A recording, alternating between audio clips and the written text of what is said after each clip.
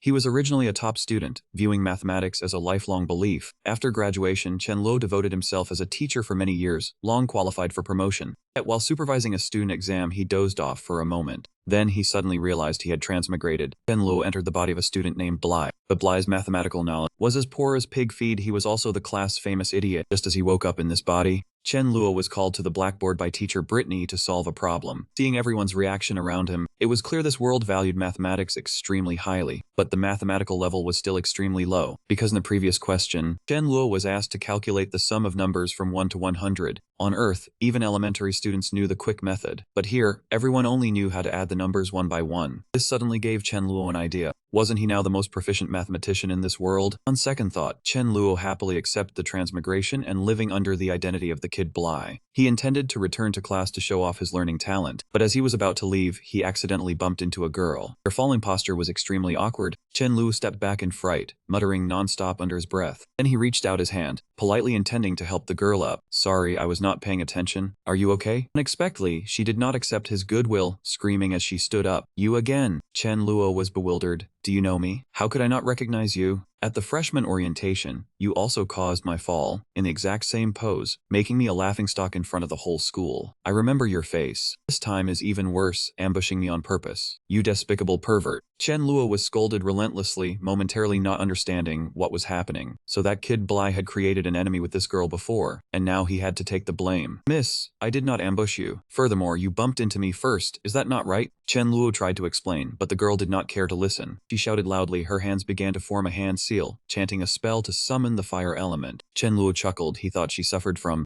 puber delusional disorder. But a few seconds later, a real blazing flame suddenly appeared in the girl's palm. Moreover, the fire grew larger and larger. Chen Luo, who had just been mocking, bore the brunt of that fire. It was only then he realized he had forgotten an important matter. Damn it, Chen Luo has reincarnated. In another world, having magic is normal, of course. Yes, that was right, he had reincarnated into a real magic world. Now forget the name Chen Luo, he was now Blai. The immediate problem was avoiding being roasted like a chicken by this young lady's flames. The opponent charged close, but Blai knew no defensive magic. If so, there was only one way left. He smartly bowed 90 degrees to apologize to the girl in front of him. Although losing face, a real man must know when to bend and when to stretch. Survival was paramount. Sure enough, this method worked. The girl stopped and withdrew the fireball in her hand, but her attitude was still very sullen. "Do not think an apology settles it," she grumbled. But Blai had no mood to listen to the scolding. Seeing the opponent withdraw the fireball, he immediately turned and ran away. As he ran, Blai felt extremely confused. Why was there a world where science and mathematics coexisted together with magic? He kept running, not knowing where he needed to go. Suddenly, Blai felt a headache as if hit by a hammer. The sky and earth suddenly went dark, and he fell to the ground. Memories of this body's original owner began to flood in.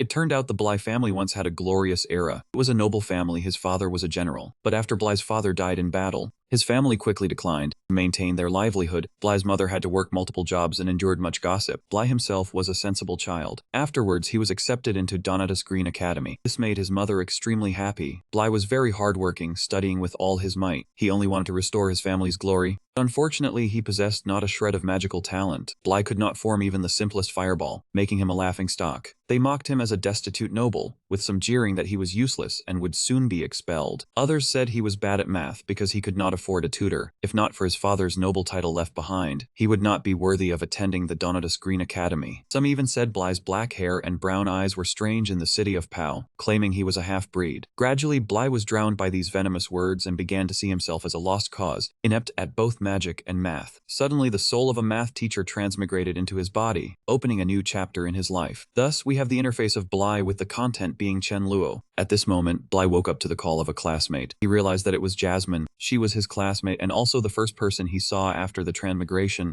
Jasmine seemed kind, the only one who did not laugh at him. She asked, "Classmate Blai, the next class is magical theory. Are you alright?" Seeing Blai had fainted on the ground, Jasmine worriedly reached out to help him up. "I'm fine." Blai was glad there was still someone who cared. After receiving all the memories of the original owner of this body, his mood was incredibly complex. From that moment on, he decided to live well and see through the original owner's wish no matter what. And so, during the magical theory class, I listened extremely attentively. In this world, there were 4 elemental magics: earth, fire, wind, and water. All magic was based on them, and then the world was divided into mages and commoners. Both magic and mathematics were extremely important. The Donata's Green Academy was the most famous magic school in the kingdom. Mages used incantations and mental power to manipulate the elements. To create magic, one needed talent, Apart from Bly, no other student paid attention to the lecture because the teacher was just reading from the textbook. As soon as class ended, they hurried out as if liberated. The teacher felt somewhat disappointed because of this. As the teacher was packing up his books, Bly ran over. "Teacher, I wanted to ask something. If one has no magical talent, is it truly impossible to release even a sliver of magic?" The teacher looked at Bly with a pitying gaze. "I'm sorry, but Bly, you have asked this question many times. The answer has not changed. Without talent, one can neither sense nor manipulate the slightest bit of magic." Bly's question once again made him a target of ridicule. His classmates surrounded him, sneering. "The magical genius Bly is daydreaming again. Studying hard is useless. Without talent, there is none. Bly, even if you cannot graduate, it is no big deal. When that time comes, come work at my father's manor." Each classmate said a word as if trying to drown Bly, until the hefty Toby showed up to rescue him. Bly had some memories of Toby. He was the only friend of the original owner in the class. Judging from this situation, it seemed their relationship was genuinely good. After helping Bly disperse the crowd, Toby left first as well. He noticed that his classmate Jasmine was still lingering. She seemed to want to say something but hesitated. Bly had to press her repeatedly. Finally, she relayed that teacher Brittany had messaged him to come to the office after class. Jasmine left and Bly was left alone in the classroom. He truly doubted that this body lived in a world of magic yet possessed none. Bly was unwilling to be a failure. Following the magic theory he had just learned, he tried reciting the incantation for the fireball spell. At first, nothing happened. This disappointed Bly, even making him mock himself. But unexpectedly, about 2 seconds later, a flame appeared in his hand. What was important was that the fire grew larger and larger. It was even bigger than the fireball of the arrogant young lady this morning, astonishing Bly. Bly stared intently at the real fireball in his own hand. This was truly too sudden. This body clearly had no talent at all, because he did not trust himself very much. He tried a few more times. The result was that each attempt succeeded. It even felt very easy. After playing with the fireball for a while, Bly finally remembered that he had to go to teacher Brittany's office. Result, after opening the office door, Brittany's posture made his nose bleed. It had to be said. This teacher's figure was truly too hot. "Ah, classmate Bly, you have finally arrived. Sorry, I have a habit of doing math while standing." Till Brittany sat down. Bly still could not control his wildly pounding heart. "I apologize for being late. I do not know what you called me here for." Bly lowered his head, not daring to look directly at her. Brittany told him to sit at the study desk, where paper and pen were already prepared. She asked him to calculate the sum of numbers from 1 to 79. She told him to take his time. There was no need to rush. She had just turned her back and taken a few steps. Bly immediately read out the result as 3,160. Brittany showed immense astonishment. She quickly rushed over and grabbed Bly by the shoulders. "How could you do that? Even I had to calculate for a very long time." He thought this was a problem he had done before. Brittany insisted that the number 79 was chosen randomly by her. Faced with the rapid-fire questions, Bly did not know how to explain. Was he supposed to tell her that he came from another world? With the knowledge from that place, this calculation was very simple. Seeing Brittany's expectant expression, Bly wanted to satisfy her curiosity. He saw that her method was to add the numbers one by one. That method was both time-consuming and prone to errors. That she could get the correct answer that way was actually commendable. He almost criticized the mathematics of this world as being too poor. Fearing he would be seen as strange, he swallowed his words. Brittany wondered if that was the only method. "Of course not, Miss Brittany." Bly began instructing her by discovering the rule of adding the first and last numbers. The second number added to the second last number also gave 80. The number 40 alone had no pair. Bly's cumulative addition calculation quickly turned into multiplication by 39, finally adding 40 more.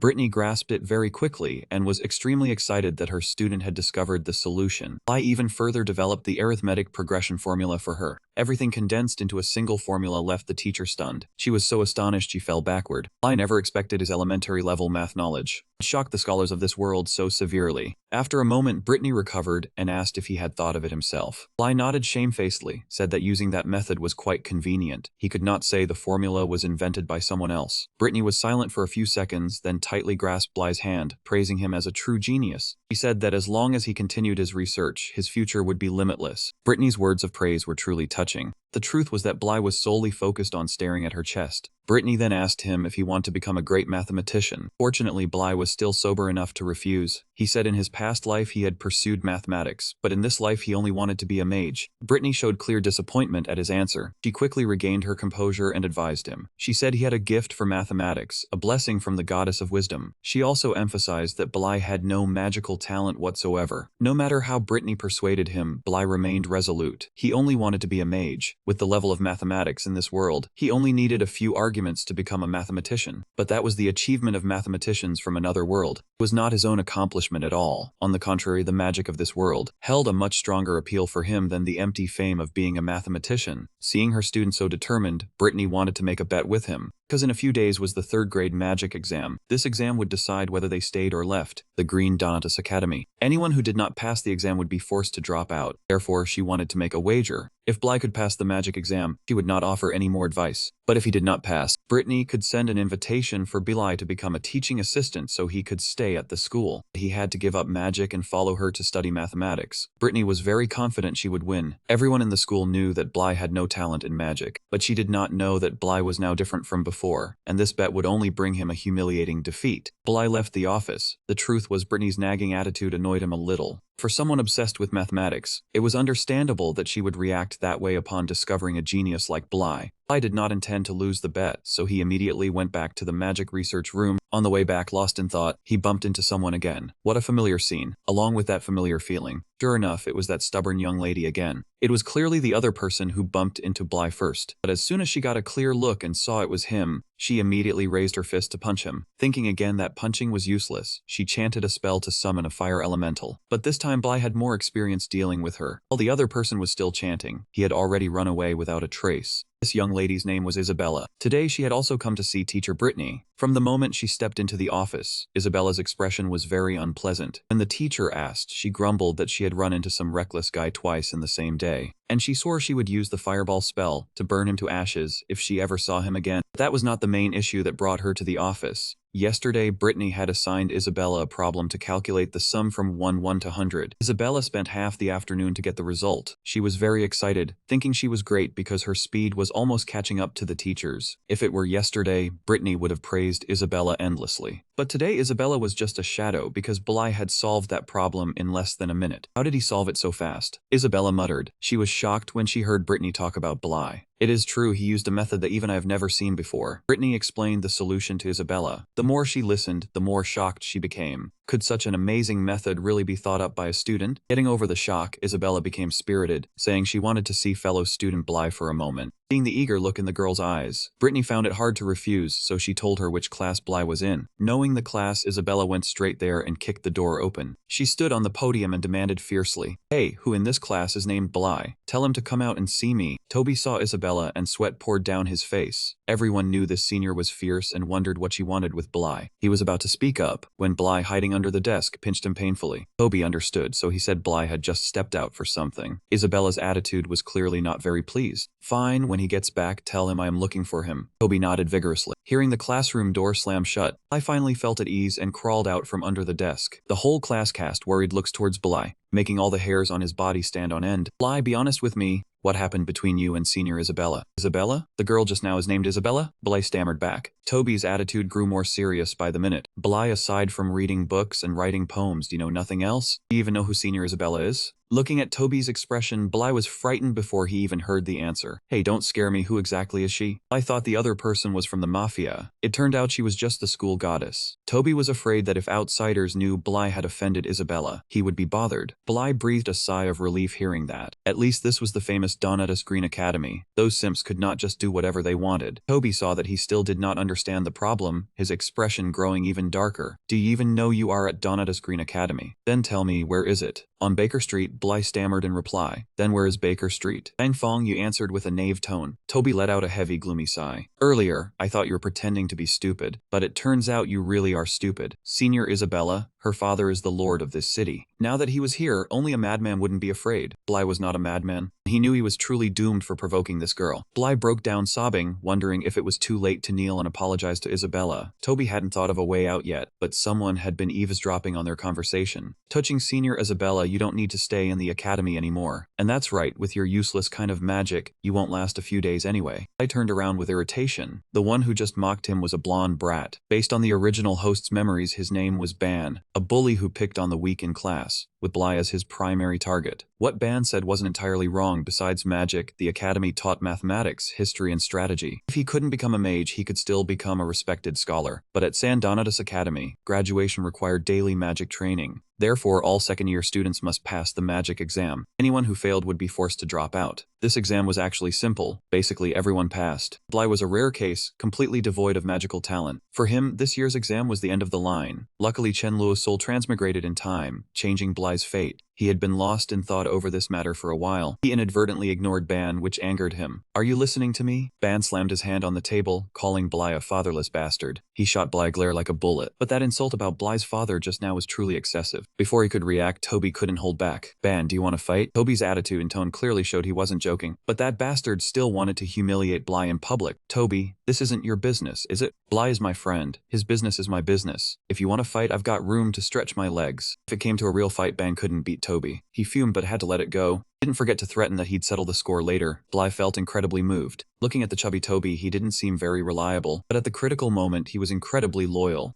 Bly patted his friend's shoulder. "Toby, you're a good friend of mine. If Isabella comes to bother me, you'll definitely take my side, right?" "Of course, when that happens, I'll beat you as lightly as possible." Bly froze, wishing he could take back that good brother line. For the next few days, Bly enthusiastically avoided Isabella. A few days later, the magic exam began. The exam content was very easy. Students had to master the fireball spell. This was the simplest magic. The exam was just a formality. Specifically, students stood behind a marked line. Then they used the fireball spell to hit a target not far away. Ban was the first to be called. His fireball spell was executed perfectly. After passing, this bastard didn't forget to throw a contemptuous look at Bly. "Bly, take your time enjoying your last moments at the academy." Toby only wished he could punch that loudmouth. But next was his turn on the floor. Toby conjured the fireball spell. It was just a tiny little sphere, completely lacking in power. It was no better than Bly from before. Still, Toby's fireball hit the target, so he barely passed. The last person on the list was Bly. The teacher already knew his student had no magical talent, and he didn't want to embarrass him in public, so he announced that the entire class had passed. However, before the teacher could finish his sentence, Ban raised his hand to object. "Teacher Anthony, did you miss someone's name? Student Bly hasn't taken the exam yet." Exposed so bluntly by his student, Teacher Anthony no longer dared to cover for Bly. He rubbed his face, looking troubled. "Come on, Bly, do you want to perform the Bly test?" Before Bly could answer, his group of friends burst out laughing and taunted him for being useless, unable to even cast a fireball spell. Not only his classmates, but several people from other classes also came to watch, just to see Bly become a laughingstock. Toby advised him to give up, because his group of friends were only trying to provoke him. They want him to lose face in front of the crowd. But Bly was different now. He had successfully formed a fireball a few days ago. Not taking the test today would be truly foolish. His friends thought Bly was still daydreaming, believing a miracle was unlikely, so they laughed even louder. More and more students gathered to watch the spectacle. Even Miss Brittany was curious and came to see.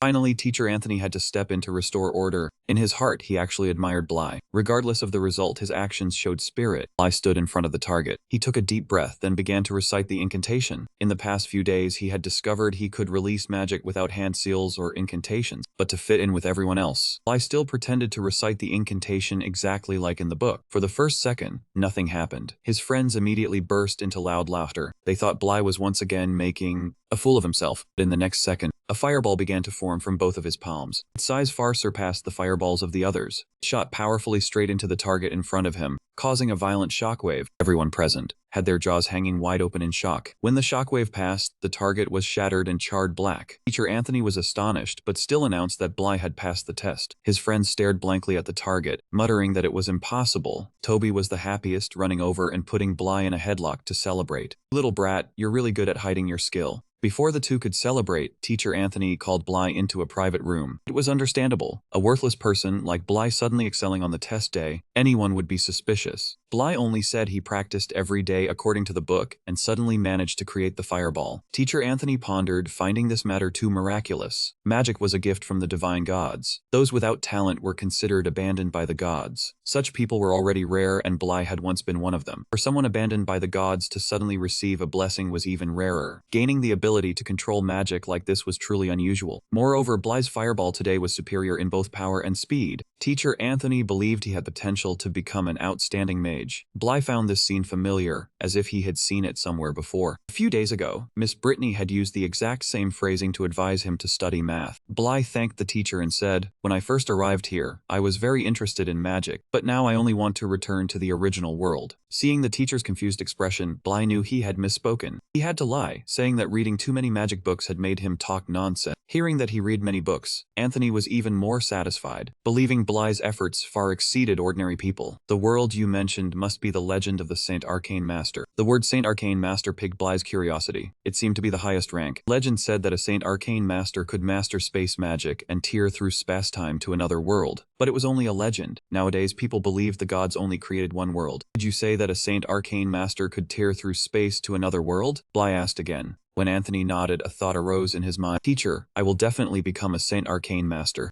After the test, he finally had a few rare days off. During these days, he scoured all the magic books in the school library. His goal was clear: to become a Saint Arcane Master, to tear through space-time and return to being Chen Luo. From the books, he understood more about this world. Here, the ranks of mages consisted of 7 levels: Apprentice, Adept, Journeyman, Great Mage, Master Mage, Grand Master Mage, and the highest was Saint Arcane Master. The Saint Arcane Master only existed in legend. Their power was only recorded in ancient books. No one had ever seen it. Many books tell tales of holy magic sages using space magic to tear through space-time and travel to other worlds. Though most mages today deny the existence of other worlds, Bly believed space magic was real and his only hope to return home. Unfortunately, Master Anthony did not believe in space magic, so Bly could gather no further information from him. Bly, still sitting here reading at this hour? Get to work now. The library does not feed idle people. The manager's voice jolted Bly from his train of thought. Realizing he had sat too long, Bly stood up and began organizing the books and tidying the library. But the work here was too much. He worked through the whole night to finish, never expecting that living in the library would be this exhausting. The next morning, Bly dragged his aching body to the classroom. He opened the door and stepped inside. It was completely silent. The students were abuzz about the massive fireball Bly had created the day before, even bigger than Master Anthony's. Many turned to look at him with admiration, believing he had only been hiding his strength before. Some noticed Bly was actually very handsome, while others spread rumors that Isabella had feelings for him, giving Bly a headache as he just wanted to quickly reach his seat and rest before class. When he got to his desk, Bly saw Isabella occupying that spot. He could only silently chant the spell of not being seen.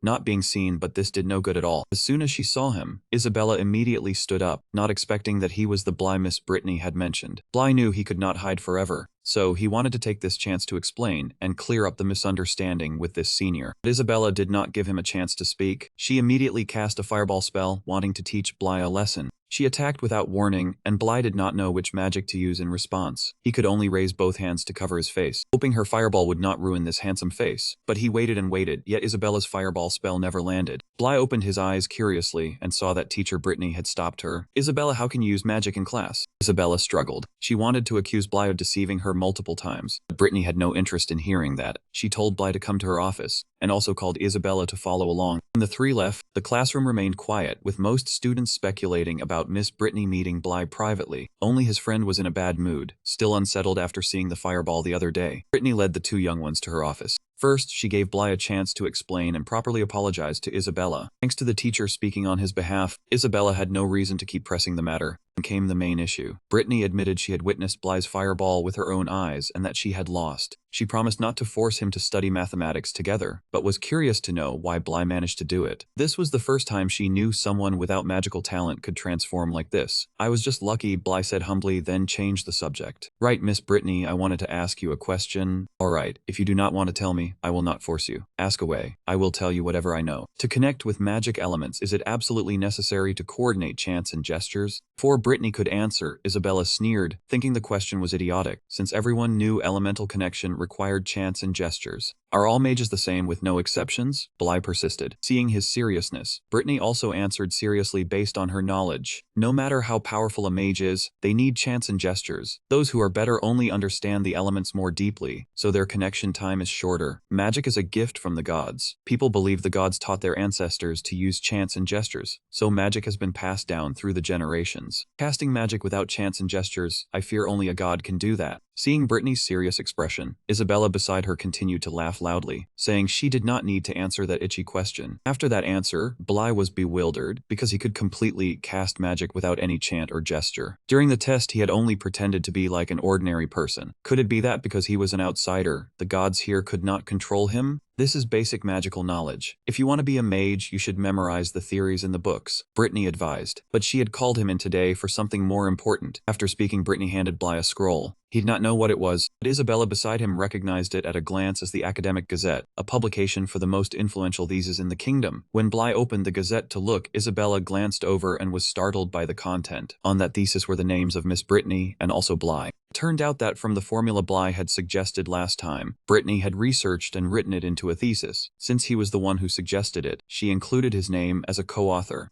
But Bly was not happy at all. He wanted money more than fame. The meager amount he earned from the library was not even enough to fill his stomach. Just as he thought that, Brittany seemed to remember something, so she took a money pouch from her desk drawer. She said that 50 silver coins in it were Bly's royalty for that thesis. Although this amount paled in comparison to the academic honor, she thought it rightfully belonged to him. Bly's eyes immediately lit up. 50 silver coins was a huge amount of money for him. After all, he worked himself to exhaustion at the library for a mere 2 silver coins. He pretended to refuse in an exaggerated manner, but his pocket was already ready and waiting for Brittany to stuff the money in. He said, "At least half of the credit for this belongs to you." Brittany was incredibly naive and completely did not understand what it meant to be polite. Hearing Bly say that, she immediately took half the money, leaving only 25 silver coins for him. By this time, even if Bly regretted it, it was already too late. Losing 25 silver coins just from a casual remark really made him want to slap his own mouth. However, he suddenly realized something and immediately asked back, "By the way, Miss Brittany, does every Bly thesis published in the academic journal receive a 50 silver coin royalty?" About that, I have never paid attention, but since it is published in an academic journal, a 50 silver coin royalty is normal. Bly saw an opportunity for wealth opening up before him, so he continued to use his mathematical knowledge to express himself. Last time, Bly suggested the formula for the sum of an arithmetic progression to Brittany. This time, he brought up the geometric progression. "I am referring to Law's puzzle." "Who is Law's puzzle?" Bly scratched his head. "Don't tell me that in this world, someone has already invented the geometric progression." Law's puzzle was a mathematical problem posed by the mathematical sage Laws. Laws had 7 wives, each wife had 7 bags, each bag contained 7 cats, and each cat had 7 kittens. Hearing Brittany's story, Bly also found it daunting. Truly, mathematicians of any era like to set difficult problems. But in this puzzle, the number of terms was not large. It could be solved by adding progressively. If it were larger, a unified formula would be needed. Hearing Bly say this, Brittany became very excited. "So you mean you can think of a formula to solve Law's puzzle?" "Is just a preliminary thought," Bly replied humbly. He planned to give the answer in a few days, so as not to appear too outstanding. But this teacher was too passionate about mathematics, wanting to discuss it with him immediately. Thus, Bly was detained in the teacher's office. It went on like that, writing sheet after sheet of paper, taking several hours. Isabella, who had fallen asleep by then, was also awakened by Brittany's enthusiastic voice. "It is simply unimaginable. Law's puzzle can actually be solved using a formula. Bly, your mathematical talent is truly unparalleled. Do you really not want to study mathematics with me?" Brittany was even more excited than last time. Even Isabella showed clear reverence for him, and so the geometric progression formula of Mr. Chen Luo was born within this body. Bly once again shook everyone, and his little plan was also being carried out step by step. The next day, Isabella kept thinking about Bly. She felt that what he said was merely a recounting of others' words. But indeed, in this world, no one had ever invented formulas like his before. Lost in thought, Isabella saw Bly's back again. He was clearly a second-year student, but was heading to the third-year student building. She immediately thought he was back to his old tricks, intending to harass other female students. This time, Isabella decided to follow him to catch him red-handed. He was no longer in her sight. His purpose was, of course, not to harass Anne. He had only heard from Toby that at the end of the third-year building, there was a wall that was not very high, and there was no supervisor so he could sneak out through there. The reason Bly wanted to go out was because of what teacher Anthony had said. He said if he wanted to learn more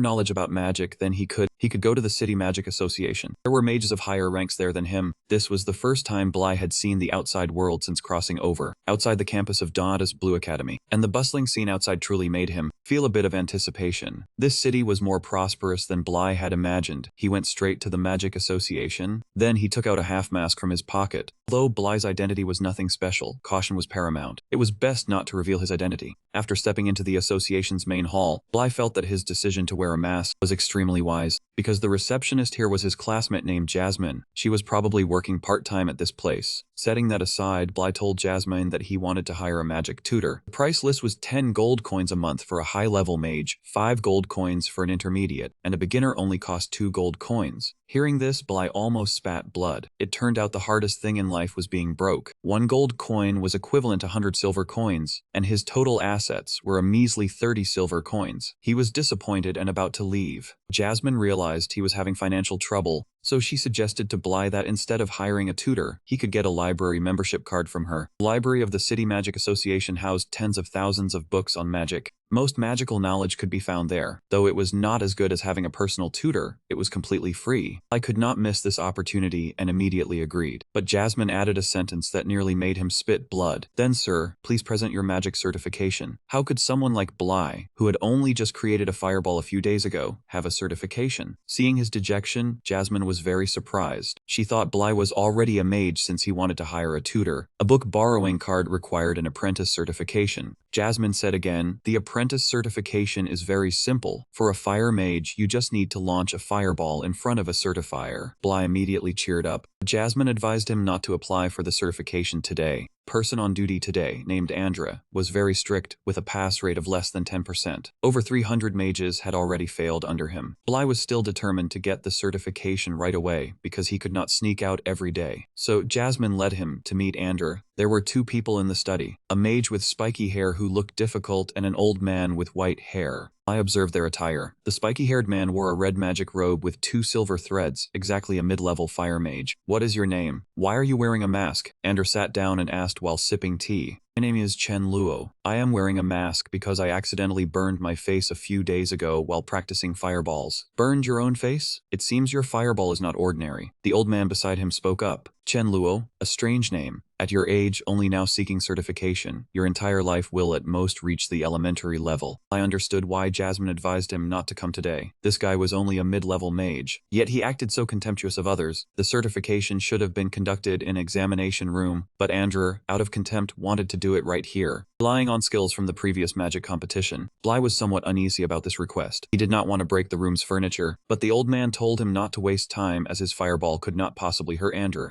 Bly then asked permission to show off his skill before an expert. After that, he began chanting a spell and making gestures. Andrew watched his performance with extreme disgust. Stop. Your gestures are unclear, your spell chanting is slow, it has no soul at all. Bly ignored his words because chants and gestures were unnecessary for him. A flame appeared in Bly's hand. The flame grew larger. It eventually turned into a giant fireball. The fireball shot straight toward Andrew. A loud explosion rang out. The entire room was filled with smoke and dust. Jasmine was stunned with fear. Coughing sounds came from Jasmine and the white-haired old man. It was that old mage. He had just blocked the attack for Bly. As for that arrogant Andromacaw, he was lying flat on the floor. His eyes were filled with shock and fear. Sorry. A few seconds later, Bly finally thought of what he should say in this situation. I thought everyone was prepared, so I used a bit too much force. After teaching Andrew a lesson, Bly smoothly obtained his apprentice certification and book borrowing card. Jasmine said excitedly. She said this was the first time she had seen such a powerful fireball and believed Bly would become a great mage. Thank you, see you later, Bly replied honestly. After he left, Jasmine realized something strange. It seemed she had never introduced herself. As for Bly, he did not realize he had slipped up. At this moment, he was already inside the library, a place not only full of books, but also crowded with people. There were many people who also could not afford to hire a tutor like him. Bly picked a few magic books and realized the content here was deeper than what was taught at the academy, especially the section on the power of spiritual magic. Spiritual power was the most important criterion for evaluating a mage's rank. The higher it was, the tighter the connection to the elements, and the more powerful the magic. High-level mages could even control the elements of low-level mages. This made the rank gap almost insurmountable in actual combat. However, Bly found the theory of the 4 great elements in the books somewhat nonsensical. The level of science in this world was still low. Every mage here believed that the 4 great elements were the foundation of magic and all things. They thought other elements were formed from the combination of these 4. But from a modern scientific perspective, this view was utter nonsense. On Earth, even middle school students knew that matter was composed of many basic elements, and those 4 great elements did not even appear on the periodic table. However, with the existence of magic elements in this world, truth be told, Bly still hadn't found a scientific explanation. Thinking about that, Bly suddenly stood up, startling everyone reading books. If this world could connect elemental magic, then perhaps he could create a new element himself. Without hesitation, Bly immediately dashed out of the library. He wanted to go back to test the idea he had just come up with to see if it was feasible. At the same time, Andrew was sitting talking with the old mage. Andrew was still bitter about his miserable loss to Bly. His mental strength was low, but his fireball was incredibly powerful. Stranger still, that mage could not control the fire element Bly summoned. Both guessed Bly had something incomprehensible on him, but neither suspected he came from another world. At this moment, Bly had climbed over that low wall. He turned back inside the school grounds. Luckily, no one was there. I immediately want to test his idea. He closed his eyes and took a deep breath. Indeed, he could feel their presence, as well as the flow of oxygen around him. When Bly raised his hand, he could even clearly see a thin layer of air in his palm. That was the oxygen element he had just controlled. He used his power to connect them. That thin layer gathered in Bly's hand, forming a small sphere. Since he could see it with the naked eye, he wasn't sure if it was what he needed. Suddenly, Bly thought of a way. He used his other hand to cast a fireball spell to ignite that air sphere. The first time, nothing happened. A small white smoke dissipated, and the fireball also fizzled out. Bly did not give up. He tried again, and this time, the two spheres actually reacted to each other. A massive explosion immediately occurred. Saying massive wasn't enough to describe the destructive power. The windows of a nearby building shattered. Even the glass of water in Miss Brittany's office shattered. She looked out the window and could see clearly with her naked eye. The nearby forest was blazing fiercely. The perpetrator of this explosion also did not stop. He hadn't expected he could achieve that much. If he hadn't dodged just now, he would definitely have turned into a roast duck. A large crater formed on the ground from the blast. Bly had no doubt it was complete combustion with a continuous oxygen supply, producing CO2, water, and sulfur dioxide. Complete combustion released all the heat from the fuel, causing the horrific explosion. Bly's oxygen sphere was purer than he thought. While Bly was busy figuring out how to clean up the mess, he heard a loud call. "Hey you student, what's happening here?" Bly turned his head and saw a student running over. The commotion was too loud. There must be many others who noticed. Thinking that, Bly immediately turned and bolted straight into the nearby forest. Even though he was almost discovered, Bly was in a very cheerful mood. Even though he caused a big incident, it seemed he had created something quite impressive. Next morning, Bly came to class looking weary. As soon as Toby saw him, he hurried over to chat. "Bly, do you know about the incident at our academy yesterday?" Bly guessed that 9 out of 10 things Toby mentioned were related to him, so he lied, saying he slept like a log last night and knew nothing. Right? Toby recounted that the forest next to the Namba academic building exploded, windows shattered. The academy is conducting a thorough investigation, suspecting there is a high-level mage in the school. Isk, too bad you didn't see the scene. The power was at least that of a high-level mage, Toby kept muttering. But why would a high-level mage do this inside the school? Bly casually replied, "How would I know? I've never even met a high-level mage." Toby shot him a look of contempt. "Are you saying never met one? Isn't Miss Brittany a high-level mage?" This information truly shocked Bly, and he decided to go find Miss Brittany. Just then, the teacher was also looking for him to deliver some news. Good news had arrived. The thesis on Law's puzzle had been published. It was published in the Mathematics Association Journal. This time, Bly was the one who thought of the solution first, so Brittany had put his name as the first author. For Bly, there was something more important than that. "Miss Brittany, I request permission to study math with you." Brittany appeared extremely surprised, because before Bly had asserted he only wanted to be a sham mage. Now he was saying he liked math and would not let himself regret it. "Miss, I also feel my past life was like you, also a math teacher." Bly used his very life to show his steadfast attitude.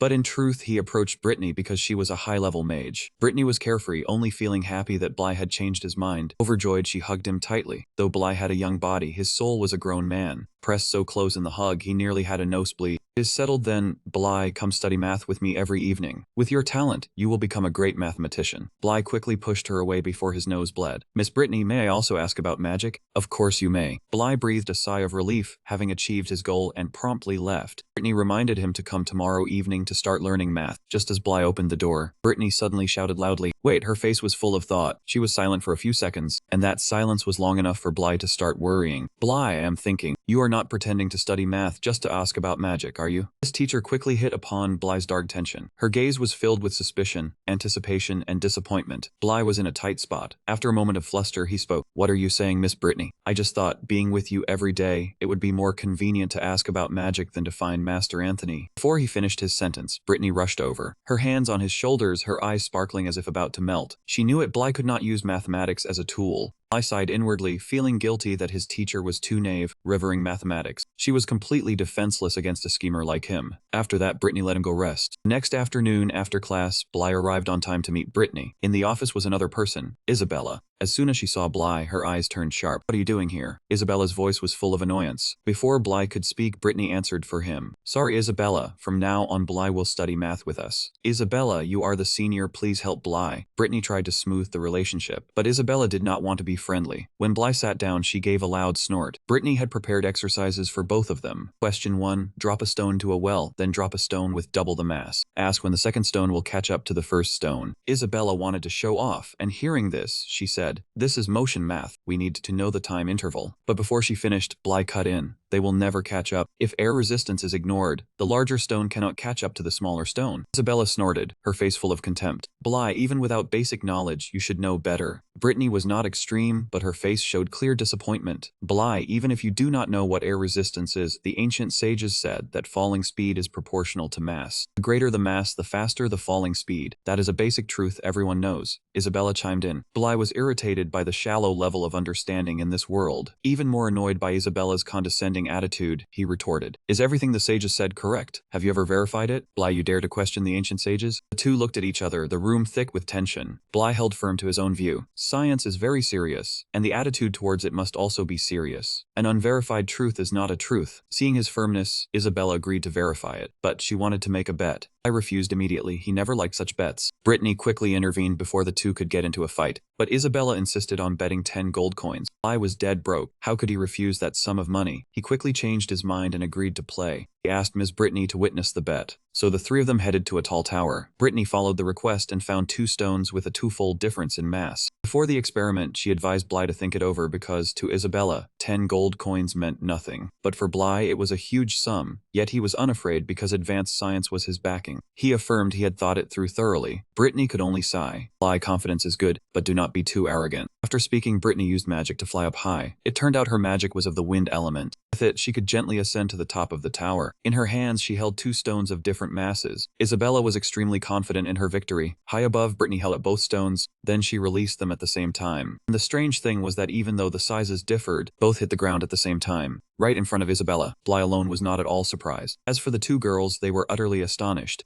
Isabella's face turned ashen. She could only repeat the phrase, "How is that possible?" Although she did not want to believe it, she had seen with her own eyes the 2 stones hit the ground simultaneously. Bly, how did you discover the sage's law was wrong? Brittany asked in amazement. I saw the textbook say it, so I tried it. Turns out it was not right, Bly said cheerfully. Brittany was deeply shocked by this truth. A 1,000-year truth debunked by 2 small stones. She felt this was not mere luck. You are about to have your name put in the textbook, Brittany said excitedly. But this law still needs to be perfected, and it is the effort of all 3 of us, Bly replied modestly. He stuck to his old view. He did not need fame. He only wanted to win Brittany's favor to learn magic. Brittany kept public and private matters separate and refused to take credit. She said the credit belonged to Bly alone. She had only helped drop the stones. She suggested Bly and Isabella perfect the law together, which would conveniently resolve the awkwardness. Bly understood her intent and immediately played along, hoping Isabella would assist. Just one sentence made Isabella dream of the future. When the shocking news spread about 2 Donatus geniuses, she would be crowned with the title of genius and the law would be named after both of them. Just the thought was enough to spark excitement. Isabella was enthusiastic but tried to act cold as she agreed to help. Good, thank you, senior. After this, she let go of her hatred for Bly. For she had seen him as someone who specialized in harassing female students, but now she found him intelligent and willing to share. She did not want to seem too eager, but she spoke anyway. Hey Bly, now we are partners. If anyone bullies you, just tell me and I will handle it, Bly thought to himself. As long as she did not pressure him, it was fine. He only thanked her politely. Then he extended his hand. It was a normal handshake, but Isabella blushed, thinking he wanted to hold her hand. What are you doing? She asked. My 10 gold coins, Bly replied with a grin. She had almost forgotten about the bet. Bly's eyes sparkled as if they could turn to gold. Isabella was deeply shocked. She was daydreaming while he only wanted money. In the end, she kept her word and handed over 10 gold coins, though they meant little to her. As for Bly, it was a fortune, a day of striking it rich. Isabella looked at his money-grubbing demeanor and asked curiously, Bly, it seems you don't care about fame or glory. Although you appear to value money greatly, I still have a feeling it's not that simple. What is it you truly want after all? Bly remained silent, not answering. Only the rustling of the wind echoed in the space. How could he admit that he was yearning for his former life? How could he voice his desire to return to being Chen Luo, an ordinary simple math teacher, to live a real life with friends, instead of being a student Bly in this place? So in the end, he could only force out a few words. What are you talking about? A confession? I just want to earn a lot of money to get by in life. It's late, Miss Brittany. I'll head back first. See you tomorrow. Having said that, Bly turned and walked away, but Isabella still stood there watching his retreating back. A surge of complex emotions rose within her heart. The next morning, Bly still went to class, thinking that sleeping here was more comfortable than in the library. Suddenly, he remembered the 10 gold coins from yesterday. With money in hand, he started to consider finding a better place to stay. As he was deep in thought, the desk was suddenly slammed, startling Bly. Before him was his classmate's irritated face. "You good for nothing, Senior Fitch is looking for you, get up now." Who is Fitch? Bly truly had no impression of that name. The opponent thought he was playing dumb and cursed even more fiercely. "I'm warning you, don't be ungrateful. Don't think shooting a fireball makes you hot stuff." He even lunged to grab Bly by the collar. Ban let. In this situation, Toby should have been the one to say that, but this time the one asking Ban to let go was the guy named Fitch. Bly saw him for the first time, a scholarly-looking blonde man thin as paper, but behind him were two burly-looking men who seemed like hired muscle. Although it was their first meeting, Bly could sense that this person was not easy to provoke. "So you are Bly?" Fitch stepped forward and asked. Before Bly could answer, he let out a loud snort. He might have misheard, but Bly clearly sensed the dissatisfaction in that snort. After Ban let go, Bly calmly straightened his clothes, then slowly stood up. Facing Fitch, he replied, "I am Bly. May I ask what business you have with me?" Fitch did not beat around the bush, getting straight to the point. He came to warn Bly to stay away from Isabella. According to him, Isabella was not someone Bly could casually come into contact with. Fitch's attitude was clearly very displeased. He said a few simple words and immediately left. His lackeys wanted to hit Bly, but he did not like brawls. Reaching the door, he bumped into Toby, who was rushing in frantically. Even though Fitch was clearly frowning, thankfully no scuffle broke out. Toby hurried over to Bly, asking worriedly, "Are you okay? What happened just now?" Bly still had that nonchalant tone. "Nothing much. Just that guy named Fitch came over to say a few words." But when Toby heard the name Fitch, his face turned pale, just like last time when Isabella came. That reaction made Bly a bit uneasy. "Don't tell me he is also the City Lord's son?" "That is Senior Fitch de Bly. In this Senate Donatus Academy, who isn't afraid of him. Only someone like you doesn't know fear." Fitch was not the City Lord's son, but he came from the famous Hogwarts family, being the son of Viscount Hogwarts. This Viscount Hogwarts belonged to a certain school of thought. It also existed on Earth, the Pythagorean school, which believed the universe used rational numbers as its guiding principle. Number school existed until irrational numbers were discovered. Now, many teachers at Senate Donatus Academy are also members, and even they have to show respect to Fitch. Therefore, no one dared to offend him. "Bly, I know you are infatuated with Senior Isabella's beauty and can't snap out of it, but I advise you not to take Fitch's warning lightly." Toby advised him sincerely, but the truth was Bly had never been infatuated with Isabella. Getting entangled in this troublesome matter was giving him quite a headache. After class ended, Bly went to Miss Brittany's office again, but his mind wasn't on the law of free fall. It was full of magic, specifically the power when combining a fireball with an oxygen sphere. The power was great, but he needed to summon the fireball first, then pull out the oxygen sphere, which took considerable time. Bly's advantage was that he didn't need incantations or gestures. So, he was thinking of a way to summon two different elemental types simultaneously. That distracted look made Isabella annoyed. "Hey, you're not doing the homework Miss Brittany assigned properly. She'll be going over it tomorrow." I just let a long yawn. Then he handed Isabella his scratch paper, which was actually the solution to all the assignments. He had finished them long ago, while Isabella had only done half. Seeing her astonishment, Bly explained, "Many of these questions can't be solved using purely conventional methods." He needed to find a more clever solution. Isabella carefully examined Bly's solution. At that moment, he realized the girl beside him was also very skilled in magic. Since Brittany wasn't around, he decided to ask Isabella. With that thought, Bly sat up straight. "Right, Senior Isabella, how many fireballs can you summon at once now?" "9. Why do you ask?" Isabella replied softly. The answer stunned Bly. 9? How did you do that?" Here we go again. A familiar expression appeared on Isabella's face. It wasn't exactly contempt, but there was a clear hint of mockery. "Don't tell me the genius Bly is still summoning them one at a time." Embarrassed as he was, Bly had to admit it. He had read many magic books recently, but none of them taught how to summon multiple elements at once. "Of course not," Isabella said. "Magic books only record basic theory. My father hired me a high-level magic tutor. I learned this technique from her." Her voice was full of confidence. Seeing that Bly wanted to learn, Isabella felt like teasing him a little. "If someone is willing to call me big sister, I wouldn't mind teaching them." She thought an arrogant guy like Bly wouldn't want to submit. To her surprise, he answered immediately, "Yes, big sister." His shamelessness caught Isabella off guard. This girl was also quite honorable. Having made the offer, Isabella didn't mind teaching Bly the technique. So the two of them left the teacher's office. In the backyard, Isabella demonstrated the ability to summon multiple fireballs at once. The sight dazzled Bly. She not only summoned 9 fireballs, but also kept them very stable. According to Isabella, the key was dispersing mental power. Many mages thought mental power could only be focused in one place. But in reality, once you grasped the technique, you could disperse it to many places. Each dispersed part of power could independently summon an element, thereby achieving the goal. Bly asked again, "Senior apprentice, can each part summon a different element?" "Good question, Bly. Theoretically, yes, but in practice it's very difficult, like drawing a circle and a square with 2 hands at once." The two chatted happily, unknowingly being seen by a person hiding behind the wall. From that scene, he assumed they were having a secret affair, but he wasn't the only one who witnessed it. Fitch was standing nearby at the time, his anger strong enough to punch through a wall. From that moment on, Fitch swore he would teach that brat Bly a lesson he would never forget. He would make Bly taste the pain of ignoring his warning. 9 fire rings lined up neatly, beautifully, stunning everyone, splitting mental power into 9 parts. That was Chen Lu focusing on its application. Outside, he was practicing with Isabella. She stood with her hands on her hips, instructing, "Remember to follow the method I taught you." Isabella closed her eyes to comfort him. "It's normal if you can't do it. It took me half a year of practice to stabilize it." Suddenly, a fiercely blazing fireball appeared in Chen Luo's hand. A loud bang rang out, startling Isabella into opening her eyes wide. In front of her was Chen Luo, creating 9 fireballs burning intensely. Isabella stared at him in shock, her eyes wide. She stammered,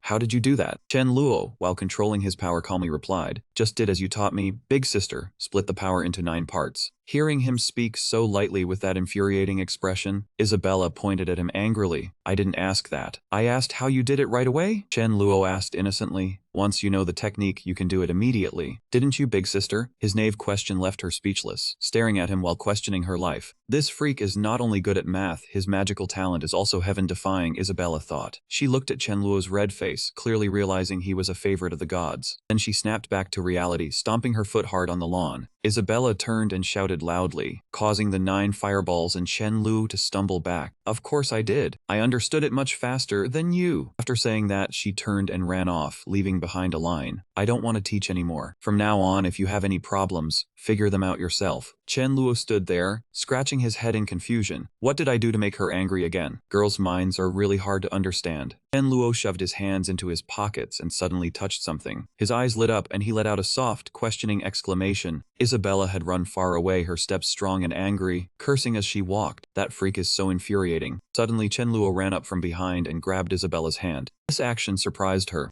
Isabella turned back angrily. "Freak, what are you pulling me for?" Then she looked down suspiciously. In Chen Luo's hand was a cute, sparkling cat necklace. Chen Luo smiled warmly and gently. "Dear senior sister Isabella," he confessed, "I learned this time entirely because of your dedicated guidance." With that, he bowed sincerely to thank her. "Please accept this token of appreciation from your junior." His formal words left Isabella stunned, her heart pounding inexplicably. The cat-shaped necklace in Chen Luo's hand seemed incredibly beautiful to her, sparkling without end. She felt an involuntary attraction, her face flushing red, her heart thumping loudly. Looking at Chen Luo's ingratiating smile, she reluctantly answered, "Well, at least you have some conscience." In her heart, she thought, this freak isn't so bad after all. Isabella yanked the bracelet forcefully from Chen Luo's hand. She blushed and ran off, muttering that this bracelet was hideously ugly. Karma struck fast, and Isabella fell flat on her face. Chen Luo was startled and urged her to slow down. Both embarrassed and in pain, she quickly stood up, dusted herself off, and gave a soft snort to brush it off. Turning back, she squinted at Chen Luo. Being stared at, he flinched, wondering if he should go console her or if he would just get yelled at. Isabella said nothing more, lowered her head, and ran straight off. She only managed to toss back one sentence. "It was all his fault, you pervert." Chen Luo watched helplessly, hearing Isabella scream that she would sue. He sighed. What did he do wrong again? He lay relaxed on the grass, dreamily gazing at the sky. He secretly regretted the 50 silver coin bracelet, having failed to give it to Brittany. Chen Luo lamented he had originally intended it as a peace offering, but now it was a total loss. Suddenly, a few dark figures approached, cutting off his train of thought. 3 large men stood looking at Chen Luo, making him clearly sense the danger. The blonde leader spoke up, reminding him of Senior Fitch's warning. He cursed him for daring to interact with Senior Isabella. Chen Luo remained silent, his face expressionless. After a moment, he slowly stood up. Among the 3 tall men, Chen Luo looked truly small and vulnerable, but he chose to run the moment they were caught off guard. The whole group immediately gave chase. They chased and cursed, telling him to stop. Chen Luo thought to himself, this bunch is troublesome, best not to get involved. They taunted him, mentioning his father who died a coward in battle. The harsh words made him frown slightly. He stopped, and the group became even more provocative. The leader was smug, thinking he had struck a nerve. That man lunged forward, intending to hit Chen Luo. He even boasted that Chen Luo had brought it upon himself. The punch was blocked by a barrier before it reached its target. That man was knocked back painfully by the rebound, his hand sizzling with burns. Chen Luo had no more reason to dodge. He used magic and turned back with full momentum. Seeing his injured hand, that man cried out in pain. Chen Luo retorted, his father was a soldier who died for the homeland, not a coward. His aura made those 3 men pale. Chen Luo's gaze was filled with fury, forbidding them from insulting his great father. The lackeys looked at Chen Luo with 9 fireballs, utterly astonished. The man stammered in shock, unable to believe it. 2 cowards ran off, abandoning their senior. Chen Luo frowned at the man lying on the ground, preparing to step forward. The several fireballs in his hand truly terrified him. Seeing he was about to get hit, he was scared to the point of crying. He stammered, begging him not to come closer. Chen Luo was still not calm, so that man mentioned the academy rules against fighting. He sneered sneered, "So you do know that regulation." Cornered, that man still put on a front, telling him not to act rashly. Chen Luo showed no mercy, launching an attack straight at him, saying he should have said so earlier. The several fireballs shot straight towards Ban. He covered his head in fear and screamed. Suddenly, Chen Luo noticed someone arriving behind him. Ban, unaware, still screamed loudly for help. Seeing nothing happen, he opened his tear-filled eyes. Unexpectedly, Chen Luo fell with a thud right in front of Ban. He was stunned, the air seemed to freeze. Ban mustered the courage to poke him, puzzled, not understanding what happened. Well versed in the strategy of escape, he lowered his head and ran, his soul nearly leaving his body. He ran and shouted, telling everyone to leave him alone and run quickly, because 3 people had surrounded Chen Luo from behind. While running, Ban was called back, scared out of his wits. He raised his hands, stammering to clarify that he hadn't done anything. Chen Luo suddenly opened his eyes, and Ban froze, pleading that Chen Luo had fallen on his own. He hurriedly sat up, accidentally bumping into Miss Brittany. She interrogated Ban why was Chen Luo in this state, knowing full well what they usually did to Bly. Ban desperately explained it wasn't the case. He had to tell the truth. At first it was really like that, but just now it really wasn't what the teachers thought. Miss Brittany, please listen to his explanation. Vice Principal Calvin interrupted, saying enough. He scolded Bly harshly, saying student Bly collapsed right at his feet. Did he think they were all blind? Even though he was still causing trouble here, the academy's reputation had already been damaged by him. After speaking, Vice Principal Calvin turned away, irritably telling him to immediately go to the office and wait for him. He could only obediently agree and follow along. He pulled the pale-faced Bly away, then turned to speak to the person opposite, apologizing Vice President Calvin. The academy's management was a bit negligent. Vice President Calvin also graciously replied, saying bullying incidents in a school full of young people were normal. After saying that, he and Vice Principal Calvin left, also reminding that strict measures were needed. On this side, Chen Luo was held in Miss Brittany's arms. The voices of the 2 teachers echoed over, not knowing how Bly's situation was. Brittany noticed that Chen Luo had woken up. She called out Bly's name. Chen Luo had just woken up, his face flushed red to the point of a nosebleed, his soul floating as if seeing paradise, seeing angels waving. Brittany saw that her student did not react, so she shook him, asking if he was okay. Chen Luo's head hurt from the shaking, replied that he was perfectly fine, but was almost suffocated by her. Brittany joyfully hugged him tightly, saying it was good that he was okay. Did he know how worried she was? Chen Luo reluctantly replied, apologizing to Miss Brittany. Vice Principal Calvin cleared his throat to interrupt the touching scene. Mr. Jin said, "Student Bly, this time the academy will definitely deal with it strictly, giving you a proper answer. But this time we also came to talk to you about something more important." Miss Brittany also suddenly realized, alright, she forgot to introduce. She pointed at the 2 teachers and introduced, "This is Vice Principal Calvin. You probably already know him. And this is Vice President Calvin from the Mathematical Association." Chen Luo nodded, indicating he understood. Chen Luo bowed his head to respectfully greet the 2 gentlemen. He straightened his back and said being able to help Miss Brittany complete the solution to the law's puzzle was truly a rising star in mathematics. Upon hearing this, she explained, Vice President Calvin, "I think you are mistaken." Brittany very proudly corrected him, saying the law's puzzle was solved by Bly alone. "I only helped him write the paper." Vice Principal Calvin tilted his head to remind her, solving the puzzle would help her in the selection for the Edwin Award. It was also a glory for the branch. He proposed a condition: if she agreed, the branch would help her win the Edwin Award. President Calvin also spoke in support, telling her to seriously consider it. In the schoolyard, the voices of the 2 kept echoing that this was a matter of great significance to her and the academy. Amidst the expectations of those 2, Brittany still maintained her stance. She did not expect much, retorting, "Can it not be Bly?" Vice Principal Calvin sighed upon hearing this, explaining that he was still too young. Mathematically, he hadn't made great achievements like her. Even saying the boy solved the puzzle would be hard to believe. Brittany wavered a little. Before she could speak, Chen Luo's voice rang out, calling out to Miss Brittany. Brittany, startled, turned back to look at him. Chen Luo had already stepped forward. He took her hand, shaking his head to signal. Brittany understood his meaning for her to stop resisting and take the credit for solving it herself. The 2 Calvins saw that the matter seemed settled, so they said they would leave, telling her and Bly to discuss it further, and whatever decision they made, they would respect. After saying this, they immediately left. Brittany reluctantly agreed with the 2. Afternoon gradually waned. The twilight glow enveloped the entire academy. Brittany and Chen Luo returned to the dormitory together. The 2 had been silent for a while, their hearts filled with thoughts. She spoke first, saying that the conventional solution to the law's puzzle, though not a new breakthrough, resolved a historical problem of extraordinary significance in mathematics. Being a righteous person, Brittany could not accept stealing someone else's credit. She persuaded him it belonged to him. He should not lose this glory. Chen Luo, upon hearing this, remained silent. Only after a long time did he struggle to speak, calling out Miss Brittany. He said perhaps she did not know, but in truth this glory should not belong to him either. He completely trusted her. Moreover, Miss Brittany was not an outsider. These words moved Brittany. The silence of the space made the chaotic beating of her heart even more distinct. She was shy and then angry, embarrassedly asking what did he mean by that. Chen Luo awkwardly replied, but before he could speak she sent him away, saying it was getting late. She had things to do. Chen Luo was caught off guard, inwardly sighing, wondering if he had said something wrong. The next morning at the notice board, a large crowd of students had gathered, looking at the information and whispering, asking what the news was. Who was Guy? That down-and-out loser could even write a paper. A few ill-tempered female students lamented that Bly Guy again got to write a paper with Miss Brittany. Seemed to be related to some puzzle. A group of students whispering did not realize the main character was nearby, saying the law's puzzle was a problem many great scholars could not solve. Chen Luo tried to reduce his presence, blending into the crowd. The comments still rang out, saying he was piggybacking on Miss Brittany's fame. Others slandered, cursing damn Glide, asking what kind of love potion he had fed Miss Brittany. Chen Luo finally understood what was happening. He escaped the crowd, stood in a corner, and let out a sigh. Suddenly a curse rang out, luckily the damn bastard, startling Chen Luo. He looked towards the source of the sound, saw the back of Vice Principal Calvin, and a few people in a secluded corner. The cursing continued. You were fighting in the school again. Approaching to observe, he saw a person being severely scolded by a middle-aged man, who seemed to be his father, cursing without restraint. The man spoke more and more fiercely, his gaunt face clearly showing irritation, asking if he liked to fight so much. With no respect for the teacher, nor any love for the child, he raised a stick to strike. Today I will beat you to death. The person on the other side silently endured the beating. He truly struck. Vice Principal Calvin did not stop him either. The sound of hitting flesh rang out. The father showed no mercy. Even though it was his son, after 3 excruciating lashes, he tremblingly stood up. His father turned to plead with Vice Principal Calvin not to expel him.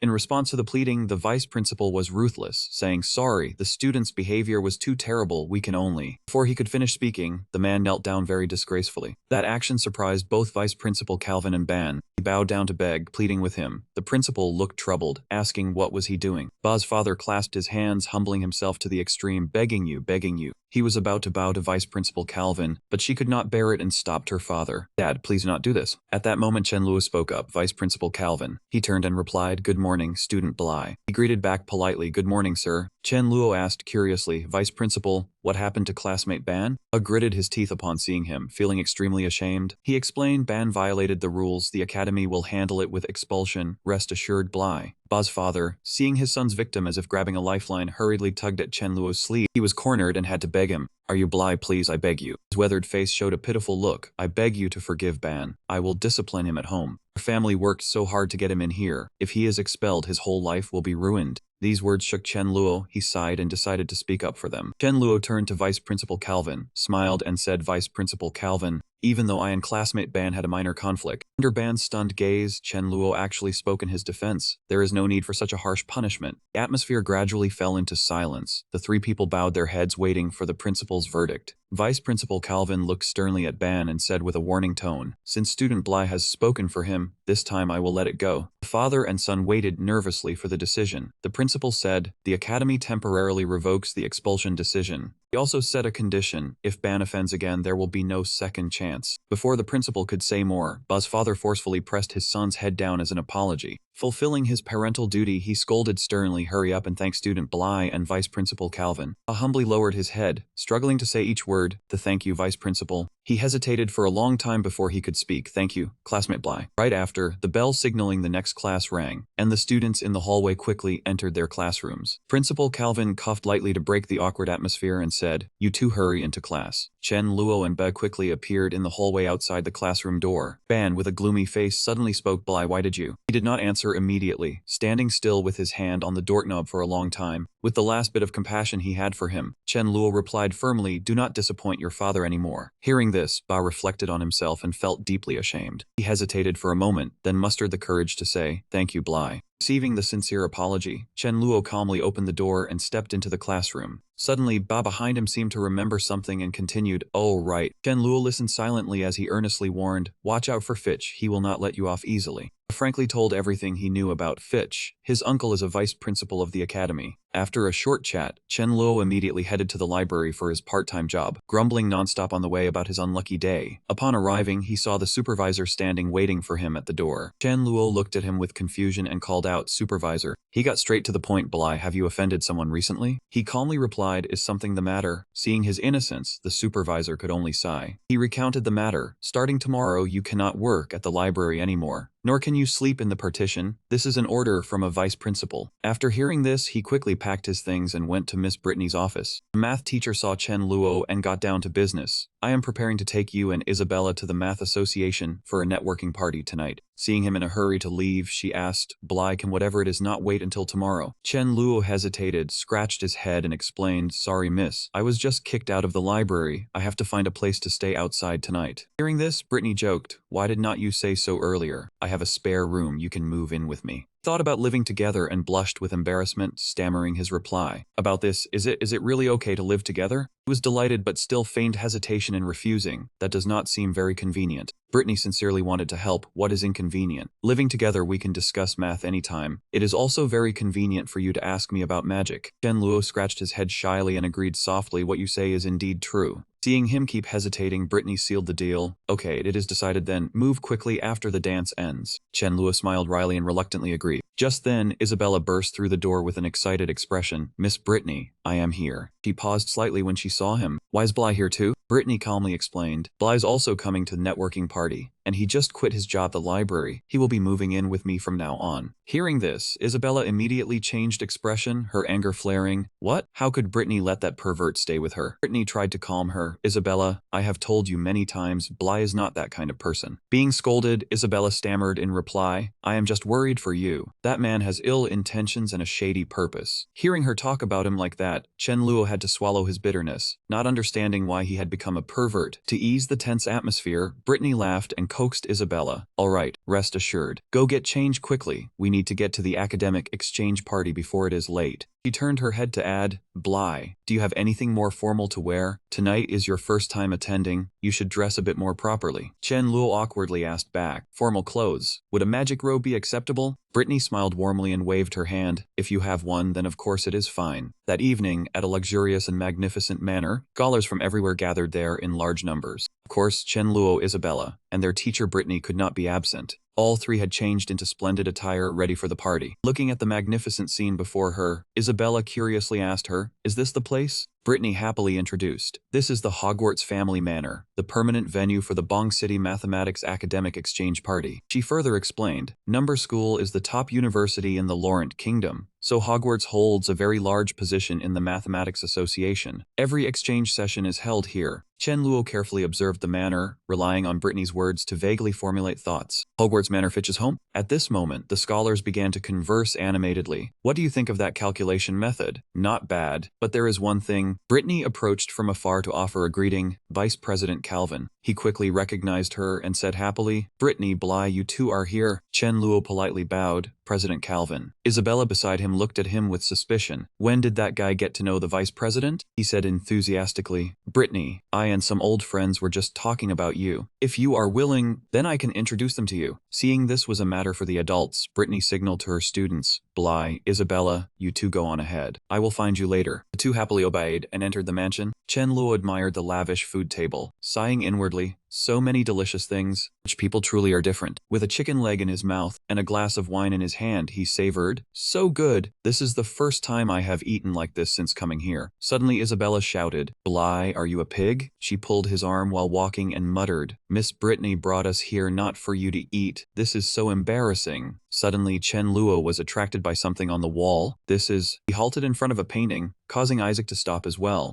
Isabella also had to stop along with him. She stared intently at the painting and said, "This is the capital's 7 bridges that the Hogwarts family is extremely proud of." Chen Luo was stunned. "The capital's 7 bridges?" Fitch, overhearing, immediately spoke with sarcasm. "You do not even know the capital's 7 bridges, and you dare to come here? Oh, it is Bly. You came to my house just for the food? Looks like I will have to easily bribe the guards again. How did they let such a low-level person in?" Isabella immediately stepped forward to defend him. "Fitch, Bly came with us." "Your words are going too far," Fitch retorted harshly. "Am I wrong? Not knowing the capital's 7 bridges and still daring to eat and drink your fill here?" She completely ignored him. He decisively pulled his arm to leave. "Do not mind that guy. Let us go." Fitch's gaze still stared intently at the two of them. What he noticed was Isabella's holding Chen Luo. Fitch suppressed his anger and taunted. "What is it, Bly? Can you only hide behind a girl's skirt?" Chen Luo did not yield and immediately retorted. "The capital's 7 bridges seems interesting. Senior Fitch, I humbly request your guidance so I may listen." Isabella thought he was being reckless and tried hard to stop him. "Bly, you." Chen Luo's eyes were resolute. "Senior Isabella, I truly want to hear it. Who knows, perhaps I might come up with a fresh idea." Fitch sneered disdainfully. "A fresh idea? Bly, Miss Brittany only took pity on you and allowed you to be named as an author. You do not actually consider yourself a genius, do you?"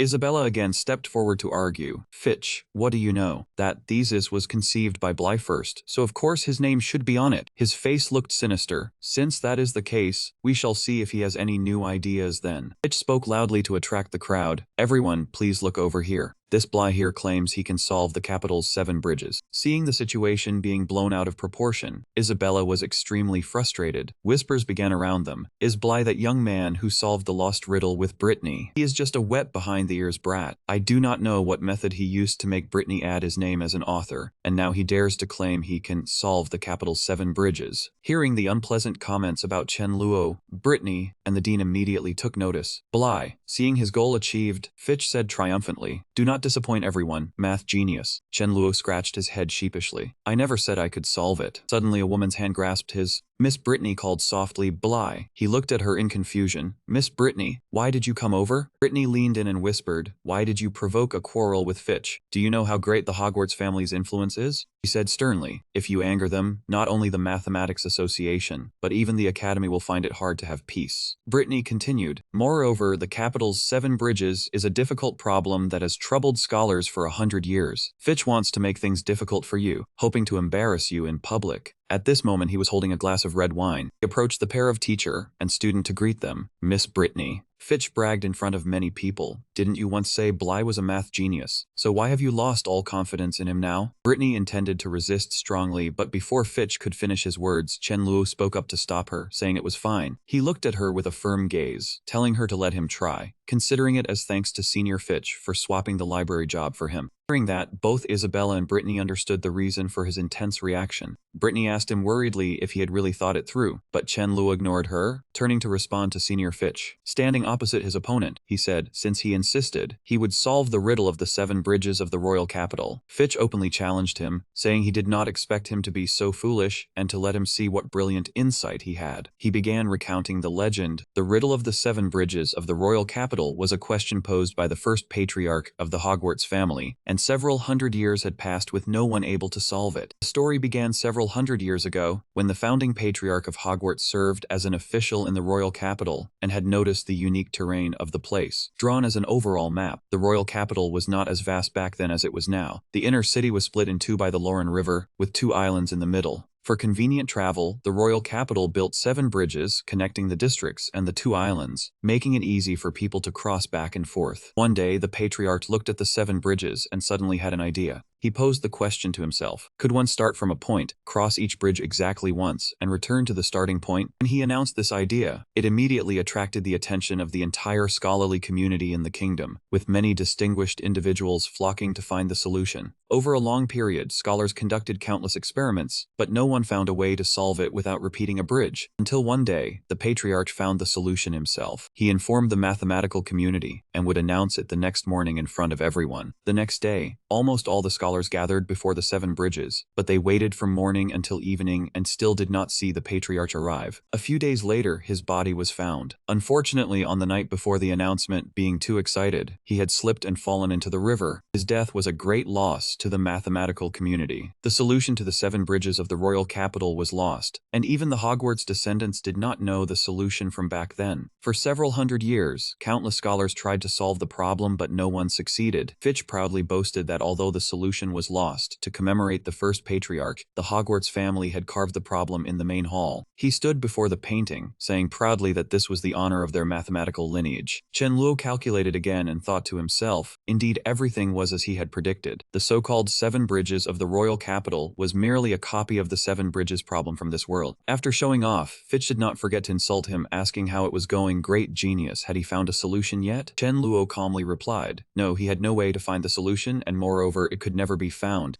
Fitch let out a triumphant, sneering laugh. He laughed loudly, asking if that was his answer. He was so arrogant just a moment ago, great genius. The murmurs and chatter started again. Alice, what did I say? Countless jeers poured towards Chen Luo, thinking he was just a useless man who did not know his limits. The girl beside him only replied calmly, is that so? But amidst the whispers, his eyes did not waver one bit. Alice frankly expressed that she found this young man to be anything but simple. Chen Luo suddenly spoke up to explain. The reason he could not find the solution, he emphasized each word, was because the very nature of the riddle of the 7 bridges of the royal capital had no solution. Murmurs of discussion filled the room. Brittany and Isabella exchanged looks of disbelief. No solution? Fitch, full of arrogance and sure of his victory, sneered, what nonsense is the great genius spouting? Just because you cannot solve it, you say the problem has no solution. My patriarch solved it. Chen Luo firmly retorted. Then let me ask you, can you now prove that he found the correct solution that day? Is there any evidence of its existence? This time Fitch could not hide his anger, asking what he meant by daring to question a worthy predecessor. Did he not know the status of the founding patriarch? Loud noise rang out along with a commanding voice, enough. It was the voice of Viscount Hogwarts. He said how many times had he told Fitch the honor of the predecessor was not something to show off. The appearance of Viscount Hogwarts made Fitch pause. Although he was very angry, he had to restrain himself, and then Fitch muttered softly, I apologize, father. The Viscount looked Chen Luo over and then asked, you are Bly, correct? Calvin has mentioned you.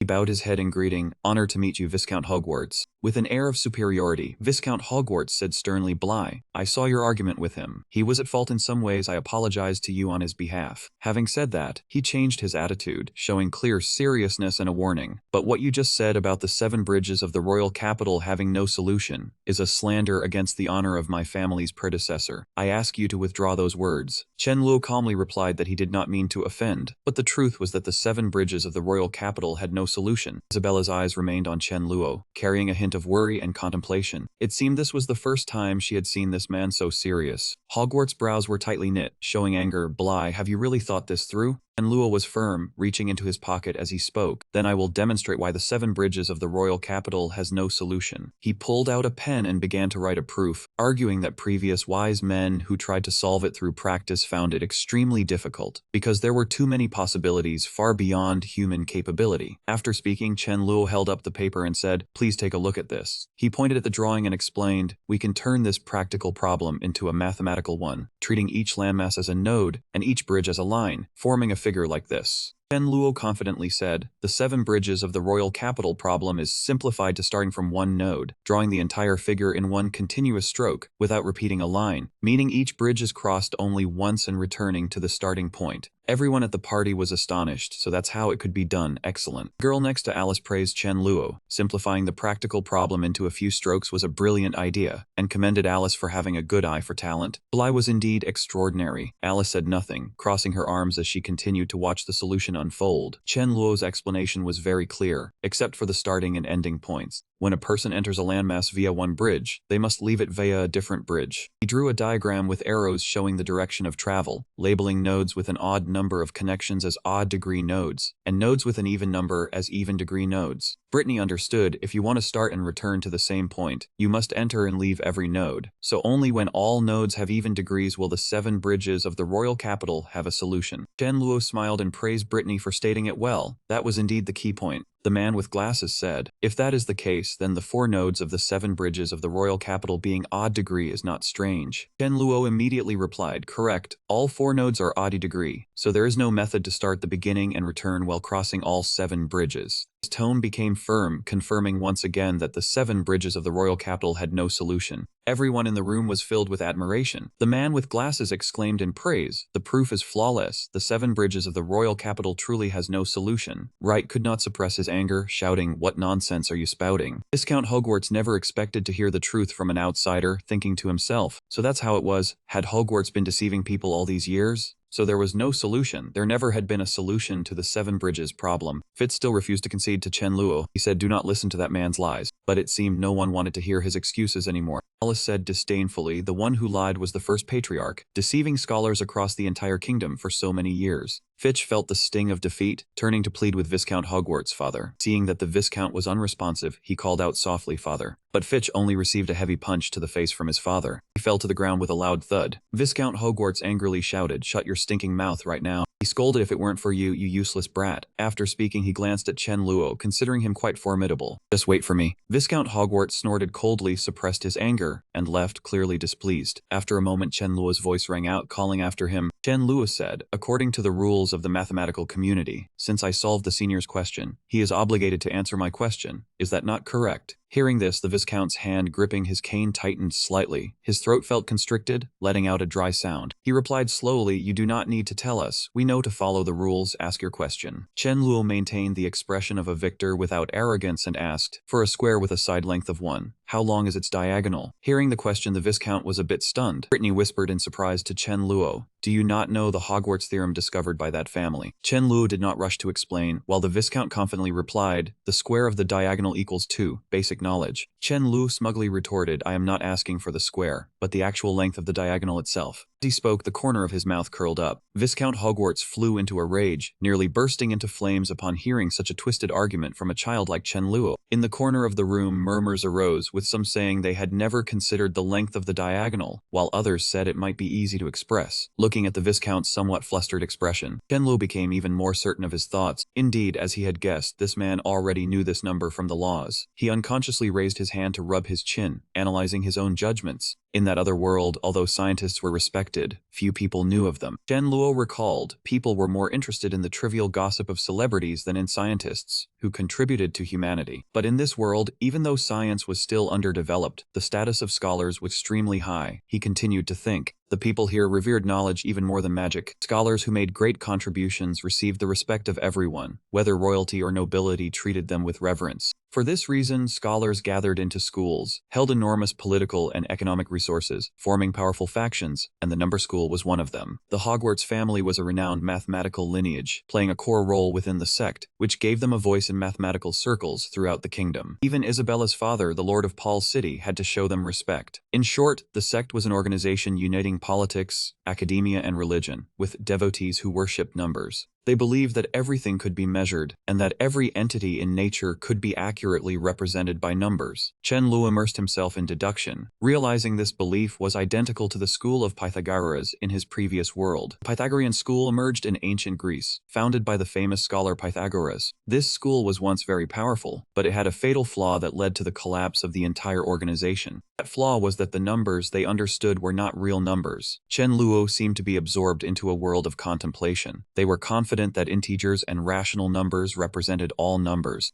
The first person to discover the flaw was Pythagoras' student, Hippasus. He realized that the diagonal of a square with a side length of 1 could not be expressed by an integer, nor could it be expressed by a rational number. Following his own logic, Chen Luo believed this discovery overturned the belief that everything was a number, shaking the school's foundation. The devotees panicked, because they could not solve the problem, so they decided to eliminate the one who posed the question. In the end, Hippasus was tied to a rock by the Pythagorean devotees, and thrown into the Aegean Sea. The truth could not be buried forever. Hippasus's discovery gained increasing attention, heralding the death knell for the school. Later generations called numbers that were neither integers nor expressible as rationals irrational numbers. From then on, human understanding of numbers expanded to encompass the entire field of real numbers. After a period of reflection, his eyes darkened. His previous expression showed that old man already knew about irrational ratios from the laws. Then what had the Hippasus of this world endured? The guests at the party discussed endlessly, with some flipping through books to find the answer to Chen Luo's question. The bespectacled young man turned pages, but found nothing, unwilling to believe there was a length that could not be represented by numbers. Brittany was no exception. She could not find a solution and asked, "Bly, what is wrong with this number? It seems no number yields the result." Chen Luo replied, "Miss Brittany, this is an entirely new type of number. There are many such numbers, and I suspect someone has already discovered them in the laws. They were merely concealed. I just wanted to thank Fitch for his help and reveal this discovery." His hand gripped the cane so tightly it was almost crushed. On the hand of Viscount Hogwarts, a look of defeat was evident on Fitch's face. Anger made him let out a curse. "Damn it, this is all that brat's fault." As soon as he finished speaking, Fitch raised his fist towards Chen Luo, his voice full of rage. "Bly, you're dead!" In the middle of the grand hall, Fitch, enraged, raised his fist and rushed at Chen Luo without warning. He was caught off guard by the sudden attack, his eyes panicked, and could only weakly raise his hands to block. Suddenly, a pair of hands reached out and caught Fitch's arm in midair. The two men were separated by the appearance of a girl with flowing curly hair but a stern expression. Those delicate hands tightly gripped his wrist. Stopped, Fitch forgot his composure and angrily shouted, "Who are you? Stay away from me." Ignoring his tantrum, Alice calmly and politely said, "I'm sorry, but I must stop your reckless action." Although she spoke softly, her grip was extremely strong. No matter how he struggled, he could not break free. Fitch gritted his teeth in anger. How is this woman so strong? Suddenly, an authoritative voice called out, "Fitch." Immediately his body stiffened. Viscount Hogwarts roared, "What are you doing?" He struggled to contain his anger, demanding, "Haven't the disasters you caused today been enough?" Fitch turned back in fear, stammering, "Father, I—" But Viscount Hogwarts did not give him a chance, cutting him off. "Everyone," he said seriously, "I apologize for all the trouble caused today. It is due to my failure in my duties. I will certainly discipline him strictly in the future." He took on a responsible tone. "Regarding the number Mr. Bly mentioned, rest assured, our sect will strive to find the solution within the next few days." In front of the distinguished guests, he did not hesitate to bow slightly towards Chen Luo. "Mr. Bly, thank you for your guidance today. I have matters to attend to, so I must take my leave." Viscount Hogwarts lowered his voice, as if suppressing his anger. "I hope you have a pleasant evening at the manor." Chen Luo smiled calmly. "Of course, Viscount. I also wish you a wonderful evening." He thought to himself, would the sect really find this number? He doubted it was that simple. Viscount Hogwarts acted as if he did not care about the gossip, leading Fitch away. He had not expected that Bly would corner the Hogwarts family like this. After the commotion subsided, Chen Luo did not forget to approach the girl who had helped him. "Thank you for earlier." Alice was surprised. "Miss me?" He chuckled playfully. "Junior Bly, you forgot your senior already? That's a bit heartless." Suddenly, Isabella rushed over from somewhere and delivered a loud slap to the back of Chen Luo's head. He scolded angrily, "You pervert! How dare you flirt with someone else in front of me?" He held his head. "I'm innocent, I didn't." "What do you mean flirt with someone else? I never did anything to you." Standing by and watching the jealous couple, Alice could not help but laugh. Seeing Chen Luo's awkwardness and Isabella's fury, she found it amusing. "Sorry, I couldn't help interrupting your flirtation," Alice admitted. "I was just joking earlier. But your relationship is really good. It's enviable." Isabella blushed and hastily explained, "Who's flirting with him? We're not what you think." Isabella tried to change the subject. "Also, why are you here?" Alice smiled meaningfully. "Has Miss Brittany not told you yet?" Then she looked at Isabella with a loving gaze. "I have always been here. And what about you? It seems this is the first time I meet you here." At that moment, Brittany smiled and explained the doubt that Alice's family was a famous mathematics clan in the city. She has been representing the family at the academic exchange party for several years now. Alice politely extended her hand, showing grace and friendliness. Her voice was not full of confidence, but carried a certain charm. She introduced herself again. "I'm Alice." She continued, "A third-year student at St. Donatus Academy, a classmate of Isabella." Alice looked at Chen Luo with a slight smile, subtly shielding him in his awkwardness. "Meeting you for the first time, Junior Bly. I hope my earlier joke did not bore you."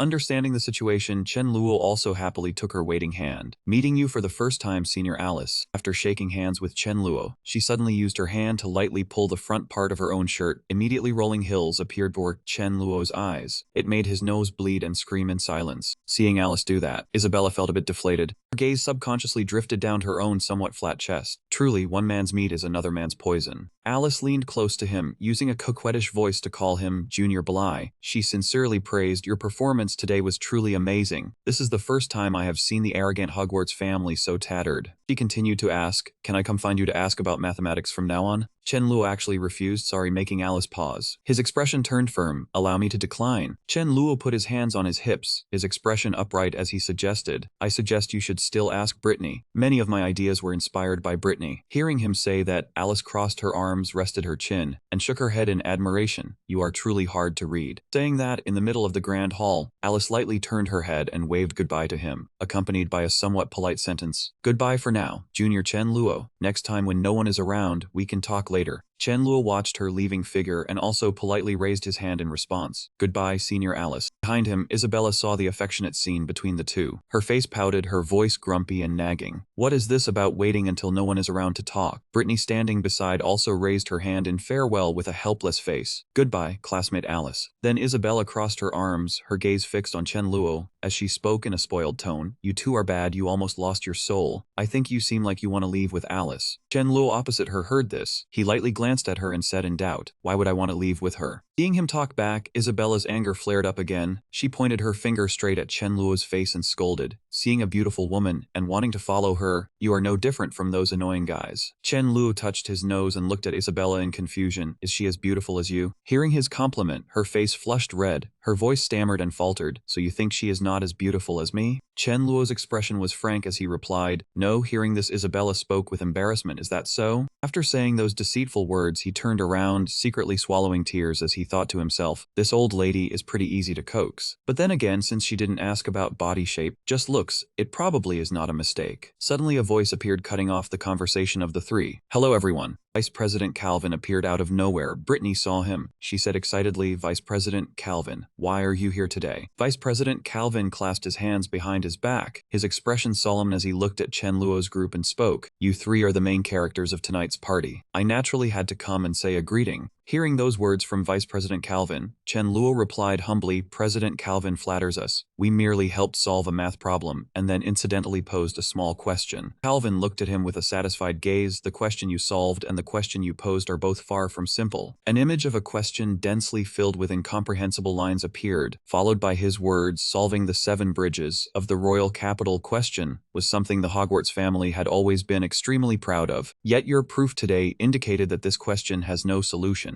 This has caused the honor of the Hogwarts mathematical family to show a huge moral flaw." Amidst the murmurs of the crowd, the vice president continued, "And also the number you mentioned. The numeric faction stands on using numbers to measure everything. Yet now they cannot find a number to represent the length of a simple line segment. Can that number really be found? If it is not found, the cognitive foundation of the numeric faction and the entire mathematical world will be shaken." He directed a sharp gaze straight at him, his speculative voice hesitating as he spoke. "So, Chen Luo." And Vice President Calvin looked directly at Chen Luo and questioned, "Who exactly are you?" His expression was gloomy, his gaze cold. He asked suspiciously, "Why do you possess such terrifying talent but only reveal it today? What exactly is your purpose?" Faced with his probing questions, Chen Luo's expression darkened. He remained silent without a word. Then Chen Luo played dumb and clueless, smiling as he replied, "What are you talking about, President Calvin? Everyone saw it today. It was Senior Fitch who actively posed the question to me. I merely had a sudden thought and helped him solve it." He scratched his head while looking at him and explained, "As for that number, I was also simply curious. The Viscount Hogwarts from earlier already said it. That day the numeric faction will surely find that number." Calvin lightly stroked his beard, nodding knowingly as if he understood, saying, "True, I have been overthinking." Then he assured, "Rest assured, children, the Mathematics Association will forever stand on the side of truth." Seeing Chen Luo's seemingly relieved expression, Vice President Calvin hesitated and continued, however. An image of the cunning Viscount Hogwarts appeared, followed by his warning voice, "You had better be careful of the Hogwarts family. They are likely much harder to deal with than you imagine." In a dark room, Fitch was lying on the cold floor coughing heavily. Opposite him was Viscount Hogwarts, his hand resting on a cane as he sat majestically on a chair. Fitch's face was bruised and battered, seemingly exhausted. He let out a heavy breath, then fell unconscious. Hogwarts's figure loomed, his glasses glinting in the darkness. Beside him was a subordinate, who respectfully reported, "My lord, everything is ready. We can make our move at any time." His expression was furious as he gritted his teeth and said, "Wait until he leaves the manor, then make the move. As always, do it by surprise and do not let anyone see it." The subordinate, hearing this, quickly and respectfully replied, "Understood." Suddenly a voice came from somewhere, "Father, you want to kill someone again." Hearing that voice, Viscount Hogwarts was stunned for a moment. A young man whose face was unclear appeared behind him. Viscount Hogwarts turned his head and exclaimed, "Ah, Erbo." An image of a gloomy Erbo appeared, along with his puzzled question, how could it be you?" The subordinate saw Erbo. His eyes bulged, shocked and unable to believe his eyes. "Impossible, I personally?" Erbo looked at him and spoke. "Father, not being able to anticipate it is only natural." Before the somewhat grim expression of Viscount Hogwarts, he turned his back and continued, "After all, that time was also personally ordered by you, just like this time." Suddenly Hogwarts angrily stood up. He looked at Erbo and shouted, "Why are you not dead yet, and why are you showing your face here? Is that brat Chen Luo outside your man?" Erbo supported the unconscious Fitch on the ground, lamenting that his father was still cruel, not even sparing his own flesh and blood. Suddenly he pulled a gun from his coat pocket. Viscount Hogwarts pointed the gun at Erbo and shouted impatiently, "Answer my question." Fitch woke up in a daze, looked at the person supporting him, and stammered, calling him brother. Under Hogwarts' expectant gaze, Erbo said Father's questions were so many that he did not know where to begin. He stood up gently and said he would speak more clearly. Even with the gun still aimed at him, Erbo calmly explained that Chen Luo had nothing to do with him, but that That boy had brought him a great opportunity, so he had returned. With half his face in shadow, he continued about the reason for his return. He could only tell his father that. With sharp eyes, Erbo declared resolutely he had returned to change the entire Hogwarts family. Viscount Hogwarts held the gun and looked at his son suspiciously. You want to change the family? He raised his hand toward him and replied, that was correct, father, then suddenly asked, what did father think the current foundation of the family was? Viscount Hogwarts looked at him and answered confidently, of course it was honor. Erbo immediately retorted, that was merely a deception. He uttered each word softly, a deception. Hearing those words, his expression darkened, and he asked in confusion, what did he mean by that? Erbo raised both hands and asked back, was that not the case? Father already knew from laws that the 7 bridges of the capital had no solution, and that number could not be expressed. Fitch, his face bruised, sat up and listened to the conversation. Erbo continued, to maintain the family's honor, father had chosen to bury the truth. Before Hogwarts' cold expression, he added, over the past few years, anyone who discovered the truth and wanted to reveal it, father had used every means to deal with them. Erbo, with a deep expression, concluded, including his beloved son, no exception. Unable to bear it, Viscount Hogwarts shouted to interrupt, enough. He still aimed the gun at Erbo and warned, for the family he did not mind killing him again. Seeing his father was unstable, Erbo darkened his face and advised, father had gone over the limit. The truth could not be hidden forever. Someone would bring it to light. Erbo recalled the image of Chen Luo at the banquet and continued happily. Today that young man had already done it. He had stood before the entire mathematics community and popped the bubble of deception of their family. Erbo's face turned cold now. Even if father dealt with him and that boy, would father deal with everyone present that day? As fast as lightning, he grabbed his father's gun, his eyes sharp, his voice calm. If father could not deal with them, the truth would spread across the kingdom tomorrow, and the family's honor would vanish. The number faction the family relied on would collapse. He continued, by then could father still hold the family together? Hearing this, his hands shook violently. Then Erbo gently snatched the gun from Viscount Hogwarts' hand. He was furious and gritted his teeth, asking, then what did he say he should do? Erbo clenched one hand and held the gun in the other. Smiling, he would replace father as the family head and change the family.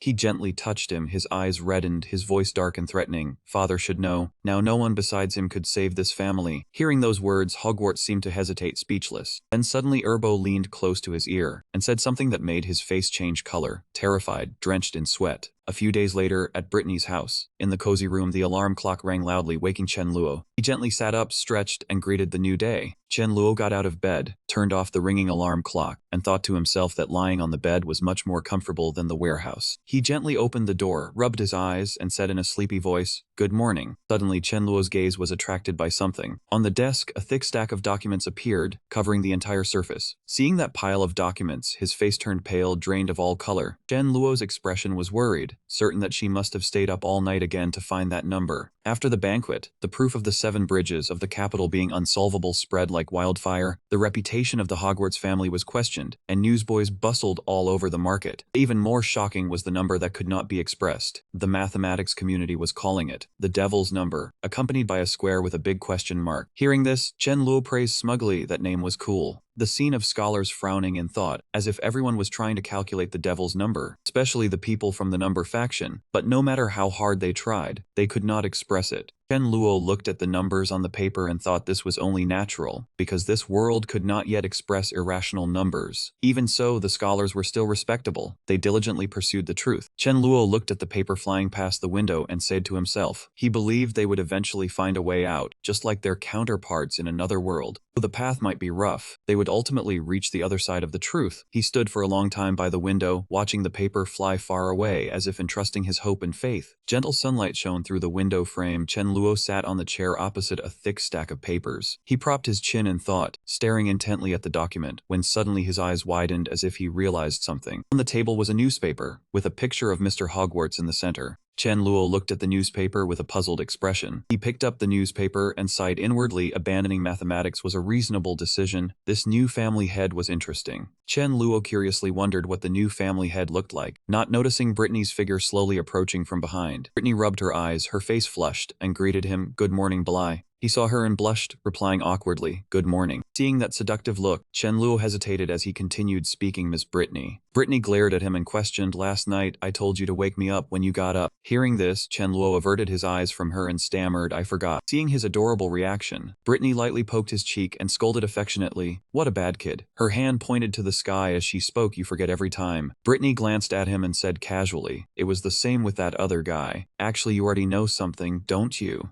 Just won't tell me, don't push the teacher. Before she could finish, she felt something was wrong. Brittany suddenly noticed his embarrassed, red-eyed expression. Her expression did a 180, shifting from cheerful to unusually gloomy. Brittany screamed hysterically, her voice echoing through the house, pervert. A moment later, Chen Luo used fire magic in the kitchen to cook, with 5 red fingerprint marks still visible on his face. Brittany glanced at him sheepishly, clasped her hands together and said, "I'm sorry, does it still hurt? I didn't realize." Chen Luo skillfully stir-fried vegetables while sizing her up. "Miss Brittany, I realize that when you just wake up and when you're normal, you're like 2 different people." Brittany stammered helplessly. He lightly touched her face, not daring to look directly at Chen Luo, and asked, "Am I annoying when I just wake up?" He answered bluntly no, and Brittany's eyes widened in shock. Chen Luo added seasoning to the pan and confirmed, "Whether it's normal or when you just wake up, I don't hate you, Miss Brittany." Her face was full of disbelief hearing his words. Brittany blurted out sheepishly, "Ah, thank you." Bly was extremely satisfied with this drawn-out lie. While cracking eggs, he thought, as expected of me, now I've said something wrong again. Brittany clasped her hands behind her back, bent over slightly to look at the pot, and asked curiously, "Bly, what are you doing?" Chen Luo replied, "I'm making scrambled eggs with tomatoes." Brittany looked confused and repeated his words, "Scrambled eggs with tomatoes." Finally, a plate of appealing and sweet-smelling scrambled eggs with tomatoes appeared. Chen Luo scooped it onto a plate while explaining, "Tomatoes are what we call red fruits back in my hometown." He recalled a past image of himself eating while reading. It was also the dish he made the most. Chen Luo turned toward the door and said over his shoulder, "I'm going to school, go ahead and try some." Seeing him about to leave, Brittany quickly said, "Ah, wait." He turned his head back. Brittany picked up a pure white towel. She bent down and gently wiped the stain off Chen Luo's shirt in front of his surprised expression. Chen Luo's face flushed red, his heart pounding with loud, distinct thumps, thump thump. Under Brittany's skilled hands, the shirt was spotlessly clean. Finished, she raised her hand to wave goodbye, his cheeks flushed, as he turned his head and said to her, "I'm leaving now." After seeing Chen Luo off, Brittany went back inside, looked at the plate of eggs suspiciously. "It looks so strange, is this really edible?" Then she scooped up a spoonful and tasted it. As soon as she tasted it, Brittany's eyes suddenly widened in shock. Blowing on it, she exclaimed, "The eggs are fragrant and soft, with a long aftertaste." Her toes curled slightly, the tomatoes are sweet and cool down the throat. Brittany cheered and continually praised how delicious it was. Contrary to her full feast, Chen Luo over here was so hungry his stomach growled loudly. Surrounded by a gloomy aura, he walked blaming himself, only focused on cooking and forgot I hadn't eaten. In the classroom, 3 students were discussing the Hogwarts family affairs. A ponytailed girl said they changed the new head of the family and dissolved the faction. The seated girl replied, "I heard the new head is young and handsome, really mysterious." The short-haired girl excitedly joined in, "The truly mysterious one is that person. He took care of the 7 champions of the royal capital and then disappeared." The brown-haired girl offered an opinion, "I heard from my uncle at the Mathematics Association that person is also around our age. His keeping quiet was his own request." Ponytailed girl was astonished. "How could he be our age? I don't believe it." The girl guessed, "That person is an old man hiding his skills." Far off, Isabella was standing with her hands on her hips, talking to Chen Luo. He began, "Hey Bly, are you listening to me? Do you really not know how to express that number?" Chen Luo waved his hand and said, "I told you, I don't know everything."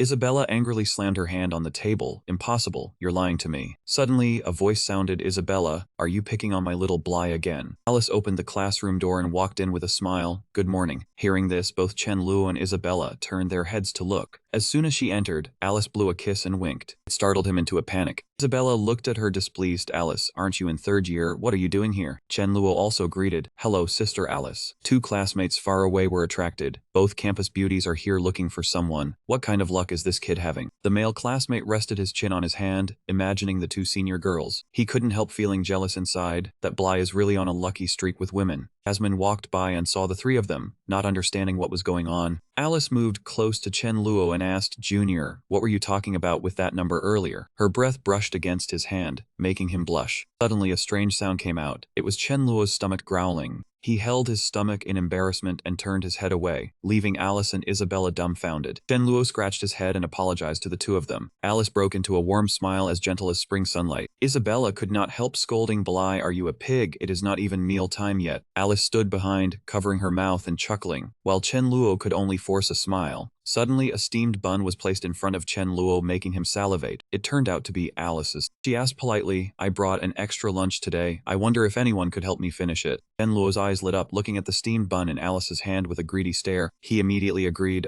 Okay." Chen Luo quickly took the bun and whispered, "Thank you, Sister Alice. You are such a good person." Isabella suddenly pinched Chen Luo's cheek, making him tear up in pain. no taking it. She bent down and yelled, Bly, how can you just accept things from strangers like that? Chenluo said aggrievedly. I wanted to refuse, but the bun smelled too good. Isabella was truly furious. She snapped, why did you not tell me you were hungry? Chenluo, with tears in his eyes, rubbed his cheek in pain. Chenluo defended himself. I did tell you, but you called me a pig. Isabella got even angrier. I do not care. That is because you were not sincere enough. Obviously I came first. Alice spoke up. For a genius like Bly, it is only natural that I want to help him. Isabella gritted her teeth in displeasure. Even though she scolded Chenluo like that, she still shoved a loaf of bread into his hand. Here for you. I brought an extra 2. Quickly return Alice's bun. Chenluo hesitated, looking at the 2 pieces of bread, not knowing how to choose. Seeing this, Alice approached to tease Isabella. By what status are you interfering? Bly has not confirmed his relationship with you yet. Isabella was provoked, clenching her teeth and darkening her face. She looked at Chenluo and said, Bly, you choose. Chenluo was put in a difficult position, not knowing what to do.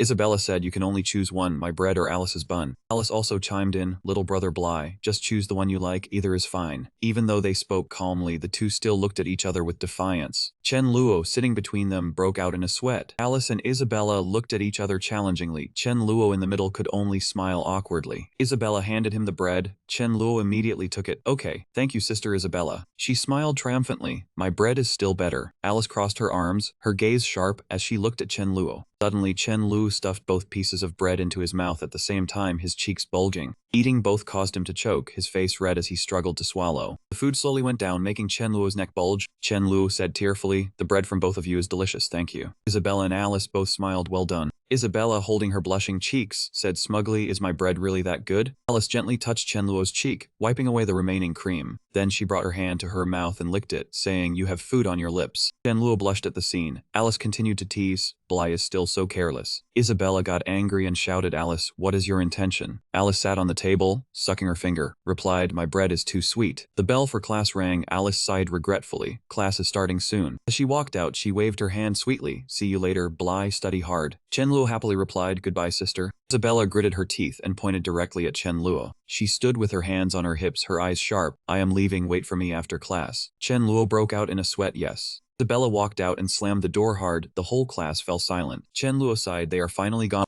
Suddenly someone pinched his cheek and called Bly. It turned out to be Toby. He questioned, since when did you get to know Alice? Chenluo replied, a few nights ago. Toby covered his face and screamed, at night? Chenluo guessed he was thinking something dirty. What are you thinking? The day before yesterday, I participated in a math seminar and got to know her there. Toby suddenly remembered. Wait, the academic exchange a few days ago. Wasn't that the place that introduced the devil numbers? He quickly reminded Eco Brittany is here. During class, Chenluo was called to the board to solve a math problem. Ms. Brittany told everyone to try a different method. Ms. Brittany, wearing a white lab coat, stood on the podium and told the class to form their own discussion groups. Chenluo was doing his work when he heard her call Bly. Ms. Brittany secretly took out a loaf of bread and handed it to him. Chenluo was surprised. This is? She covered her mouth and winked. You forgot to eat breakfast today, did you not? Eat quickly. Chenluo took it, staring blankly at the bread again. Chenluo returned to his seat next to Toby, and the two girls in front also gathered to discuss. Toby saw Chenluo dazedly holding the bread and asked, how did you get another bread? The pink-haired girl suddenly stood up and slammed the table, sending books and papers flying. Jasmine, sitting nearby, was also startled, her glasses falling off.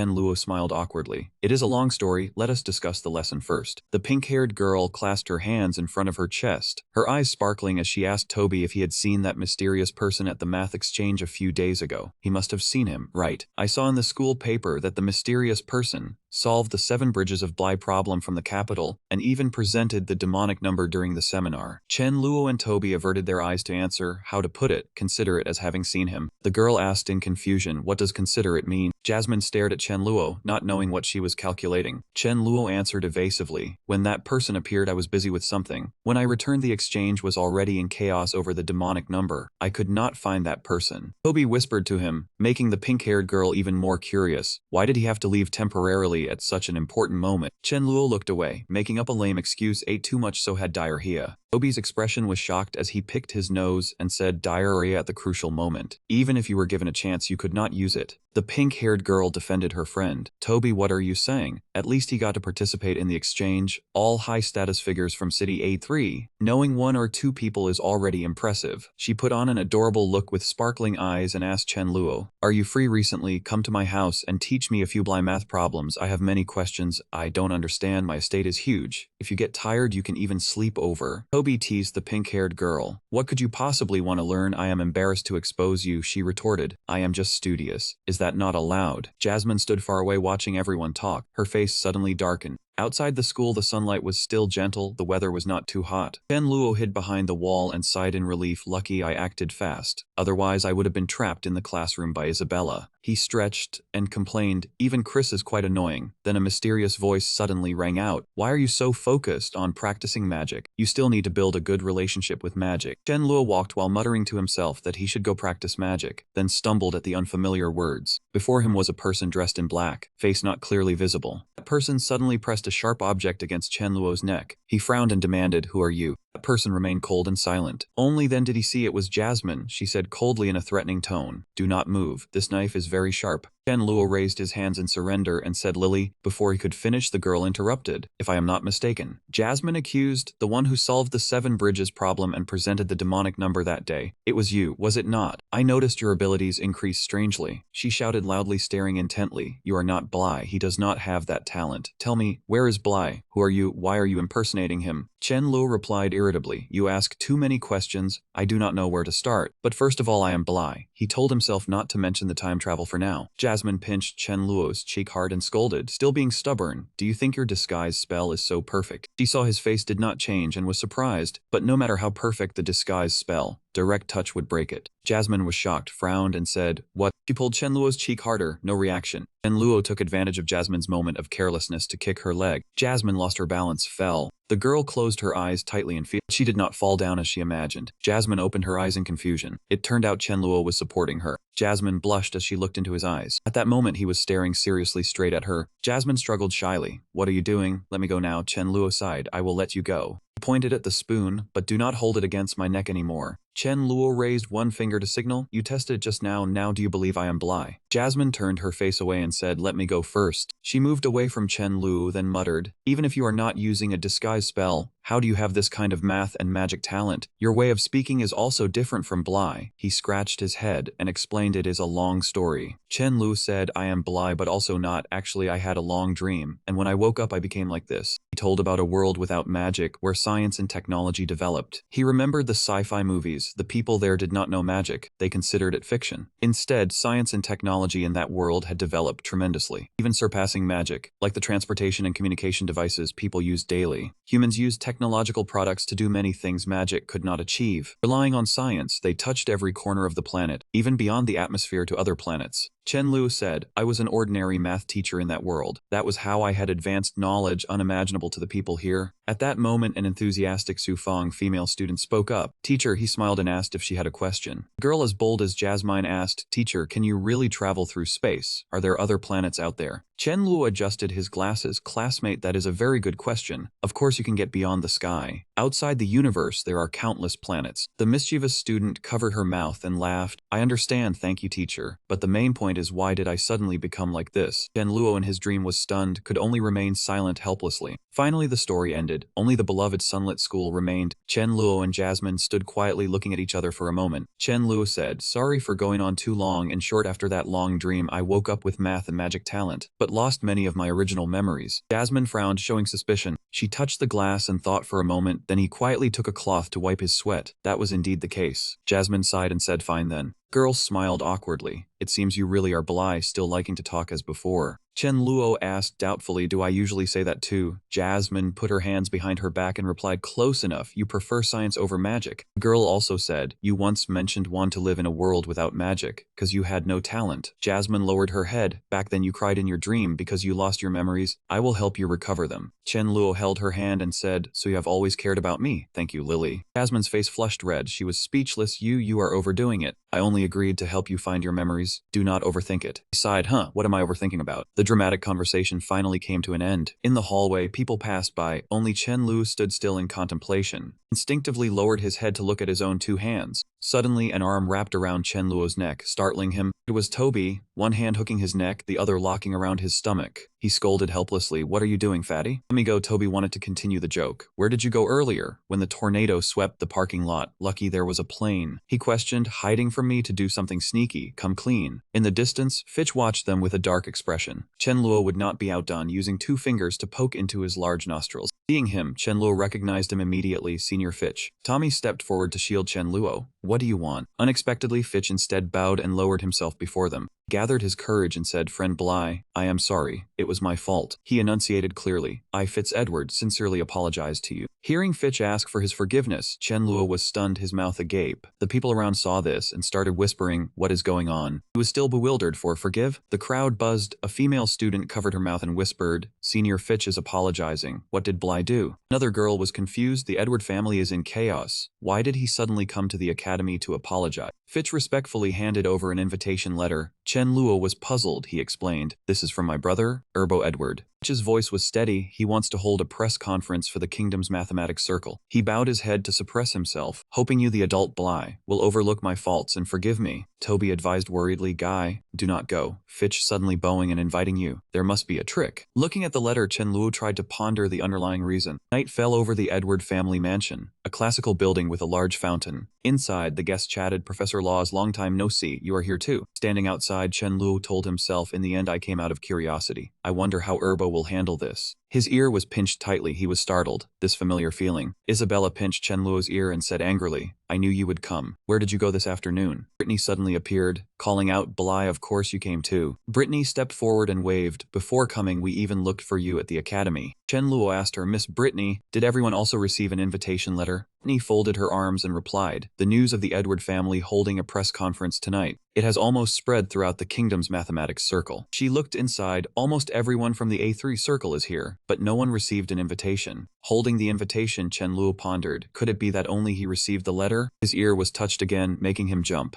Alice appeared, ignoring Isabella's irritation. She said softly, Little Bly, how are your ears? Isabella impatiently slapped his back. Clearly I did not use any force. Bly, you say something. Sensing the gunpowder smell from the two girls, he thought fearfully, here we go again. Brittany pointed ahead and called out quickly, Let's go, the press conference is about to start. Chen Luo stood between the hostile Isabella and Alice, only able to silently scream, Help. Everyone's footsteps suddenly stopped. Chen Luo looked up and then discovered something. Looking at the blank wall, he was shocked. The 7 bridges of the capital have been erased. Brittany smiled meaningfully. I wonder how Erbo will handle this. Chen Luo asked, Miss Brittany knows Erbo? She replied softly. You could say that. Brittany reminisced. Erbo and I were once classmates. He planned to become an academy teacher. But 3 years ago, for some unknown reason, he suddenly disappeared. After a moment of silence, she said, A few days ago, I learned he became the family head. I was very surprised. Chen Luo asked further, What kind of person is Erbo? Brittany blinked softly, unsure of what to say. Recalling the gentle boy holding a stack of documents with a fleeting smile, she hesitantly said that he only had mathematics in his eyes. At this moment, Erbo sat in the study, staring intently at the document in his hand. Fitch hurried in to announce that everyone had arrived and was waiting for him. Erbo was silent for a moment, then softly asked Fitch if he had ever loved anyone. Fitch asked back in surprise. He calmly replied that arriving late was the best way to increase anticipation. Adjusting his tie, Erbo asked Fitch about the person he was told to find, whether he had arrived yet. Fitch answered honestly that the crowd who came was too large. He was not sure if Bly was present but had done his best. Ubo approached and patted Fitch's shoulder to reassure him. He gently told Fitch to relax. He was not his father, so he did not need to be afraid. Then Ubo walked away, calling his younger brother once, Let us go. While adjusting his attire, Ubo said it was time for the Edward family to turn a new page. Before the press conference, the guests gathered in groups, greeting each other lively, everyone eagerly waiting for the host to appear. Someone looked towards the door and spotted Erbo. They immediately shouted, He is here, he is here. Erbo and Facebook walked in amidst the assessing gazes. Female guest whispered, So young. Stepping to the center, Erbo spread his arms to greet the ladies and gentlemen. Honored to welcome everyone tonight. He bowed, placing one hand on his chest, sincerely introducing himself as the representative of the Edward family to thank them. Brittany stood nearby, staring at him in a daze, feeling that Erbo was completely different from 3 years ago, in both dress and manner of speaking. Erbo pulled a book from his chest, confident that the guests had waited long and wanted to get to the main topic. He raised the book high, but still hoped he would be allowed to tell a story about his family. Everyone looked curiously at the book in Erbo's hand. Chen Luo silently wondered, What is this? Not letting their curiosity linger any longer, he quickly answered, This is the diary of the first patriarch of the Edward family. Erbo said evenly, In here is recorded the truth that the family had always kept hidden. He recounted the old story, how the first patriarch, to solve the problem of the 7 bridges for the capital city, had walked back and forth between them, no different from the scholars of that time. Although he spent much time without finding a solution, the patriarch did not give up Erbo's rising and falling. One day, he suddenly discovered that he had successfully walked without repeating a path. Trembling with excitement, overjoyed that the question had found its answer. Overly excited, he immediately announced his success, promising to demonstrate the route for everyone the next morning. Because he was too happy, the patriarch did not verify it a second time before announcing it to the public. Late at night, when he calmed down and tried again, he discovered the fatal error, sweating with anxiety, helplessly clutching his head. In truth, he had never succeeded. He had simply marked the path incorrectly, mistakenly believing he had found a way without repeating a crossing. He realized he had made an irreparable mistake as the next morning dawned. His honor was lost, and in his mind, scenes of people ridiculing him flashed continuously. Finally, in extreme regret, the patriarch chose to jump into the lake to atone for his mistake to the public. He left behind the diary recording the entire incident, instructing his descendants to clarify the truth in his stead. Unexpectedly, the descendants did not follow his wish. Instead, they hid the diary and declared that the patriarch had found the solution, but unfortunately passed away. All of this was only to protect the family's honor. In that diary, there was also an illustration of the 7 bridges. Erbo gently concluded the story, and after listening, the guests fell into dead silence. He stood there, clenching his fists, determined to expose everything.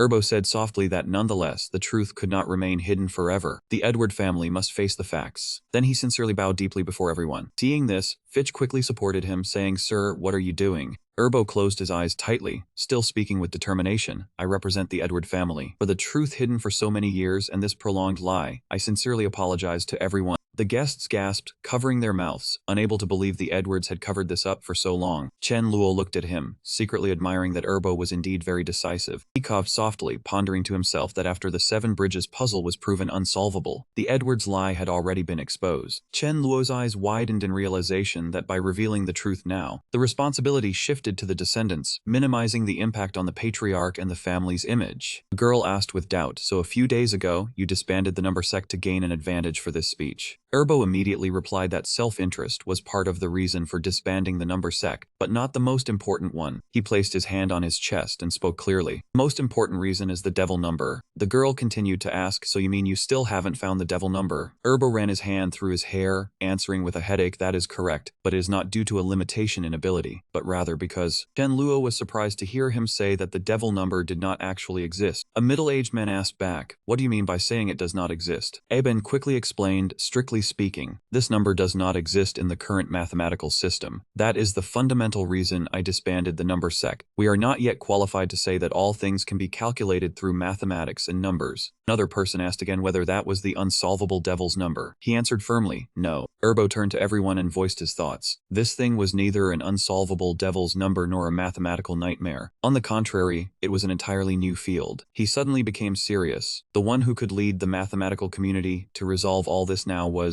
Erbo pointed downward and loudly introduced the one who had presented the devil's number, Bly of St. Donut Academy. Everyone buzzed with discussion. Who was Bly? He seemed to be the youth who had presented a thesis before. "I didn't expect it to be him. I was there back then. It really was him." Abe looked at the guests and explained that perhaps many people hadn't heard much of this name because Bly was very modest. After presenting the devil's number, he had requested not to make his name public. His gaze sharpened, his words decisive. But now, to pass through this hurdle and touch a new field, we needed Bly to step forward and lead. Ignore Abel, who was eloquently steering the story. Brittany worriedly turned back and said to him, "Bly, what do we do now?" She discovered Chen Luo had disappeared at some point and asked, "Where did he go?" Fitz leaned in and whispered to Abel, "Brother, it seems Bly is not here." He let out a disappointed sigh, thinking he would not be able to resist curiosity and come. But it was fine. Erbo adjusted his tie and continued, "Sooner or later he will come to me on his own." Fitz heard this, then looked at Aben, looking like he wanted to something but stopped. The next day in class, the female students gathered to gossip. "Hey, have you all heard?" One female student turned to the desk below and said, "The rumor outside was buzzing that the one who presented the devil's number was Bly." Another female student replied, "I heard that too. Everyone is calling for him to step up and solve it." Chen Luo sat in class, his heart wanting to cry. He thought that bastard Ubble had shifted the focus of attention onto him. Now no one cared about the Edward family matter anymore. All around were whispers of discussion. Is it true or false? Is this Bly really that skilled? Remember the magic test. His arm was suddenly poked a few times. Toby called softly, "Bly." Chen Luo looked at him and said helplessly, "Please, I already told you earlier." Seeing the situation was bad, I slipped away quickly. I don't know what happened after that. Don't ask anymore. Toby hesitated, pointing behind his back. Well, Chen Luo had a head full of question marks and looked in the direction his hand was pointing. He saw the history professor Han, with his massive build right behind him. He greeted timidly, "Teacher." Teacher Han, he said irritably. Mr. Bly, I know you are famous and have high mathematical ability, but do you have some grievance with me? In my history exams, you have never scored above average. Chen Luo chuckled awkwardly, trying to smooth things over. About this, Teacher Han, please listen to my explanation. My memory of history is not very good. Before he could finish his sentence, Han slammed the table in anger. Bly, you remember this well? He looked at Chen Luo and warned, no matter how famous you become, you are still a student. You must still prioritize your studies. You must not be arrogant and conceited. Toby quickly came to the rescue.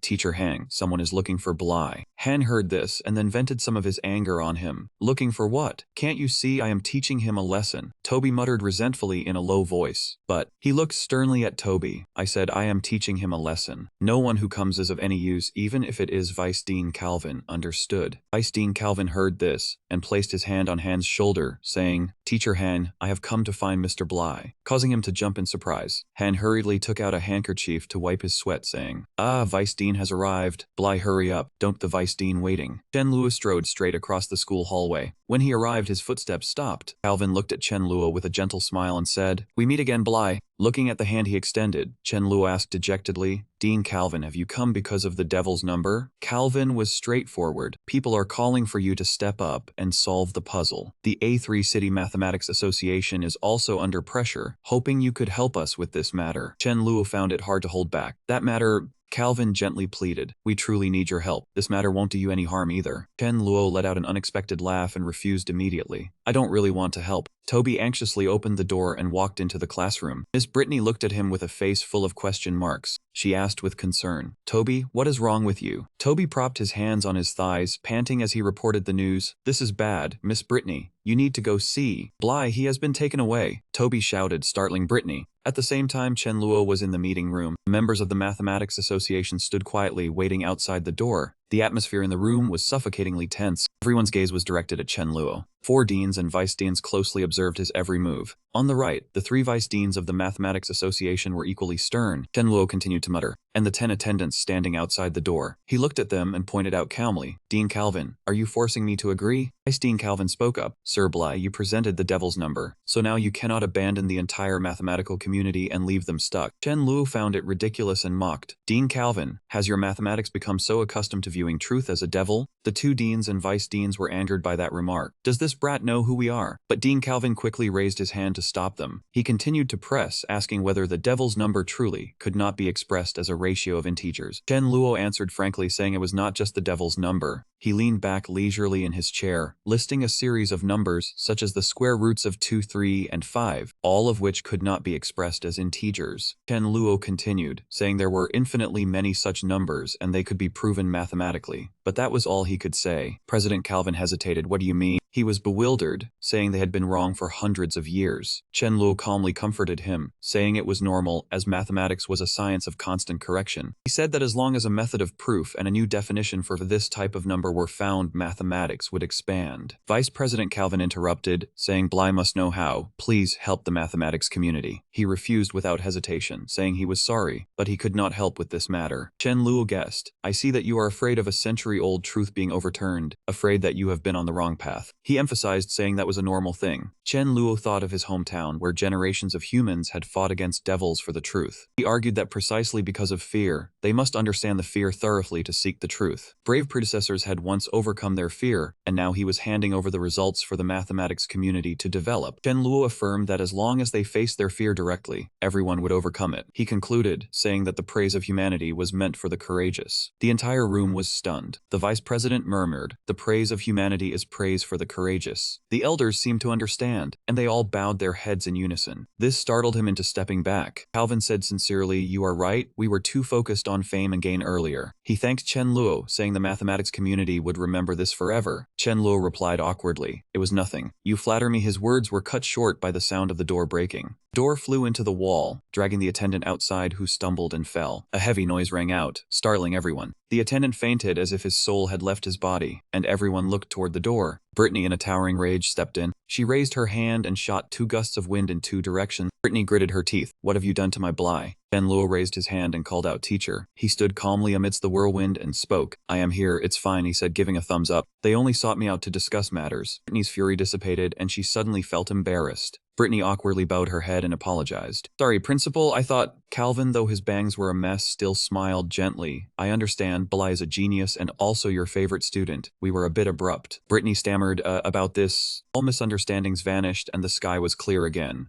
Brittany and Chen Luo walked along the corridor. She awkwardly explained, I got emotional because I was afraid they would harm you. He replied, don't worry, I'm fine. There are many students in the school. They wouldn't dare do anything. Brittany nodded, Bly, I have a question I want to ask you. Chen Luo was curious. What question? Brittany asked slowly, why did you? She looked seriously and brought up the devil's number to cause chaos. Chen Luo said, Teacher Brittany, you were there at the time too. I just asked a counter question according to tradition. He continued, I just didn't expect the question to be so difficult, leading to the devil's number. Her face turned cold and her eyes glowed red. That's not right. Brittany curled her lips slightly. She awkwardly asked Chen Luo, who was standing at a distance. Do you like Isabella? Chen Luo was stunned, his mouth hanging open at the unexpected question. The image of Isabella being held by the hand by Fitch, while he stood watching from a far surface. Then the scene of him grabbing Fitch by the collar, with Isabella behind him covering her blushing face. Brittany suddenly placed a hand on his shoulder, pulling him from his memories. She said, don't worry, I won't tell anyone, I support you. Chen Luo blushed and broke into a sweat. No, Teacher Brittany, let me explain. Before he could finish, Brittany skipped away, singing back, remember to come home early after class, I'm leaving first. Chen Luo stood frozen, calling out, wait. He stood there at a loss for words. Evening, the sky still had some light, but stars were already twinkling all over. In the red kitchen, Chen Luo was focused on stir-frying. While cooking, he pondered Brittany's brain-boosting ability, telling himself he must find opportunity to explain clearly to her. Isabella suddenly poked her head in and asked, what are you doing? Cooking. Smells good too. Chen Luo was startled. Isabella, why are you...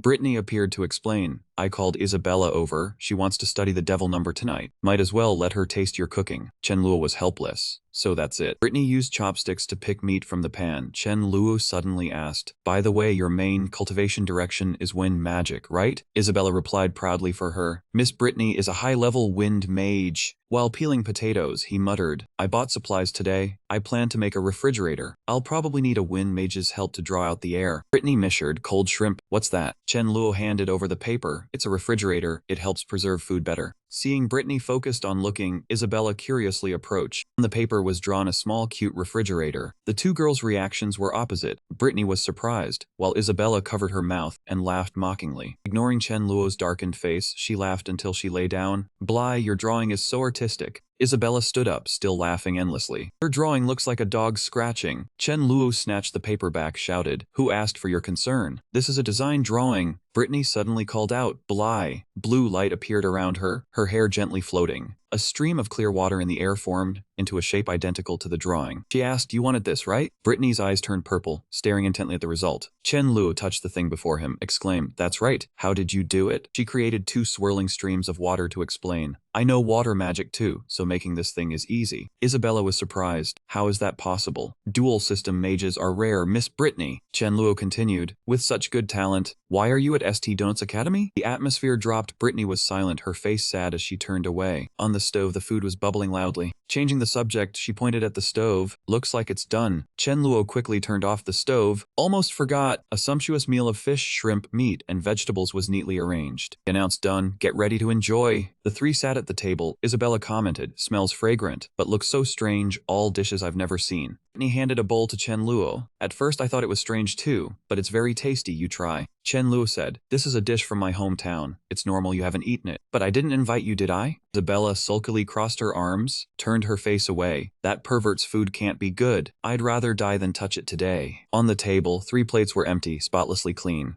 Isabella happily licked her lips, her face flushed. She was filled with sparkling light, eyes teary. So fragrant. Chen Luo's face darkened, while his senior sister was immersed in the flavor, flowers blooming around her. While gathering the bowls, he asked, didn't you say you die before touching it? Isabella immediately grabbed his arm and pinched him hard. She yelled loudly, can't blame me. It's all your fault for cooking so well. Chen Luo surrendered. Ouch. Seeing her 2 students bickering, Brittany laughed happily. Both stopped and asked, what's wrong, Miss Brittany? The teacher rested her chin on her hand. Nothing. Just think you two are a perfect match. The two blushed, dumbfounded with mouths agape. Isabella crossed her arms, her cheeks still red. Who's a match for this pervert? Chen Luo turned his head away, his face flushed. Who wants to be matched with an arrogant girl? The teacher broke the atmosphere. Isabella is about to advance to an elementary mage. Have you chosen your system? Isabella pointed to the sky. I want to major in wind system. Just like Miss Brittany. She explained the wind system has great power in the later stages, but before high level, its combat strength is weak. As a girl, you need to protect yourself. You should consider the earth system, the strongest defense among the 4 systems. Isabella objected. I don't like it. The earth system is so dowdy. This reason made Chen Luo wipe his sweat. That's so like you. Knowing what her junior was thinking, Isabella grabbed his arm again. He screamed in pain. Ah, it hurts. He turned back and shouted, you again. I didn't even say anything, did I? Isabella shouted back. You're mocking me in your heart. I can tell just by looking. Used to this scene, the teacher didn't stop them but instead asked Chen Luo, what system do you plan to major in? Chen Luo ignored Isabella, focused on thinking deeply. Light shimmered around Chen Luo as he raised his hand to point at his head and said, children make choices, but I naturally choose everything. Mocking her junior, Isabella said, what, you want to choose everything? Are you dreaming? Even Miss Brittany has rare talent. Do you think you can learn multiple systems at once? And even 4 systems at that? Greatly surprised by Chen Luo's answer, her eyes widened. Perhaps she had not expected him to reply like that. Cupping her chin with her hand, the teacher remarked that if it were anyone else, it might actually be possible. Satisfied with the teacher's words, Isabella's eyes widened as she said, Miss Brittany, this guy is just talking nonsense. How can you even... The teacher explained her observation to Isabella, saying that the magical elements surrounding Bly felt very peculiar, chaotic yet tightly knit. In the teacher's eyes, the magic radiating from Chen Luo's chest was extremely powerful, shining with a multitude of colors. She continued, maybe he really can harmonize the magical elements of all 4 systems at the same time. She stood up, placed her hands on the desk, and continued, let's postpone the decision on choosing a system for now. You will have to make your choice later. Chen Luo and Isabella watched intently. Even though you are learning math from me, math and magic do not conflict. I can give you additional guidance on magic in the future. Clenching their fists to show determination, the 2 students said in unison, yes ma'am. The teacher reminded them, but to become an elemental mage, you cannot rely too much on magic first. Water vortexes appeared around Miss Brittany again. Lifting the dishes up, the teacher said, the gods gave us the ability to cast magic, but they also gave us incantations and hand gestures, which often leave mages unable to cast in time. Miss Brittany demonstrated a bit of magic as an example for her lesson on overcoming weaknesses, saying an excellent mage needs to practice combat techniques. This is specifically to deal with situations where you are attacked up close and cannot cast magic in time. Watching the teacher use magic to wash the dishes, Chen Luo thought to himself, damn, with this, I wouldn't have to waste time washing dishes. Magic sure is convenient. After finishing, the teacher said in many cases, combat ability is even more important than magic. I hope you 2 realize this soon. So before teaching magic, I will teach you combat techniques first. Chen Luo was even more amazed by the teacher's abilities, and he couldn't help but think that Miss Brittany also knew combat techniques. Unlike Chen Luo, who was deep in thought, Isabella immediately spoke up, Miss Brittany, I have already learned combat techniques at home. Let me spar with Bly first to give him a direct look. Agreeing to the student's wish, but still reminding her, the teacher said, all right, but Isabella, you must be careful. Do not hurt Bly. Stretching her arms to warm up, Isabella replied to the teacher, rest assured, I will definitely go easy on him. But her thoughts were different.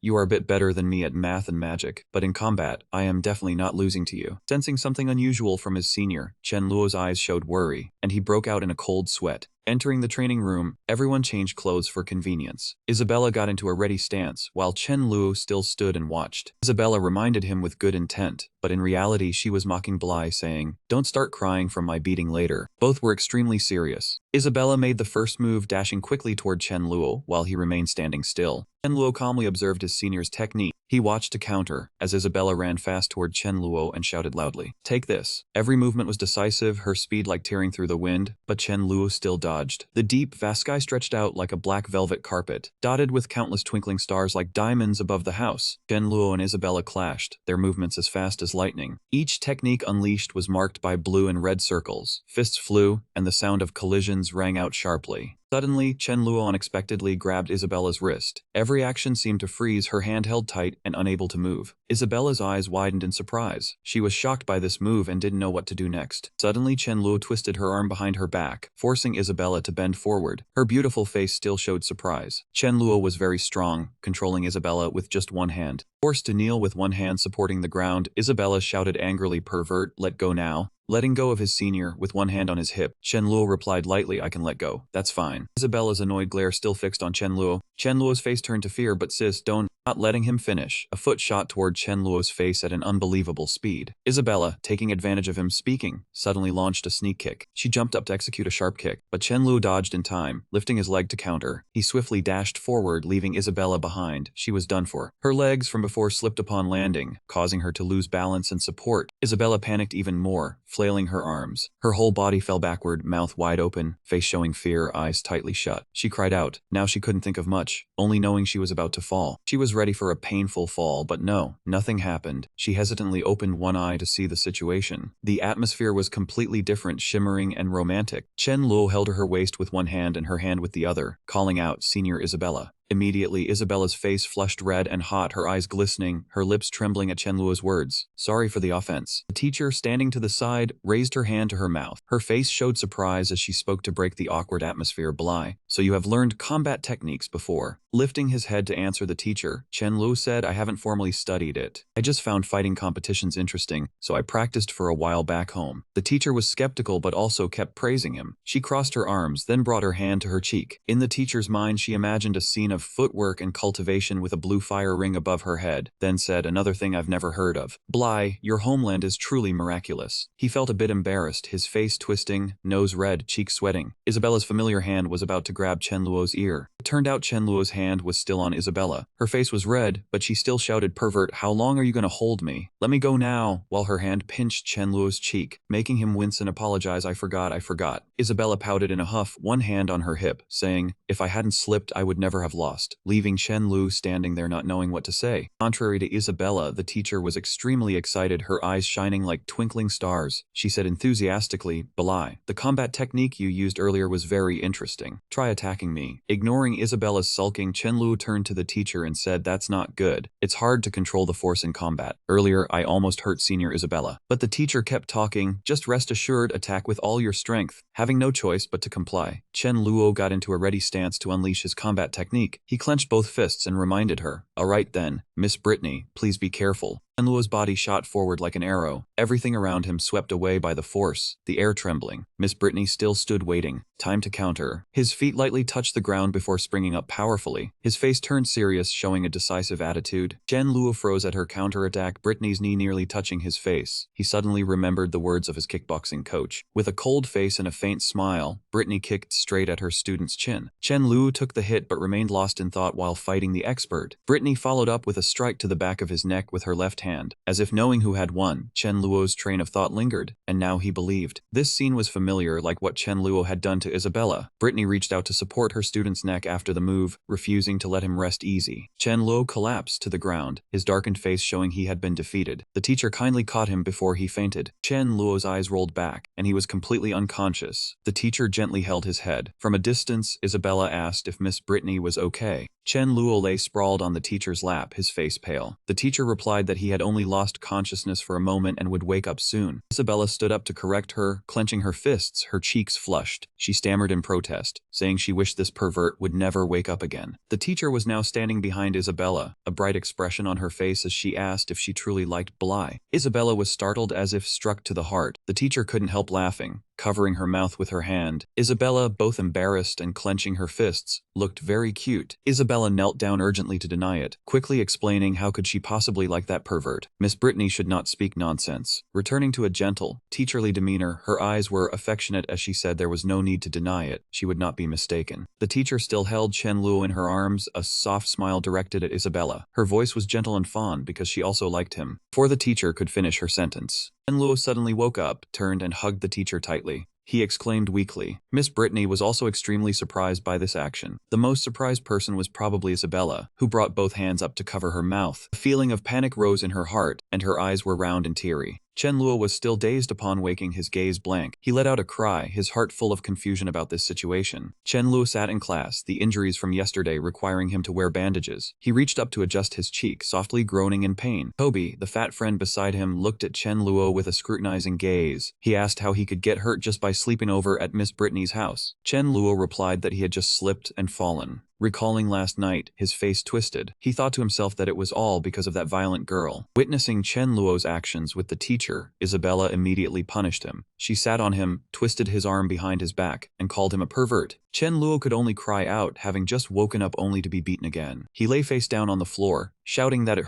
hurt, his arm was about to break. Seeing the serious situation, the teacher advised in a worried tone. She told Isabella to let him go, he did not mean it. Shifting back to the present, Chen Luo sat in class with his arm bandaged. He ground his teeth, cursing inwardly at Isabella's strength. His eyes unexpectedly drifted to the fight with the teacher yesterday. Chen Luo marveled that he did not expect Miss Brittany's martial arts to be so strong. Immersed in thought, Chen Luo wore the black Bly martial arts uniform. An ordinary family could not afford to teach their child how to fight from a young age. With a serious, contemplative expression, Chen Luo raised his injured arm. A voice rang out, cutting off his train of thought. It was none other than his chubby desk mate. His sharp nose and laugh exuded confidence. He said he had mastered the technique of summoning 2 fireballs. Chen Luo was very surprised, his mouth hanging open as he asked his friend again. He seemed unable to believe what he had just heard. Behind them was a blackboard with the words superpower written on it. The fat friend stood tall, bent his arms in preparation, and said he would put on a demonstration. Confidently closing his eyes, he focused all his concentration. He began to chant softly about the fire element scattered in the world. Slowly feeling the source of fire surrounding him, he brought his hands together. A powerful light radiated outward, converging in the center of his palms. Watching his friend perform so smoothly, Chen Luo could not help but be amazed. He broke into a proud smile seeing a small spark appear between his hands. A powerful stream of light emanated from the center. The fat friend sat down, his eyes and mouth wide open as he shouted the summoned fireball spell. Chen Luo's face went stiff, his eyes wide and sparkling. He was so eagerly anticipating his friend's fireball that he became dazed. Harsh reality struck. The air in the classroom became normal. The firelight vanished, and Chen Luo hesitated, asking if there was nothing. The two looked at each other. A tiny spark appeared, so small one had to look very closely to see it. The friend reminded him to look carefully. There were indeed 2 tiny, pitiful, and weak sparks. Chen Luo had to press his face close to his friend's hand to see them clearly. Leaves rustled in the wind. Chen Luo patted his friend's hand to comfort him. He said that his magical talent was already higher than his was before. With an appraising look, his gaze drifted upward. Chen Luo comforted his friend but thought to himself that it was hardly a fireball spell, just a fire trick spell. Startled, Chen Luo looked down at what had just appeared before him. It was a pink cake with cream and a cherry, held by a hand. The girl offered the cake to Chen Luo, who called her senior Alice. Alice said she heard he was injured and brought some food. Beautiful senior Alice looked at Chen Luo, wearing 3 bows on her person. A radiant aura surrounded her as she asked if he had brought lunch to school today. Hands on her hips, a faint smile on her lips but a peculiar expression on her face. Dark aura emanated from the senior as she asked if Toby had eaten yet. Toby broke into a cold sweat and stammered out a reply before quickly slipping away. Love bubbles appeared around Chen Luo as he held the cake. His mouth watered, but he still replied that eating her cake every day was not good. Chen Luo slumped onto his chair with an expectant expression. His cheeks were slightly flushed as Alice asked if it was delicious with a doting smile. Chen Luo brought the cake to his mouth and praised the senior's cake as the best. He asked why the senior was not eating but just standing there watching him eat. Alice watched her junior eat the cake, resting her hand on her chin with a smile. She said she had a question to ask, and Chen Luo immediately replied that if he knew, he would tell everything. Alice asked directly how it was that he liked Isabella. Chen Luo was too surprised, spraying out the cake and staggering. Coughing a bit to clear his throat, Chen Luo asked the senior again with difficulty. Alice raised her hand and said it seemed someone else had also asked. Alice's smile widened, her eyes still affectionate. She asked delightedly again that if so, what was the answer? Chen Luo took a napkin to wipe his mouth, closing his eyes. Sweat beaded on his cheek as he replied to the senior that he only wanted to focus on studying magic for now. Alice stood up and stretched, yawning softly. She said that was indeed a cold answer, but that was fine. Chen Luo asked in confusion what she meant. Before he could react, Alice quickly moved in and kissed her junior on the cheek. Chen Luo's eyes fluttered open and closed at the event that had just happened. With red lipstick still on his cheek, Chen Luo asked Alice's receding back in confusion. Alice waved her hand as she walked, saying she would come to visit often from now on.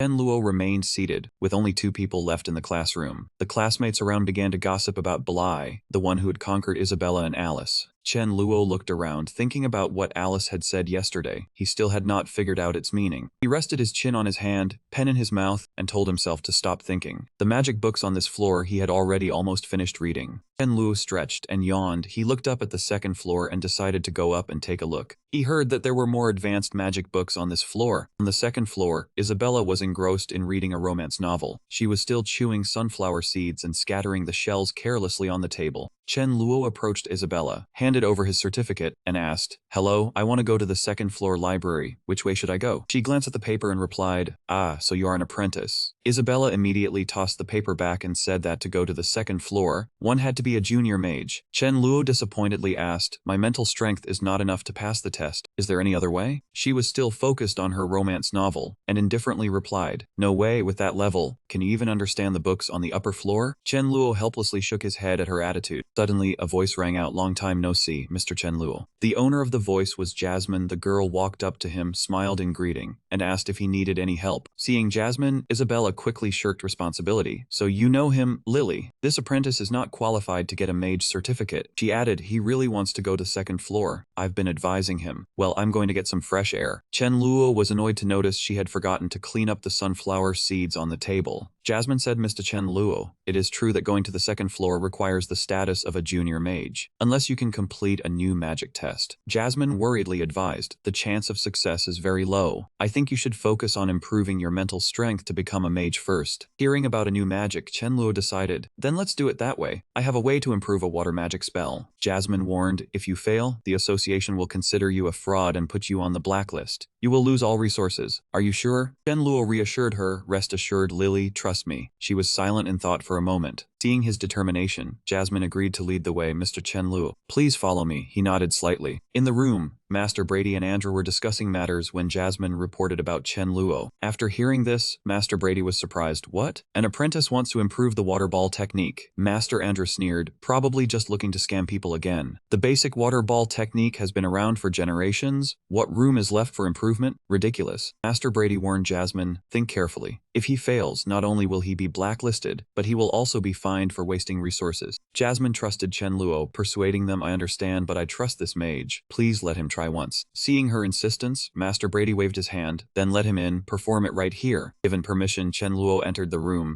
Two masters were still raising their glasses and chatting. Chen Luo came forward to greet them. "Greetings to you both, seniors. I am Chen Luo, a magic apprentice." Hearing this, Master Andrew was stunned. Chen Luo continued, "I have come to perform an improvement of the water ball technique. After the improvement, its power will increase greatly." He looked at Chen Luo with an expression of astonishment. "Hector, why is it you again?" Turning to Brady, he said worriedly, "Old friend, I suggest we go to the laboratory. This brat is the one from last time." Brady scolded Andrew, "What is wrong with you? Did your courage shrink after the last incident? He is just a magic apprentice. What are you afraid of?" He ordered Chen Luo, "Come on, use your improved water ball technique to attack me." Right now, Chen Luo lowered his head. "Yes, pardon my offense." He began to deploy his power, spreading his arms to converge spiritual energy. He closed his eyes, concentrating all his senses. Opening his eyes, Chen Luo's eyes displayed two colors, blue and red, symbolizing water and fire. From both his palms, two fierce streams of power erupted. Seeing this, Brady was so shocked his eyes bulged. He asked Andrew in confusion, "This brat can summon two magic systems at the same time." Andrew quickly deployed a fire magic spell. He used all his strength to counter Chen Luo's new magic. Chen Luo's magic burned more and more fiercely. In just a moment, Master Andrew's flame was repelled. The flame flew back towards Andrew, causing him to cry out in fear. "No way, not again." The flame exploded, the light dazzling the entire room. Smoke billowed thickly, but Chen Luo still stood firm, astonishing Master Brady. He said angrily, "You." Brady's face was full of shock. "How did you do it?" Chen Luo explained, "The principle is very simple. First, summon a water sphere, then summon a fire sphere." He said while gesturing with his hands to illustrate, "Then merge them together." Full of confidence, he pointed at his palm. When merged, they create a vaporization reaction, releasing power far exceeding the original water and fire spheres. Brady broke into a sweat, unbelieving an apprentice can cast two magic systems. If the fire sphere last time was luck, then this time... After thinking for a moment, he changed his attitude. "Mr. Chen Luo, please wait here a moment. Lily, please take care of this distinguished guest." Jasmine politely replied, "Yes, sir." Jasmine quickly brought out a cup of hot tea. "Please have some tea." Chen Luo replied, "Thank you, Lily." Chen Luo took the teacup and seeing her still standing, he said, "Miss Lily, please have a seat as well. Seeing you standing like this makes me feel uncomfortable." Jasmine accepted. "Ah, yes, Mr. Chen Luo." She sat down shyly in the chair opposite him, so he asked, "Lady Lily, are you also a mage?" Jasmine answered honestly, "Yes, but my talent is not high." Sir Chen Luo is much better. Last time he summoned a powerful fireball, and this time he even cast dual element magic. Chen Luo blushed at the praise but said modestly, "Actually my talent is also low. My mental strength has not reached beginner mage level. The power is simply because my casting method is different from others." He continued, "The ability to cast dual element magic is also unrelated to talent." Jasmine asked asked in confusion, unrelated to talent. I took a sip of tea and replied, that is right, it is due to the ability to multitask. If you can use both hands to do two things, then casting two elements of magic is not difficult either. Chen Luo took out paper and pen as an example, explaining, just like this. He drew with both hands simultaneously. Although a bit crooked, two different animals could still be seen. Chen Luo held up the drawing to show off. Look at this. She admired happily. Both the dog and the cat Sir Chen Luo drew are very cute. He immediately refuted, that is a wolf and a tiger. Jasmine held the drawing, her mood suddenly cheerful, and she shyly expressed, speaking of doing two things with two hands, that is also my fort. At the school office, Brady and Andrew came to report Chen Luo's matter to Vice President Elton.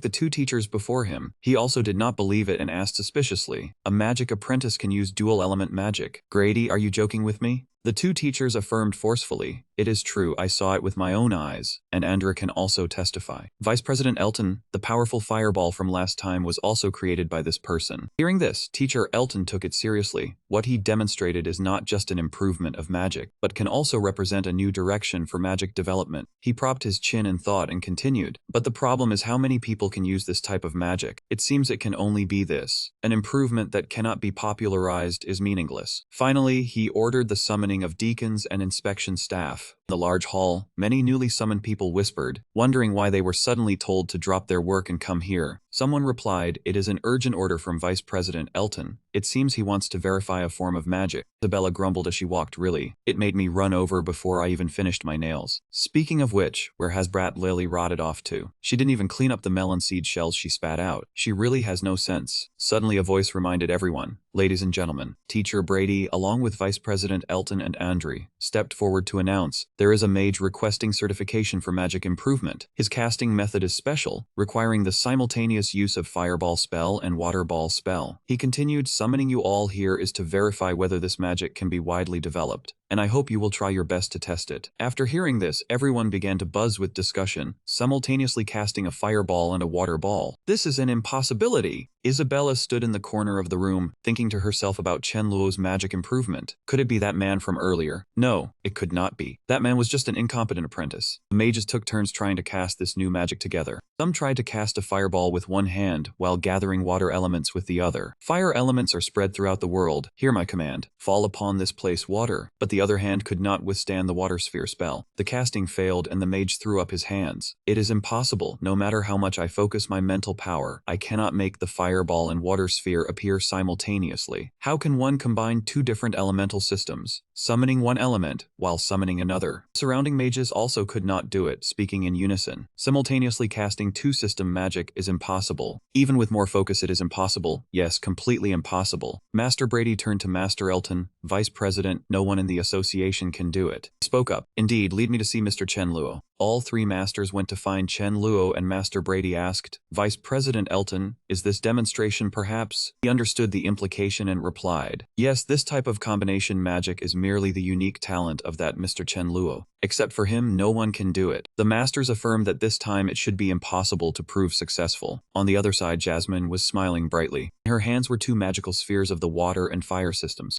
She cast both systems with astonishing ease. The three masters saw her and froze, their mouths agape, eyes wide, stunned. Jasmine was startled to see the three masters and stammered, Vice Principal Elton. Chen Luo recognized the vice president had arrived, stood up to greet him. Greetings, Vice President Elton. Miss Lily is very intelligent. She has already learned the enhanced version of the water sphere spell. How are the demonstration results? He pondered, cuffed a few times, and replied, Mr. Chen Luo, according to regulations, a magic improvement demonstration requires more than 3 people in the association to successfully cast it. Vice President Elton continued, but I have gathered all the members and no one can simultaneously cast the fireball and water sphere. Except for this young lady before me. Jasmine asked worriedly, Vice Principal Elton, do you mean the demonstration did not pass? He explained, no, I have decided to make an exception for Mr. Chen Luo. Your idea of combination magic has the potential to be an important milestone for the future development of magic. Elton added seriously, I sincerely invite Mr. Chen Luo to become an honorary member of the A3 City Magic Association. I hope you agree. And Luo heard this and replied humbly, I am not worthy of this honor, but I have one small condition. The vice president did not hesitate. Speak freely. He pointed at Jasmine. Please grant this young lady Lily. Chen Luo stated clearly, a promotion to association executive assistant. She was surprised upon hearing this, her eyes wide as she pointed at herself.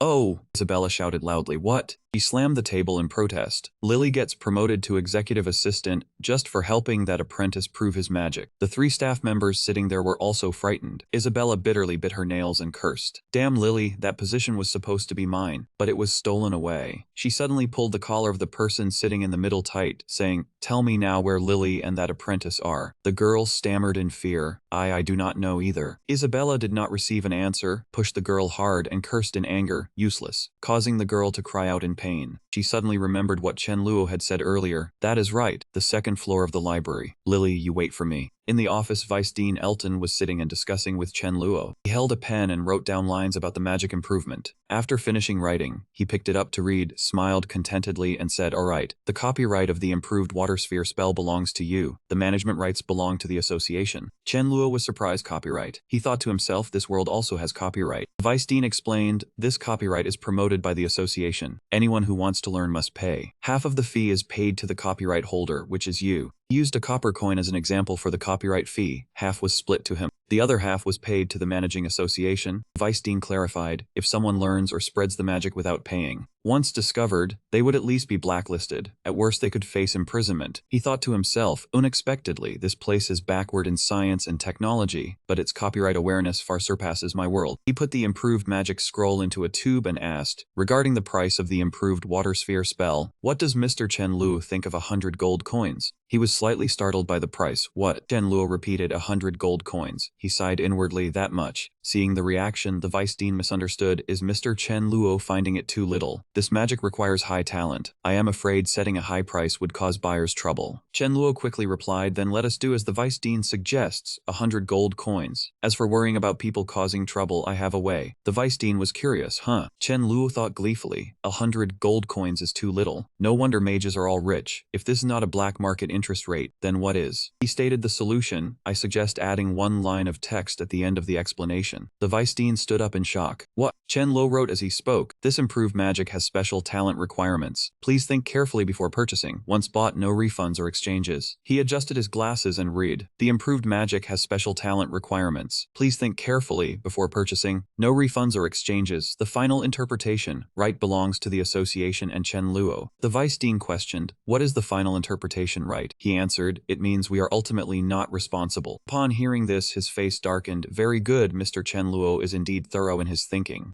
He retorted without backing down, the same to you. Jasmine led Chen Luo to the 2nd floor and introduced, this is the association's 2nd floor library. He looked around, feels bigger than the 1st floor, seems like no one is here. She explained, only high-level mages can enter, people rarely come here. Jasmine continued, here there are not only advanced magic books, but also many newly copyrighted spells. You can look through all of them. He turned to look at her for a moment, then agreed. Jasmine saw Chen Luo staring at her and asked curiously, what is it, Mr. Chen Luo? He smiled and complimented, nothing, I just think you look very beautiful in that assistant steward attire. Jasmine heard that and looked at herself in her new outfit. Her face flushed red with shyness as she said she still had to thank Chen Luo. Chen Luo returned to the main topic, asking her if she knew where books on improving mental strength were. Jasmine thought for a moment and then replied that there weren't many books on mental strength, but she remembered a few. The books were on a high shelf, so she had to use a ladder, and just as she reached out and touched one, she happily said she found it. Jasmine cheerfully handed over the book, on the practice and enhancement of mental strength, and Chen Luo, standing below, said gratefully that she had helped him with a big matter. Suddenly, her foot slipped off the ladder. Jasmine cried out in panic, unable to keep her balance, her hand still holding the book as her body fell. She closed her eyes expecting pain but felt nothing. Jasmine's vision gradually blurred. It turned out Chen Luo had managed to catch her in his arms. He seemed to radiate a halo of light around him as he asked with concern if she was okay. Lying in his warm embrace, her face grew even redder, and the familiar floating sensation made her wonder secretly.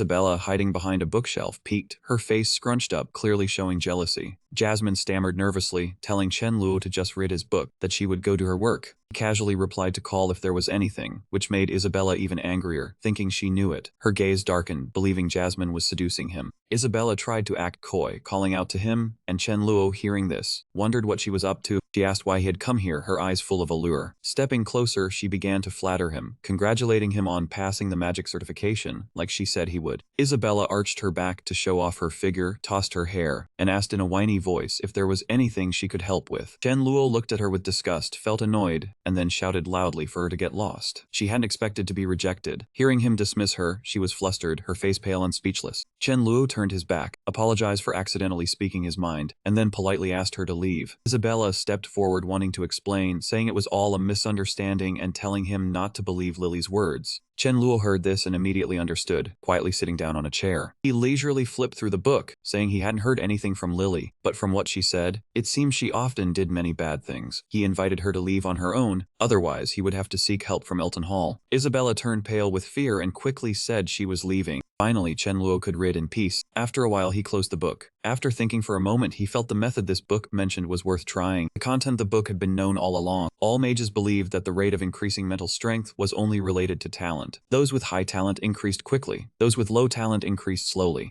Chen Luo pondered. The current magic world believed there were only two ways to increase mental strength. One was meditation, the other was constantly casting magic. He recalled the author of the book discovered that when learning new magic, mental strength was consumed extremely quickly. After resting, mental strength recovered and its limit increased significantly. Chen Luo drew a conclusion. He just needed to learn many new magics, consume mental strength, then rest to break through his talent limit. Determined, he thought to himself that tonight he would learn a new magic, finally having hope of becoming a holy magic mentor. A short while later, Chen Luo jumped over the tall wall, already used to climbing. He walked in while thinking. Just as he reached out to open the room door, he felt he had forgotten something important today. The door opened and Chen Luo saw Miss Brittany and Isabella nearly crying from hunger. Miss Brittany looked at him expectantly, asking if he was back. He suddenly realized he had forgotten to cook dinner for Miss Brittany. Seeing the two sitting there waiting to eat, he was speechless, while Miss Brittany cried out that she was hungry. Isabella slammed her spoon on the table. She pointed at his face, reproaching him for coming back so late. She and Miss Brittany hadn't eaten anything all day and were nearly starving to death. Chen Luo had no choice but to put on an apron to cook dinner, explaining that he had gone to the Magic Association on business. Isabella asked with a sly look if he knew what Miss Brittany hadn't told him yet. While Chen Luo rolled up his sleeves to cook, Isabella folded her arms and boasted that from today on, she was also moving in here. Chen Luo heard this and immediately put down the pan on the stove, looking horrified. Isabella was annoyed by his reaction, asking him if he had any problem living with her. Miss Brittany, seeing the tense atmosphere, quickly explained that she hadn't had time to say it, and that this would be convenient for teaching. Chen Luo had to turn his back and cook, sighing as he thought that taking care of one silly older sister was enough, and now he had to add one arrogant woman. Seeing his attitude, Isabella grabbed his collar, asking if he had a problem, forcing him to lie and say he didn't dare. Chen Luo endured until his face turned pale, muttering that the magic experiment tonight was more important. Finally, dinner was done. The two ladies ate and exclaimed with delight. Miss Brittany was relaxed, and Isabella praised it as delicious. She ate so much that she let out a burp. Isabella hugged her round belly and said with satisfaction, "I'm full." Chen Luo saw this and looked at her, saying, "Since you've finished eating, wash the dishes." A moment later, the bathroom door opened. Chen Luo, submerged in bubbles, yelled in protest, "I told you to clean up after showering. Your hair is about to clog the drain." He lunged forward aggressively, but his bravado died down when he saw that both Isabella and Brittany were not wearing clothes. Before he could finish his sentence, a pink slipper flew straight into his face. At night, the clock struck 11. Chen Luo lay sprawled on the table, complaining, "Mom, this is really like serving an ancestor." Suddenly, he stood up abruptly and slammed the table. "No way." And Luo was determined. "Tonight, even if I have to stay up all night, I must learn a new magic." Saying that, he opened the book and chose one type. "I will learn this one, flame manipulation." Suddenly, a noise outside distracted him, and he asked irritably, "What is it now?" Isabella burst in from outside the door. She asked, "Bly, can I talk to you?" Chen Luo reacted quickly. He hid the magic book and turned around to reply, "Senior Isabella, please come in." Isabella walked in and spoke up. "Well then." She blushed shyly, sat down on the bed, and hesitated. "I shouldn't have hit your face with the slipper earlier. Is your face okay?" Chen Luo closed his book, curious. "It's late. You didn't come here just to ask about my face, did you?" She was still blushing. "I can't sleep. I wanted to come over and talk." "Right, Bly. What plans do you have for the future?" He did not expect that question and asked back in surprise, "Plans?" Isabella hesitated. "I have 1 year left. You have 2 years until graduation. Don't you have any plans at all?" Chen Luo saw her expression and laughed, scratching his chin. "I plan to stay at ST Donuts as a teaching assistant." Suddenly, Isabella grabbed his hand. She asked excitedly, "Don't you want to go to the capital? With your talent, your future will surely be very promising." Her actions left Chen Luo gaping. Isabella tried hard to persuade him. "Don't worry, my father can help you. We could even attend the same school." A pink pink-tinted future appeared in her mind, her face drooling with desire. Then I could eat Bly's cooking every day. This kid has good talent and is easy to bully. It would be fun to stay with him. Chen Luo blushed in embarrassment. You are right, but going to the capital to study takes time. I want to stay at ST Donuts to research magic. Isabella wilted. How can you good research at ST Donuts? He smiled and retorted. Isn't Brittany here? Her talent is enough to teach me. Mentioning Brittany, Isabella slumped, her face falling in disappointment. Her hands looked like they were ready to rough him up. Seeing this, he was scared out of his wits. Isabella grumbled, researching magic? I think you just want to stay with Brittany. You don't want to go with me, do you? She shook him back and forth in frustration. Do you find me annoying? Do you like her more? Chen Luo's head was spinning. Please spare me, stop shaking. Loud noise woke Brittany up. She rubbed her eyes and asked, Isabella Bly, why aren't you two asleep yet? Seeing Isabella clinging to Chen Luo, she was startled. What are you two doing? Next morning at the dining table, Isabella had turned into a gluttonous cat again, eating enthusiastically. The rest were silent, eating their breakfast slowly. Chen Luo poked at his food with his chopsticks and thought, I tried learning a new magic last night, which exhausted my mental energy. Waking up this morning, I felt my limit increased. This method is effective. Brittany spoke up awkwardly. Well then, I misunderstood the scene last night, but you are still young. Doing those things is a bit early. Chen Luo immediately understood and quickly retorted. Brittany, you misunderstood. Last night, Isabella was just discussing plans after graduation. There is no possibility between her and me. Hearing this, she believed him immediately and sighed in relief. Ah, I knew it was a misunderstanding. At the same time, Isabella's milk cup smacked hard onto the table. The space that had just relaxed fell into an eerie silence.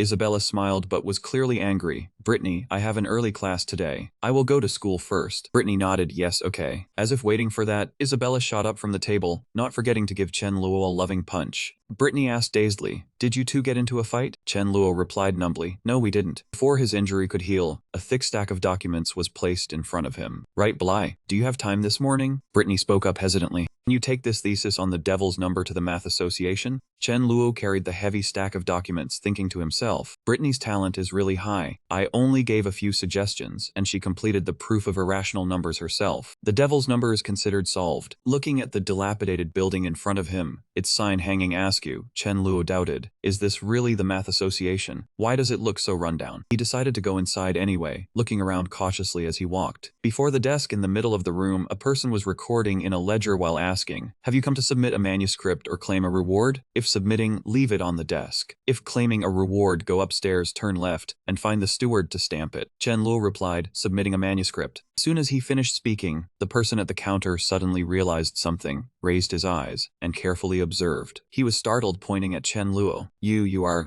Then came a voice unable to hide joy, as if meeting an idol. Like your lordship surprised me too much. Chen Luo asked suspiciously, do you recognize me? The receptionist quickly grasped his hand excitedly. Of course I saw you at the exchange event, when you solved the 7 bridges problem and proposed the devil's number. Commotion attracted everyone, and they happily approached to observe Chen Luo. One person exclaimed, it is Lord Bly in the flesh. Can I have your autograph? Another was curious, Lord Bly, have you made another important discovery? Reveal a little. He was flattered, quickly retreating from the enthusiastic crowd, replying, sorry everyone, I only came to submit a manuscript for the teacher, I have other matters to attend to. After speaking, he quickly disappeared. The crowd behind, as if pulling out a fan idol banner from nowhere, shouted loudly, Lord Bly has urgent business, go ahead. The reward can be collected whenever you are free. Hearing this, Heikun was surprised. Reward? He spun around abruptly, raising a hand to push up non-existent glasses as if catching a signal, asking what reward. In the shabby room of the Mathematics Society, people came and went in a flurry. Some stood staring intently at the formulas plastered all over the walls. Vice President Andrew looked apologetic, scratching his head. Sorry, I mistook you. Thought you came to claim a reward. Turns out you are submitting a manuscript. Then it is fine, Lord Bly. Go slowly. Chen Luo still stood there, sneering, suddenly remembering that the matter was not that urgent. Could you elaborate on the reward? He was startled, his face lighting up with realization. Lord Bly does not know about the Society's bounties. Vice President Andrew immediately explained, the Mathematics Society often places bounties on difficult problems. Whoever solves them receives a monetary reward, the amount depending on the difficulty, at least 10 gold coins, with no upper limit. After hearing this, he seemed to realize something important, his gaze firm. Absolutely not for the money, I see. I want to take a look at the bounty problems. Vice President Andrew enthusiastically led the way. Please follow me, his eyes sparkling. Chen Luo followed seriously. The two stopped before a wall hung with problem statements from arithmetic to spatial geometry. Vice President Andrew introduced. Lord Bly, these are all the bounty problems of the A3 City Mathematics Society. He sighed, his face full of emotion. Many of these questions existed before I came, and none have been solved to this day. I do not know if I will see the answers in my lifetime. Even just one question would be good. Chen Luo stood looking, sinking into thought. He rubbed his chin, speaking in a serious tone. Can you leave me alone here for a while? I want to think carefully about these problems. He nodded and stepped out. All right, call me if you come up with anything. Chen Luo's hand touched the wall, standing still as if sensing something. He closed his eyes as if falling into his own space. One person anxiously asked the vice president, do we really not need to attend to Lord Bly? He replied slowly, right, at times like this do not disturb him. Vice President Andrew continued, his voice steady. Mathematical geniuses, like Bly, inspiration only comes in a moment. If they are disturbed and lose that precious inspiration, we would become eternal sinners. While he was lost in a daze envisioning Chen Luo solving the problems, the person beside him hesitated, but he pointed at the empty wall. It seems Lord Bly has vanished somewhere. He felt as if struck by thunder, unable to believe it. In another corner, Chen Luo raised his fist, coming back to his senses.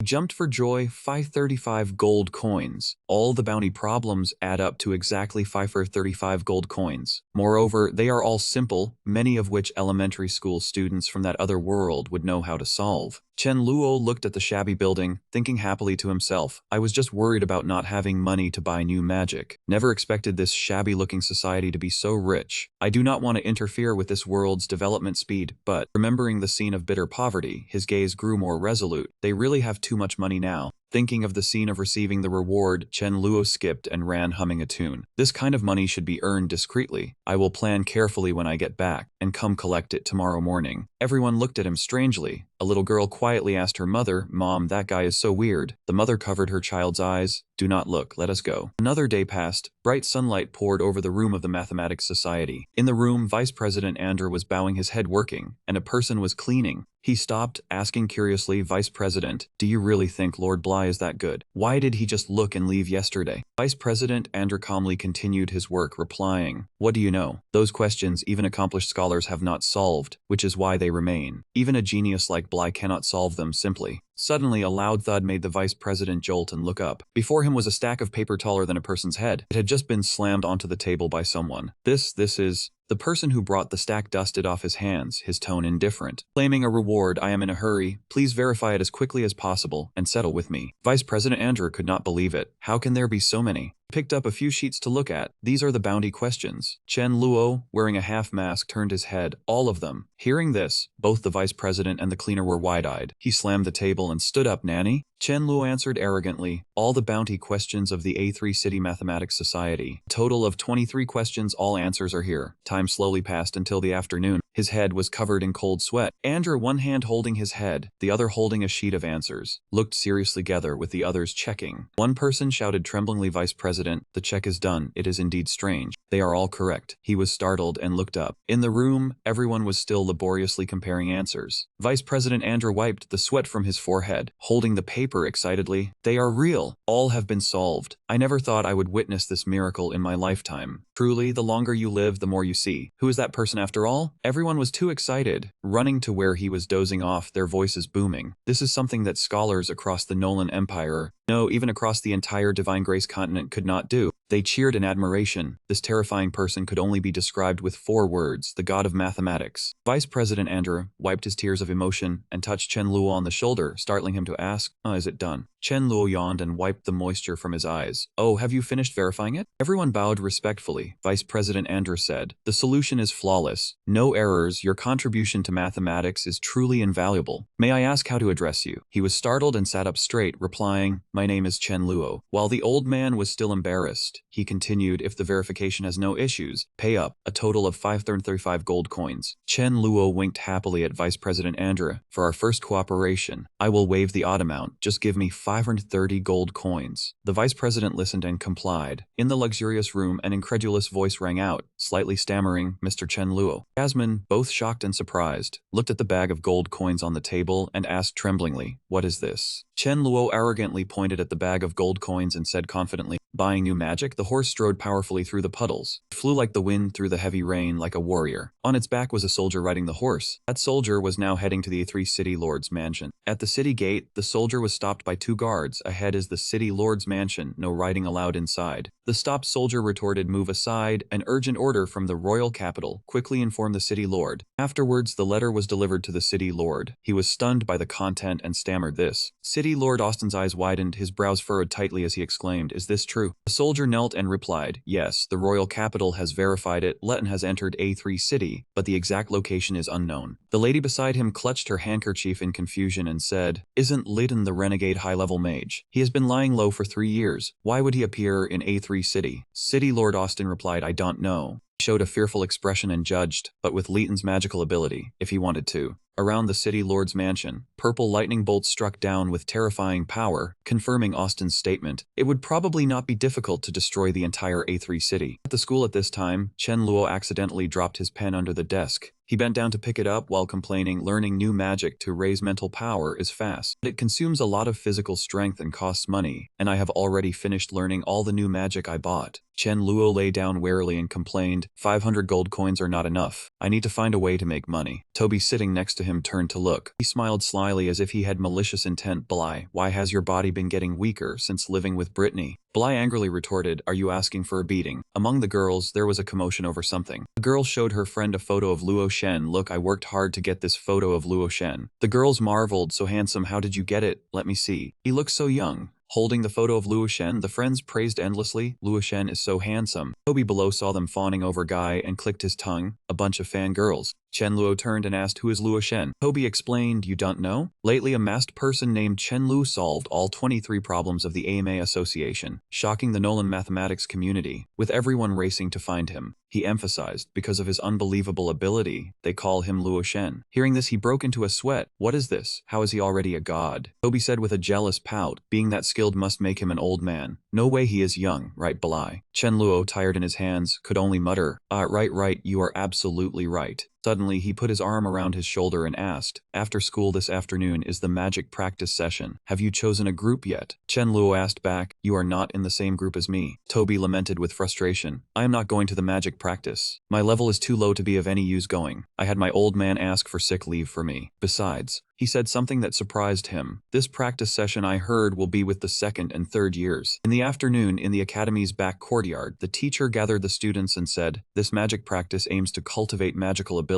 The students lined up neatly and listened to the teacher's briefing. "You will apply magical theory to practice through this training opportunity." They emphasized, "Remember this, magic training is important, but safety comes first." The presiding teacher reminded, "Safety first. The dangers in the mountains behind have been cleared by the academy. You must not leave the designated area without permission." He continued, "You can freely form groups of 3 to 4 and enter the back mountain for 1 night. Return by noon tomorrow. Do you hear me?" The students replied in unison, "We hear you." Someone asked Chen Luo, "Student Bly, do you hear?" He nervously swallowed his saliva. "I hear you." Isabella pointed at Alice and asked, "Then it is settled. Now you decide, me or her, who do you choose?" Chen Luo scratched his head in embarrassment about this. "Can't we all 3 go together?" Alice heard his reply and covered her mouth to laugh. She burst out laughing, "I didn't expect Junior Bly to have such ambition, wanting both of us to be your teammates." "Fine, I think this proposal is great." Isabella angrily clenched her fists and called her name directly, "Alice." Isabella reluctantly compromised, "Fine, I agree. If we are in the same group, so be it. Who is afraid of whom?" Chen Lu felt relieved, "That's more like it," and silently thanked, "Great, at least she's not taking her anger out on me." As soon as they entered the forest, Isabella pinched him, making him yelp. "Oh, Isabella, why are you pinching me?" She shouted, "I will pinch you if I want to." On a mountaintop, someone was watching everything. He spoke, "Mr. Leighton, the sun is setting." Leighton stepped forward holding a staff in his hand. He stood in the middle of the group.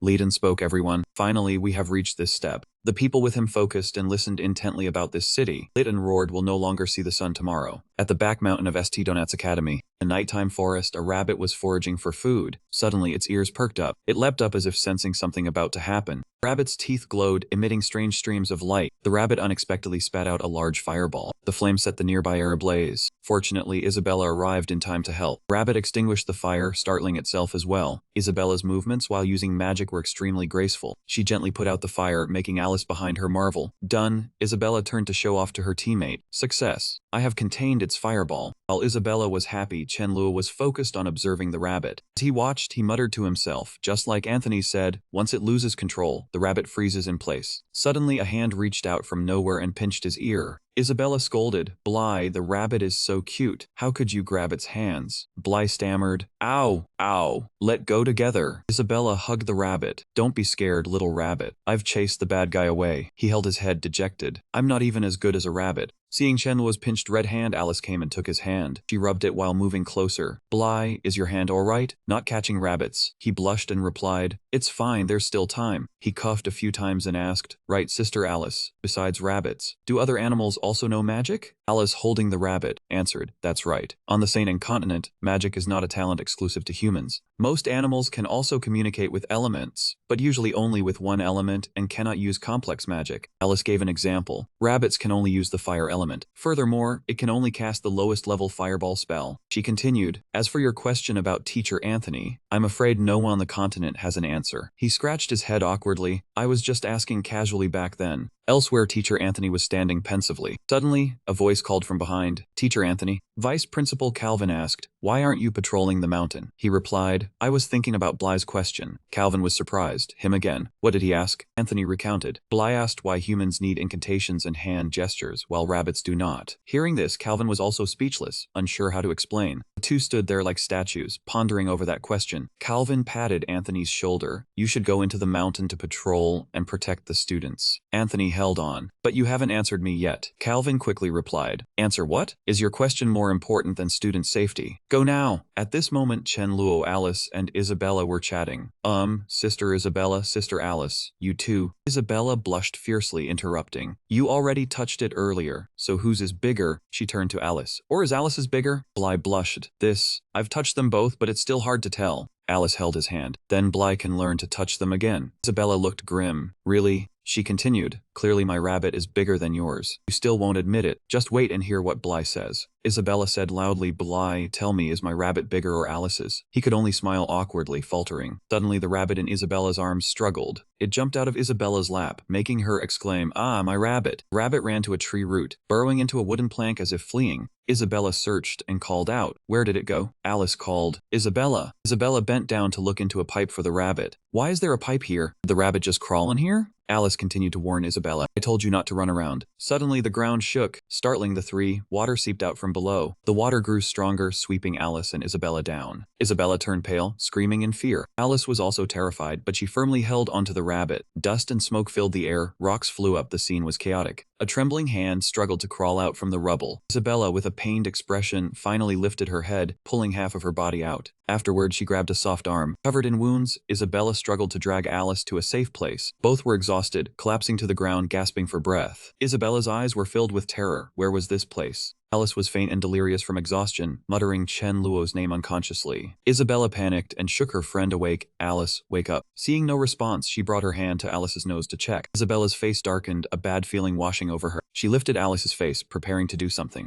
Isabella decisively pressed her lips to Alice's, giving her mouth-to-mouth resuscitation. After a long while, her method worked. Alice slowly woke up, her tired face weakly opening her eyes. She sat up abruptly, looking confused. Isabella patted her shoulder to comfort her. Alice choked, coughing incessantly, her face turning from pale to red. Isabella cried tears of joy, looking at her friend, asking, "Are you okay now?" Alice recovered a little and answered with difficulty, I am fine." She looked around fearfully. "Where are we?" Isabella said, "I don't know either. When I crawled out of the pile of dirt, I was already here. It looks like a cave." Alice stood up to observe. "Strange, is there a cave under the Academy's back mountain?" Isabella suddenly remembered. "There is a door over there. Maybe we can get out." Alice turned around and said shyly, "Thank you for earlier, Isabella." After hearing this, she froze for a few seconds, then suddenly got angry. "What is wrong with you?" Alice asked back in confusion, "What attitude is that?" Isabella sighed in annoyance. "Nothing, I just didn't think you knew how to say thank you." She heard this and fell silent, at a loss for words. In the middle of the night, everyone was still gathered under the full moon. "That earthquake just now was really scary. I don't know. Could we lose all our points? My rabbits have all run away." A worried student asked Vice Principal Calvin, "Did we lose all our points?" He gently reassured them. "It is fine. This was an accident. Do not worry." Teacher Anthony turned around and said, "Vice Principal, I believe all the students have left the mountain." He asked sternly, "Are you sure?" Teacher Anthony stammered, "The earthquake was too sudden. I and the other teachers did our best. There should be no one left on the mountain. Teacher Ju is checking the list." The sound of galloping hooves approached them from the distance. A large group of city guards appeared, shouting urgently, "Get out of the way, all of you." The students watched intently, extremely surprised. The mounted warriors approached, raising dust everywhere. Teacher Anthony was confused. Why are the city guards acting like this? Vice Principal Calvin was full of doubt. It seems this earthquake is not simple. The secret door slowly opened and light flooded in. Isabella stuck her head out to look, admiring. This place is really spacious. Before her and Alice stood a towering pillar. Around it, streams of energy could easily be seen intertwining. Isabella curiously reached her hand closer, wanting to feel the strange phenomenon. She gazed at the pillar. The patterns were truly complex. The moment Isabella touched it, a sizzling sound immediately rang out. She was flung far away, Alice watching in horror. She hit the floor painfully. Alice ran over and screamed, "Isabella." She anxiously helped her friend up. "Are you okay?" Isabella calmly replied, "I am fine. This pillar has a high-grade protective magic." A glint flashed in Alice's eyes. Looking at the pillar, she said slowly, "It reminds me of an ancient magic book." Looking at the magical light stream, Alice continued, "Legend says the ancient ancestors erected many bronze pillars inscribed with runes, connected by copper wires, forming an extremely powerful magic formation." Isabella asked curiously, "What was the magic formation used for?" Alice shook her head. "I don't know, maybe for large-scale healing or accelerating growth." Arrows rained down from above, carrying a powerful energy. They were flying straight towards them. The situation before them was extremely dangerous. A giant tree released long vines, with violent electric shocks around them. Sharp blocks of ice crashed down, sending rocks and earth flying. Before the horrified eyes of the two, a person in the distance smiled mysteriously. He had been watching everything from the start. A magic circle of blue light appeared, enveloping everything. A person stood on it, trying to turn the circle. A contemptuous voice rang out, "You two young ladies have decent skills." They stood facing each other, the atmosphere extremely tense. Feeling that he had taken a loss, Alice was so angry she could not speak. The mysterious man had watched them from start to finish, and she finally forced out a word, "Who are you?" His face suddenly twisted with malice. "I should be the one asking that. But the two of you will soon be dead." Alice and Isabella exchanged glances, communicating with their eyes. What to do? Attack first. Without hesitation, the two immediately began casting magic. "O fire element across the world, please heed my summoning." The mysterious man showed no fear, watching them chant and laughing smugly. "Come down here." Instantly, a fierce flame erupted as the two girls chanted in unison. Fireball spell. A massive ice block quickly blocked the spreading flame. The heat of the fire had no effect on him at all. Instead, everything was drawn into the ice block. They were stunned, unable to believe their eyes. The mysterious man suddenly leaped, his movements incredibly agile. Then he flew straight toward the two of them. His hand gripped his blade tightly, ready for a challenge. His skill was so powerful that he sent both of them flying. They were thrown backward before they could react. Alice slammed into a wall, the pain leaving her motionless on the ground. The mysterious man, like a madman, rushed toward her. Alice dodged just in time, quickly retreating to find an escape route. Suddenly, a surge of energy shot past Marco. Before she could be safe, Alice was surrounded by him. Now, she had lost all advantage. Her face was drained of all blood, filled with terror. He clamped his hand tightly around Alice's throat, his grip growing stronger until she could not resist. The mysterious man smiled with satisfaction, watching her slowly collapse. Not stopping there, he lifted Alice high, making it hard for her to breathe, then mocked her sorry. She struggled to pry off his rough hand. He was in a very good mood, but he could only kill two people. The mysterious man suddenly pulled a knife from his person. He raised it high, aiming directly at Alice. She was terrified with no hope left in her heart. Alice closed her eyes tightly, wishing only to escape this scene immediately. No. Fresh blood splattered everywhere, a sight that would enrage anyone. Chen Luo suddenly appeared, blocking a fatal blow for her. The mysterious man was enraged that his opportunity was stolen by another. Alice was terrified beyond measure, the most frightening thing being to see Chen Luo injured. His eyes shone with determination, showing no sign of fear. Isabella struggled to her feet, staggering toward them, shouting Chen Luo. She could only get out the words "be careful" before stopping, as if witnessing something terrifying. "You." Red sparks flew past his face, making the mysterious man pause for a few seconds. Three of them gathered together, a blazing red circle surrounding them. He looked on with unwilling eyes, realizing too late. Magic. The magic circle emitted a latent power, a massive energy source that could burn everything. The mysterious man was confused. How is this possible? He did not chant an incantation. The surroundings turned to ash, dark smoke billowing out. The three of them took a battle stance together. They observed their surroundings, searching for him. Isabella walked closer to him. Her face full of panic, she asked, "Chen Luo, how did you get here? Does your arm need bandaging?" Chen Luo avoided her gaze, replying softly, "I followed you two into the cave." Chen Luo clutched his wound tightly, his voice serious. "My arm, we will talk about it later." The smoke gradually thinned, revealing his figure kneeling on the ground, looking very pitiful. The mysterious man felt deep hatred for Chen Luo, gnashing his teeth in thought. I completely could not see how he cast his spell. Could his spellcasting speed be faster than Lord Leighton's? Thinking no more, he gripped his weapon tightly, ready to fight to the end. No matter what, they have seen what is in this place, and they must die. His blade transformed into a sharp piece of ice, radiating a chilling cold. The mysterious man aimed directly at Chen Luo. He charged toward him at full speed. Isabella and Alice shouted in unison, worried for him. Chen Luo, be careful. He charged a short distance before suddenly stopping, looking at him in confusion, seeing no reaction. Suddenly, from a distance, he fearfully observed a sphere steadily forming. It was right nearby. A series of questions flashed through the mysterious man's mind at this moment. Water sphere spell. He cast magic again without any movement. The sphere suddenly cracked, a ring of fire radiating heat towards him. Wait, this water sphere was unusual. The mysterious man finally sank into the sphere amidst the blazing rings of fire surrounding him. Flame burned every part of his body. That left him unable to react in time. After that, it violently exploded. Fresh blood streamed down the mysterious man's face. Unable to bear it, he caught up blood. He was exhausted, collapsing to the ground. His face was now a miserable mix of resignation. At this moment, the mysterious man's hand could no longer hold onto his sword. It slid down through the water. His entire body was scorched bare. He staggered up, dazed. Within seconds, he fell face first onto the ground. Blood and flesh mingled, spreading across the floor. What the hell? Night fell over the ancient forest. Letton was sitting calmly on a rock, blending into the gusts of howling wind. His eyes looked worried, as if he had sensed something. The panicked subordinate ran over to ask, Lord Letton, what is wrong? He stood up, observing the surroundings carefully. A rat has infiltrated. The sound of hooves galloping swiftly along the trail rang out. That sound disturbed the quiet night. The city guard captain loudly ordered his soldiers. Halt! Captain instructed sternly. Ahead is the entrance to the tunnel. All dismount and prepare to enter. The captain emphasized further. The rebel leader Letton was once an elite soldier, a high-rank imperial mage, extremely dangerous. Must be very careful. Suddenly, a soldier's face turned panicked as he pointed ahead. Captain, look over there. Now before them stood Letton, tall and imposing, as if he had been waiting all along. He was calm, his aura radiating around him. Sorry, but you cannot pass. Hearing this, the soldier panicked. Letton. The city guards immediately assumed a defensive stance. The rebel leader has appeared. Prepare for battle. They were extremely vigilant, slowly moving towards him.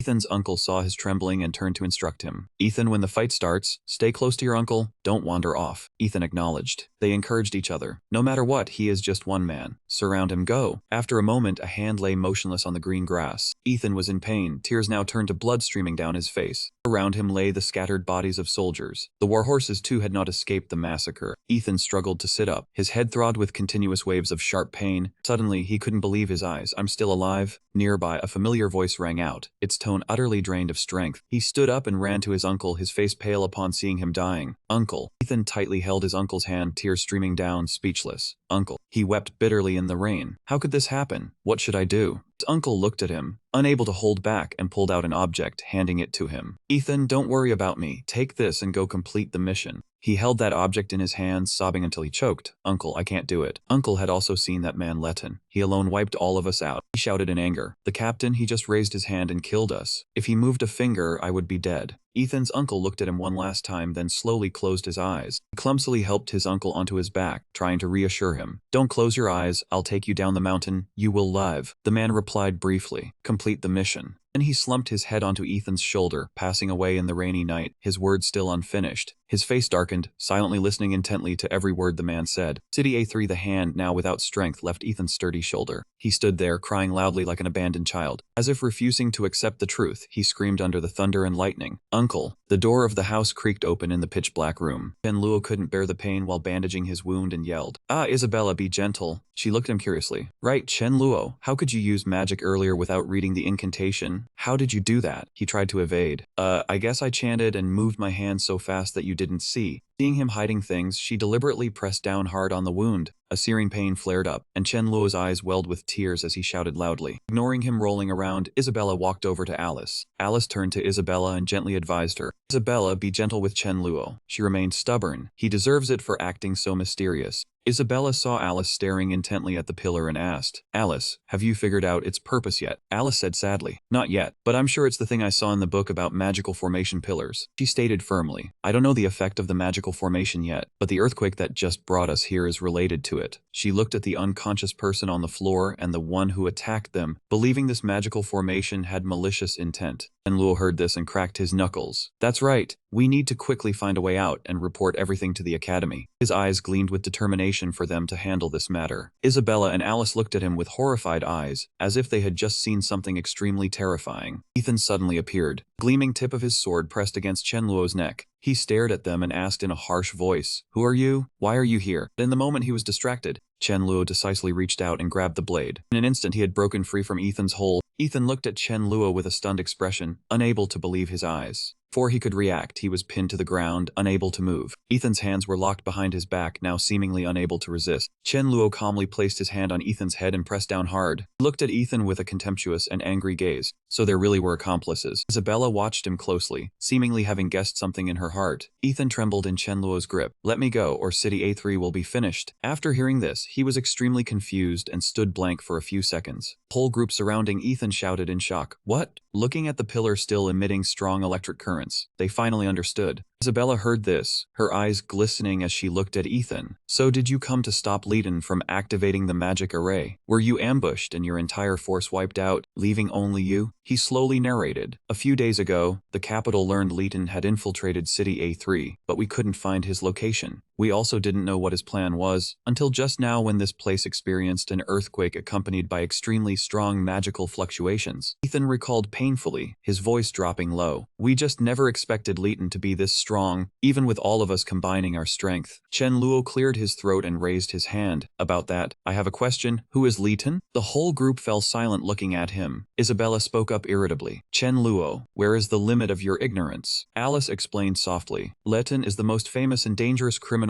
in the kingdom of Nolan. Even children know him. He was once the frontier general of Nolan, strong in close combat and a high-level mage. He achieved many great feats and was a war hero," Alice emphasized. "But in a crucial battle, he suddenly led his troops in a rebellion, causing Nolan to suffer a crushing defeat." She lowered her voice. "Since then, Leighton has gone into hiding. The kingdom has offered a high bounty but still hasn't caught him. There are rumors he is hiding in the capital, preparing to overthrow the government." Isabella quickly understood. "So Leighton came to City A3 for this magic array. What is it used for?" Ethan's face darkened. "This magic array can destroy the entire City A3. The three of them were stunned, shouting in unison, "Destroy City A3. He stood up and looked towards the pillar, emitting powerful energy. "There are a total of 118 magic pillars surrounding the mountain. Who built them and for what purpose remains unknown, only that they have existed for thousands of years." Ethan concentrated, recalling. 10 years ago, the magic array under the mountain was discovered by the city lord, and the Mage Association was invited to investigate. The investigation showed it surpassed all current magic. Its operating mechanism and principles could not yet be analyzed. They listened attentively. The only certainty is that, when activated, it creates enough energy to turn the entire City A3 into ashes. Finally, Ethan clarified, "Because no one knows how to safely dismantle it, this place has always been kept secret. Till the earthquake just now, somehow Leighton managed to activate the magic array. We were sent to stop it." Chen Luo pondered. "You don't even fully understand this magic array, so how can you stop it?" Ethan took an object from his person, his gaze resolute. "That is why this thing is needed." They leaned in closer, marveling at the intricately carved stone block. "This is..." He did not hide anything. "The magic array has many pillars, but the core is one main pillar, the largest. When the array was discovered, the Bly tablet was placed beside it." He held the tablet with care. "The Mage Association tested it and found that the closer the tablet is to the main pillar, the more the array's power decreases. When it touches the main pillar, the array stops completely. It is the stop button left by its creator and has always been kept in the city lord's mansion." Chen Luo was surprised. "So we just need to bring this tablet to the main pillar and it's done?" Ethan's eyes were full of determination. "That was precisely our mission. It is just that Leighton's strength exceeded all imagination." Chen Luo worried. "If your team was wiped out, then Leighton is already on alert. You should go down the mountain to call for reinforcements. You cannot complete the mission alone." Ethan understood his feelings but remained calm. "There is no time anymore. Do you see the light on the pillar? In just 1 hour, the array will fully activate. By then, even more people will be useless." No more hesitation, he instructed. "The only way is for me to take the tablet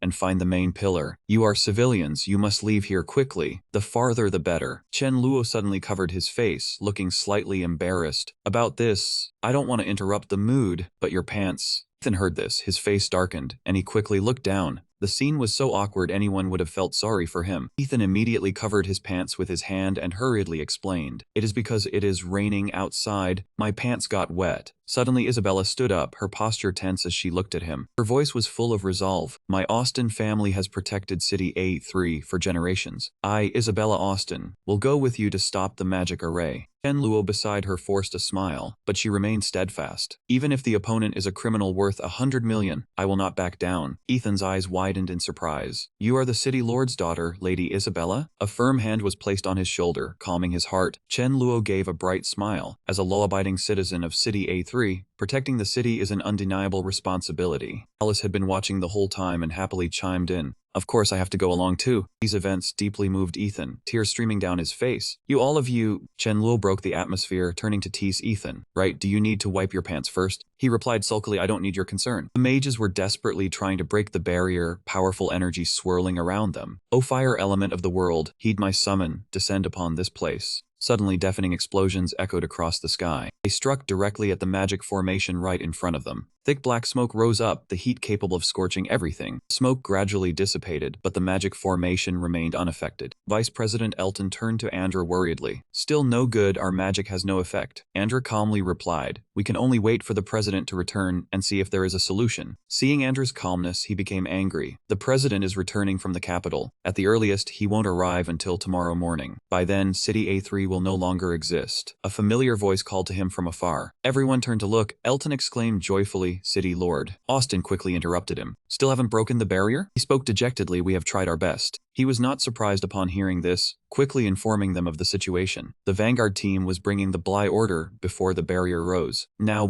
cobwebs covered the walls. Austin paused for a moment then continued, we can only hope they succeed. Ethan, in the dark tunnel, suddenly assessed, great danger, indeed a great danger. Chen Luo suddenly moved towards him. He gave a hard smack on Ethan's head, causing him pain. Ethan cursed Chen Luo from behind but only received his indifferent look. Why did you hit me? It's all cobwebs ahead. Aren't you afraid of spiders? The spider was slowly descending on Ethan's clothes, its body hanging lightly in the air. He felt something clinging to him, so he reached his hand behind him, his face full of fear. He opened his hand, saw a giant spider, and screamed in panic. Isabella and Chen Luo watched Ethan bolt away. Doubt arose in their hearts. Are all garrison team members like this? He must be an exception. Running so frantically that he didn't notice his feet, Ethan stepped on something and froze. Fortunately, Chen Luo was there in time, quickly pulling him back. Just a moment slower and Ethan would have fallen. His face was pale. Ethan felt as if he had just escaped the clutches of death. He breathed a sigh of relief. Thank you, this trap is really well hidden. Chen Luo observed the surroundings and made a judgment. This tunnel has traps everywhere. Everyone be careful. Why does it feel like we are going off course? It seems this place hasn't been visited in a long time. Are you sure this path doesn't lead to the main pillar? Ethan wiped his sweat as he replied to him. Rest assured I won't be wrong. I have memorized the path here well. A secret passage no one knows is coming up. The three of them were surprised. Seeing their confusion, he slowly explained. The central room has many connecting passages, but they all must go through the main door. Ethan affirmed, Letton would surely guard that place carefully. With our strength, a direct confrontation with him cannot be won. Finally, he concluded with confidence, so I am leading you through a secret passage that doesn't require going through the main door. And I have arranged the plan. We will quietly sneak in, and while Leighton is not paying attention, throw the Bly order onto the pillar, completing the mission. Isabella heard this and could not hide her surprise, her clear voice chiming in. So that's it. Chen Luo kept questioning. I have one question. How do you know about this secret passage? Ethan confidently explained, I graduated with a major in history and can read ancient texts. Since becoming a soldier, I have read all the documents in the city lord's mansion, which include the map of this magic formation. Chen Luo asked further, stunned, a major in history, then why did you join the city defense force? The question made Ethan answer awkwardly. It is very hard for history graduates to find a job. Just then my uncle had a small position, so he pulled me in. This is my first time out on a mission. He lowered his head, muttering to himself, hard to find a job, truly the same in any world. Ethan placed his hand on a spot on the wall, his voice eager, found it, it is right here. Indeed, a secret chamber appeared in that spot, just as he had said. They watched intently as he instructed, found it, it is right here. Ethan's eyes shone with abundant hope. From here we can go straight to the central room. From there, they could easily observe the streams of light and power emanating from around the towering pillar. Subordinate name came to report the situation, my lord Leighton. The barrier outside is functioning well. So far it has not been breached. Leighton listened calmly, his eyes looking into the distance. The protective system of this magic formation is truly perfect. I wonder how the ancient people created it. By the way, has Stockholm not returned yet? The subordinate replied respectfully, not yet. He went to patrol the Western District and hasn't returned yet. Upon hearing this, he pondered something, whispering the Western District. His tone was extremely mysterious. It seems there are still some who slipped through the net. Meanwhile, Chen Luo's group was struggling to make their way inside the secret passage. Chen Luo, sharp-eyed, secretly peeked through the crack in the door to observe.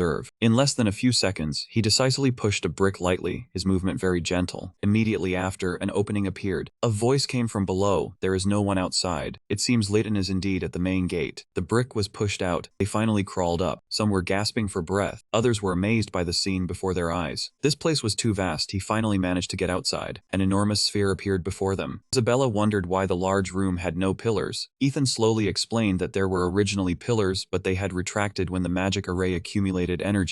Suddenly he sensed something beneath his feet and looked down to observe. An ancient inscription appeared, stunning Ethan. This place had instructions on how to raise the pillar. The three of them watched attentively. He began to chant the spell. As soon as he finished reading, the ground began to shake. The pillar slowly rose, radiating a surge of power around it. He sat down on the ground to wait, knowing the pillar would take a few minutes to fully rise. Alice remarked that everything was going smoothly thanks to Ethan's guidance. She approached and asked playfully, "Ethan, you are such a coward, yet you are still determined to do the mission instead of running away." His face was strained but full of life as he replied, "Who is a coward? I am a guard of Sector A3, always placing the safety of the people first, so I must persevere to protect them." Seeing Ethan ramble without answering, Chen Luo angrily smacked his head and told him to speak like a normal person. Ethan rubbed his head and said sadly, "Fine. Actually, it is because of my second uncle." A crackling sound from the sphere echoed throughout the room. He spoke in a low voice, saying his parents had died when he was young, and his second uncle raised him. Out there, Leighton killed his uncle and his comrades.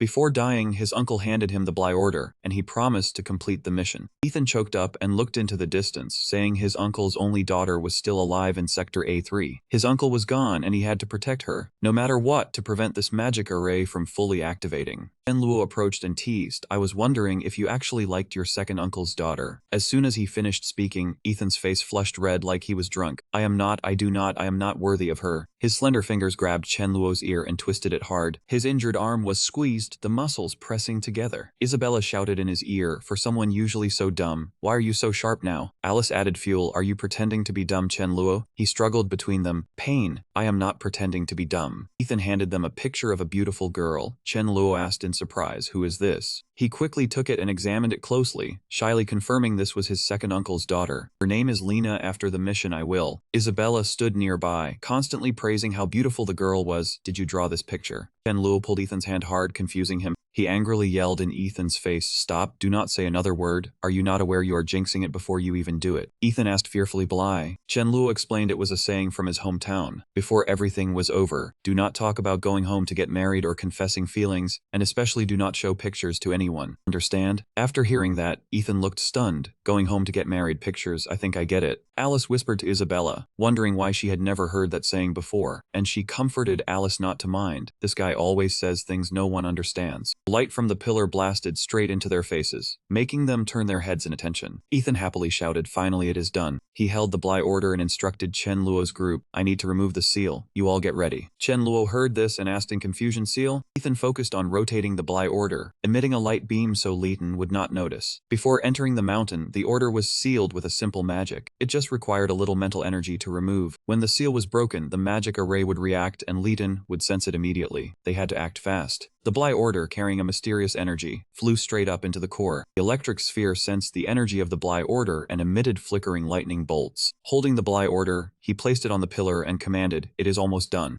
Need to retreat quickly." Suddenly, something caused Chen Luo's pupils to dilate more than usual. Blazing red flames appeared from nowhere. They coiled into a circle enveloping the Bly Order. He was also swept into the flames, witnessed by their horrified gazes. Very quickly, those roaring flames disappeared. They quickly ran over to where Ethan lay unconscious. The Bly Order remained there, not leaving his side. The flickering embers had not yet fully extinguished. Instead, they pulsed at the tips of his fingers. Leighton appeared with a sinister tone. "Finally we meet, you little rats." Chen Luo's group was astonished as Ethan woke up, his body covered in wounds everywhere. He looked at that man with eyes full of hatred. Leighton. Isabella and Alice, as if planned, quickly exchanged signals with great satisfaction. The two girls hid the flames behind their backs, simultaneously chanting, "O fire element all over the world, heed the summons, blaze in this place." They immediately hurled the fireballs straight towards Leighton. Before the fireball spell could even reach him, a deep purple light appeared and blocked it. Then it vanished into Leighton's hand. His face was now full of a restless energy. Alice was terrified. His mental power was much higher. The magic was controlled as soon as it approached. Isabella watched the orb vanish in a blink. Just like that. Leighton's eyes flashed with rage, but he'd not lose focus. He reacted quickly, needing to break the enormous fireball hurtling towards him. Chen Luo was casting a spell when he was suddenly interrupted, secretly astonished by Leighton's quick reaction. The subordinate asked worriedly, but Leighton only replied coldly that he was fine. Leighton fell silent, raising his hand, contemplating the magic without incantations or hand gestures, along with the opponent's spiritual power. Seizing the opportunity, Chen Luo quickly coordinated with Isabella and Alice, telling them to take the Bly command and run immediately. Blazing red flames were continuously spewed out fiercely. They targeted him directly, causing a series of questions to echo in Leighton's mind. Indeed, there was no incantation or hand gesture. Unbelievable, but it seemed that Brat had managed it. Before long, a massive fireball had formed. Chen Luo used his familiar flame shield technique, causing Leighton to block while being astonished. Isabella and Alice were captured by the subordinates. Alice pretended to be pitiful, asking them to be a bit gentle. Isabella stretched her hand with all her might towards the Bly command lying on the ground. She cursed inwardly in anger. She was just a little short of reaching it. Chen Luo, with a battle-ready demeanor, had already condensed fire and water magic in his hands. It seemed the only option left was to defeat him. Leighton carefully observed his every move, recognizing it as a fireball technique, but mixed with a water element. Two elements of fire and water blended together, creating a power rarely seen. Suddenly, a loud explosion rang out, powerful enough to destroy anyone standing nearby. The subordinates could not hide the fear on their faces. They cried out in terror, questioning if this power was really a fireball technique. Seeing no movement, Chen Luo opened his eyes wide in surprise. He had succeeded. Suddenly, a fierce punch broke through the fire and water sphere, charging forward. It aimed straight for Chen Luo's face, and Leighton made him endure a painful blow. He spoke with contempt, saying that he had brought humiliation upon himself. Chen Luo couldn't take it and spat blood. He was thrown far away, only hearing Leighton's reproachful voice about the magic being fast, but the gap between his techniques was too long. He didn't stop there but used his elbow to punch Chen Luo's face again, criticizing him for being unsteady and unprepared for a sudden attack. Now Chen Luo lay rolling on the ground without any strength left to get up. Leighton, with an imposing demeanor, continued his tirade, saying he was young with talent but lacked battle awareness, and would have lost his head long ago on the battlefield. Suddenly, Ethan tremblingly approached Leighton and spoke, saying that he himself was the one lacking awareness. Leighton looked at Ethan, his face clearly showing disgust. Ethan looked at him with eyes full of hatred, panting heavily as if ready to risk his life. He gripped the Bly command tightly in his hand, his body covered in accumulated wounds. Ethan mustered his last bit of strength, gritting his teeth against the pain to raise the precious Bly command high. Red blood had stained Ethan's hands, the sharp edges of the stone digging deep into his flesh. He gathered momentum, swinging his arm to hurl the Bly command forcefully towards the pillar. Leighton sensed the danger and immediately ordered Oslo to act. Oslo dared not delay, swinging his spear and charging straight at Ethan. Chen Luo, lying in pain on the ground, saw his comrade in danger and immediately shouted for Ethan to get out of the way. Ethan's face darkened, but he was braver than ever, not dodging, making Chen Luo feel desperate. In his mind at that moment, images from his childhood flashed back. It was about the worst day of his life. The sound of his name being called still echoed in his ears. Ethan, Ethan. Back then, innocent Ethan asked his uncle if Uncle Jason was called a hero because he was very skilled. His uncle said in a deep voice, no, Uncle Jason had never even met the physical standard and was quite timid. Ethan cunningly asked back, then why did everyone say he was a hero? His wide eyes listened intently as he was answered, because he stood up to protect everyone in the moment darkness fell. The current scene only proved that Ethan was a true hero. Chen Luo's group could not hold back their tears of emotion. Everyone was grieving for their brave friend. Only Leighton remained cold from beginning to end. He maintained an incredibly calm expression. Ethan was impaled by the wound, but the greatest pain was failing to complete the task as his uncle had taught him. In his heart, he was now filled with a powerful sense of pride. Even if he only had a mortal body, he could still do extraordinary things, just like his uncle. The Bly command was now securely placed on top of the magic pillar. Ethan's voice rang out, filled with happiness. He had done it. Fresh blood flowed over the ground, mingling with sweat, creating the image of a hero. The Bly command and the pillar fused, emitting an extremely brilliant beam of light. Everyone standing below witnessed every moment, not missing a single detail. The electric sphere suddenly shrank, and the surrounding energy also gradually weakened. Leighton's subordinate exclaimed in panic that the magic array had stopped. Isabella, with tears streaming down her face, called out Ethan's name in pain. Oslo, with rippling eyes, spoke contemptuously, saying that this guy didn't even bother to dodge his spear. A rough hand reached near Ethan's nose to check his condition. With a strange move, he sat down to assess Ethan, and then bluntly announced that he was dead. Chen Luo could not believe his eyes, struggling fiercely and shouting in rage. Leighton! Oslo stopped him, roaring, don't move! A worried subordinate asked, Lord Leighton, the magic array has stopped. What should we do? He held the picture of Lena smiling happily, his hand trembling as he clutched it tightly, silent for a long time without speaking. Then a flat voice spoke up,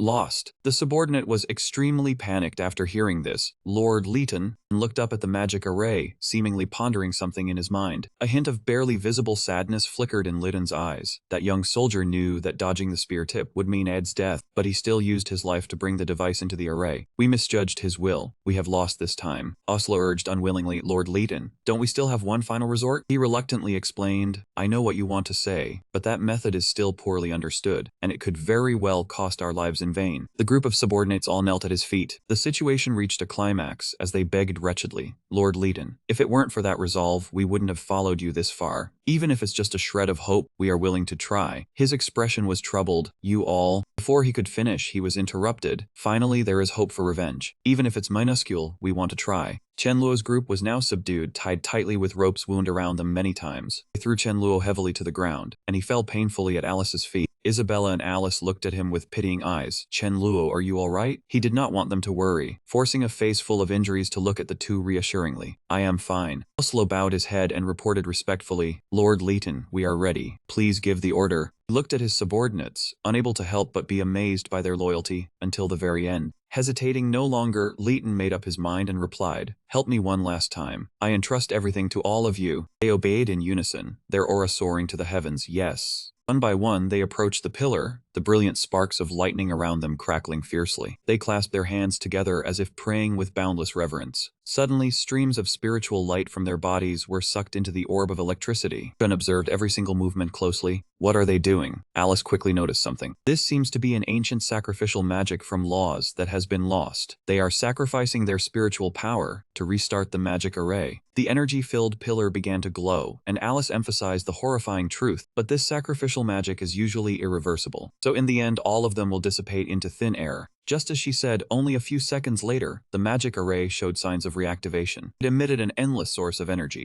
Andrew outside could not hide his fear, watching intently. How is it restored? Vice President Elton reported, bewildered, City Lord. The barrier suddenly weakened and then recovered. The cause is unknown. His voice was full of implication. What in the world is happening inside? A subordinate looked up at the pillar with joy and pride. It has started. We succeeded. But before they could enjoy the happiness, their bodies began to dissolve as a natural consequence. Oslo looked at Leighton with great respect, managing to say his final words, farewell, Lord Leighton. Leighton's eyes were full of resolve, and he directly promised, farewell, go in peace. I swear that City 3 will be destroyed. He heard this and was satisfied, letting out a gentle smile as he departed. Thank you, my lord. Enluo's group was furious. Alice, unable to accept the truth, cried out, the magic array, it has restarted. Isabella seemed to be holding a grievance. She uttered two short words, why? She gathered all her courage to confront him. Why must you go this far? Do you want to destroy City A3 with its hundreds of thousands of citizens? Tears streamed down Leighton's face as he answered in a daze. You are right. I have never thought this was right. We are merely fools blinded by rage. Isabella pressed on harshly. Then why are you still doing it? Leighton fell silent, then sighed as if to regain his composure, ignoring the question. He walked gently to the pillar, his voice dropping low. In half an hour, everything will disappear. Before that, I will tell you my story. A chaotic scene appeared in Leighton's mind. Thick smoke and dust from a fierce battle, ruins everywhere. Oslo said worriedly, Captain, we are out of ammunition, and we only have half a day's worth of food left. Leighton had already formed a plan. Our only option is to break the siege. We cannot die here. We must bring the intelligence back. Upon hearing this, he looked dejected. But Captain, is what they said true? The kingdom has branded us as traitors. Corpses lay scattered on the road from starvation and injuries. Oslo questioned, after fighting for 10 days without seeing reinforcements, rumors in the unit say the nobles want us dead. Before he finished speaking, he slammed his blade into the ground in fury, and the air fell into silence. Leighton retorted, silence, Oslo. That is the enemy's propaganda tactic. Do you understand? Oslo retorted sullenly, but he did not want to hear any explanation and immediately yelled, enough. Another person approached Leighton. With eyes full of trust, he said they always fought for the safety of the kingdom. After hearing this, Leighton said directly that if anyone wanted to surrender to the enemy, they could stay and he would not blame them. Whoever trusted him should prepare to break the siege. That person firmly said he trusted the captain and wanted to break through. Oslo hesitated, then bravely said he also also trusted the captain. Everyone shouted in unison, submitting to Leighton. He regained his composure, affirming the kingdom would not abandon them. Without delay, they quickly acted under Leighton's command, everyone following closely to break the encirclement. 3 days later, outside of City A3 was extremely quiet, with only the sound of cicadas in the midday heat. Subordinate observing the distance suddenly discovered something. Leighton knelt down, his face joyful as he looked at the path ahead, finally back. He was completely exhausted, so he pressed his forehead to the beloved land. The subordinate panicked and shouted loudly that there seemed to be some of their people. Please look quickly. The dark prison only echoed with Leighton's shouts. He roared that he was the captain of the 9th Squad of the kingdom's army. Let him out. He had important intelligence to report. Leighton gripped the iron bars tightly, unable to contain his anger. A strange man walking by sternly informed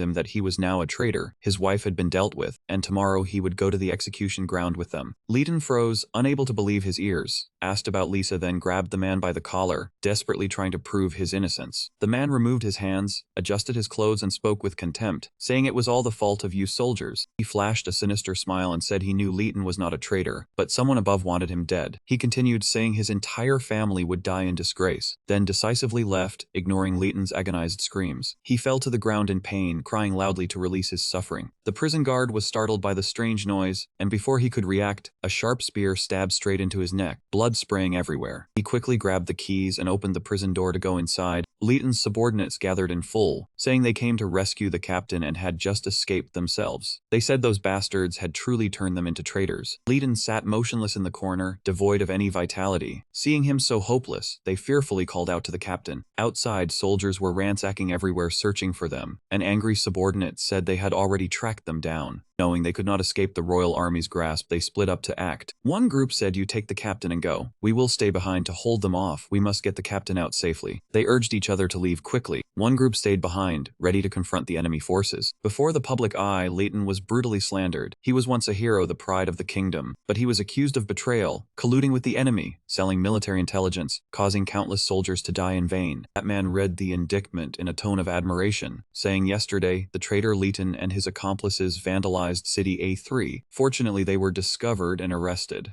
Everyone listened intently. He said, "Last night, Leighton's group escaped prison, killing the guards on duty. The soldiers caught 3 of them, but the ringleader escaped. Now, in accordance with the kingdom's law, they would execute these 3 criminals." The wheel was pressed down directly for the execution. The rope immediately tightened around the prisoners' necks, causing a painful and unjust death. They were slowly hoisted onto the scaffold for execution. A subordinate of Leighton, disguised and mingling in the crowd, was furious that the ignorant citizens were even praising it. What did they know? Oslo whispered urgently into Leighton's ear, saying the city gate was already open. They told him to get out of the city quickly. This place was not safe. Leighton coldly replied to Oslo's urging, telling them to go. They were extremely surprised, unable to contain their joy, and asked in unison if the captain had recovered. He ignored them, evading the topic with a worried expression, telling them to go ahead. He wanted some peace and quiet. A rainy night, Leighton and his men buried his wife and child. In anguish, he spoke his final apologies to Lisa, and when one man approached Leighton with a troubled look, asking the captain what they should do now. Before he could finish, he was coldly cut off by Leighton, who told him not to call him captain anymore. Seeing him so hopeless, no one dared to speak. A powerful thunderclap suddenly struck down. Lightning illuminated Leighton's determined face. He said this country had betrayed them. It was now the enemy. All the suffering they endured must be repaid. Standing in the pouring rain, he hesitated as he looked at them. He asked if they were still willing to trust him. Isabella and Alice woke with a start, while Chen Luo was still lost in a sweet dream. Alice could not believe her eyes, her face panicked as she wondered if it was an illusion. Leighton immediately denied it, sitting up straight and saying what they saw was a segment of his memory. He had used synchronization magic to share his own memories. Alice's face was deathly pale, staring at him intently, asking how he could use that kind of ancient magic only heard of in legends. Seeing Chen Luo was still not awake, still in a daze and unable to snap out of it. 2 girls worriedly called out to Chen Luo, asking if he was alright, telling him to wake up quickly. Chen Luo suddenly opened his eyes in panic, shouting no. Isabella, seeing him wake up, joyfully called his name, Chen Luo. Only then did she breathe a sigh of relief, turning to tell him that he had scared her nearly to death. Tears suddenly streamed down Chen Luo's face without him exerting any effort. Leighton observed Chen Luo from start to finish, then made a judgment. He remarked that Chen Luo was the one who had sunk deepest into his memories, asking if he had ever entered someone else's memories before. Chen Luo evaded the question, seemingly unwilling to say anything. He also did not want to pressure him, so he stood up decisively and said forget it. He said he did not want to pry into his secrets. Everything would end eventually. Chen Luo quickly unteed Isabella. Leighton looked thoughtful, raised his eyes to observe the city pillar, and recounted that before joining the kingdom's army, he had served as a city defense soldier in City 3 for a time. He suddenly recalled the past, and during that time he had come to know of the existence of this magic array. Therefore, after deciding to take revenge on the kingdom, he had led them here. It was an extremely busy period. They had found a large number of ancient texts in an underground secret chamber. We spent a great deal of time researching, and through those ancient texts, we learned about the ancient magic array and how to control this magic formation, even its history. And imagine the archaic patterns from thousands of years ago, when a great war had erupted among the inhabitants of the primeval era, and at that time, the people in City A3 were on the verge of defeat. Therefore, they constructed a colossal self-destruct magic formation, turning their homes into traps, preparing to take the enemy down with them. As the moment of intersection between life and death drew near, Leighton said in a deep voice, the ancient texts did not record their outcome. Whether victory or destruction was unknown, only that the magic formation had never been activated since its creation. He stood by the city pillar exuding an aura. Once activated, the magic formation would generate immense energy, annihilating all living things in City A3. Leighton firmly held his blade, his voice cold as he said, no pain, in just 1 second everything would be released. Alice tried her best to stop him, reasoning that she understood his pain, but he could not drag the innocent citizens of City A3 into his revenge. He calmly looked at her, giving a faint cold smile. You understand. What a joke. Sometimes even I do not understand myself. Chen Luo suddenly thought of something and immediately shouted, it is useless. His face was tinged with sorrow, his thoughts deep as he explained. The targets of his revenge were not only the kingdom and the nobles, but also the people who cheered when his comrades were executed. To put it bluntly, no one is innocent. Leighton looked at him with sympathetic eyes. It seems you have immersed yourself deeply in this matter. His hand reached out as if to touch the smooth surface of the sphere, and decisively thrust his hand through, his skin touching the floating liquid substance. The forest lit up in the dark night, a violent surge of energy spreading from the sphere. The ground shook, the mages struggling to keep their balance. Vice President Elton said in panic, it is ruined. The magic formation has been activated. Brittany was intently writing, Bly also startled, immediately looking out the window in confusion. The window glass suddenly cracked. A thought flashed through her mind, an earthquake. This time she confirmed it for certain. It was not an earthquake, but an extremely intense magical fluctuation. Chen Luo's group all looked up at the rotating magic formation. Their hearts were filled with panic. Isabella lowered her head. She showed a regretful expression. Indeed, in the end, I still could not do it. Sorry for dragging everyone here. She turned to him with an embarrassed smile. Actually, I with you. Before she could finish, he sternly stopped her. Do not speak anymore, Isabella. His eyes were full of determination. Wait until I deal with him, then you can tell me. Before she could be moved, hearing him speak, her face went blank, not understanding what was happening. Leighton, lonely until the last moment, still remembered his brothers. He touched the names Oslo Hal. Look, our fury has shaken the kingdom. He waited no longer, shouting his command loudly, magic formation release. A punch from Laws flew forcefully past his face. Catching Leighton off guard, he could not block it. He was punched hard, tumbling to the ground, lying motionless with no sign of waking up. Isabella and Alice looked at his action in admiration, mixed with confusion. Chen Luo. His gaze was firm yet pained. I am sorry, I still had to stop him. A large glowing jade sphere enveloped the entire city. City A3, and an immense shockwave struck, terrifying everyone. The expanding sphere suddenly stopped. Andrew and the others exclaimed in panic. It has stopped. Guards, still confused and covered in sweat, thought this time they were surely dead. Austin tilted his head, his eyes still reflecting fear. Vice President Elton was astonished to see Miss Brittany. How did you get here? He asked Miss Brittany doubtfully. She hurried over with a worried expression. There is a very strong magical fluctuation from the back mountain. My students are still in there. How are they?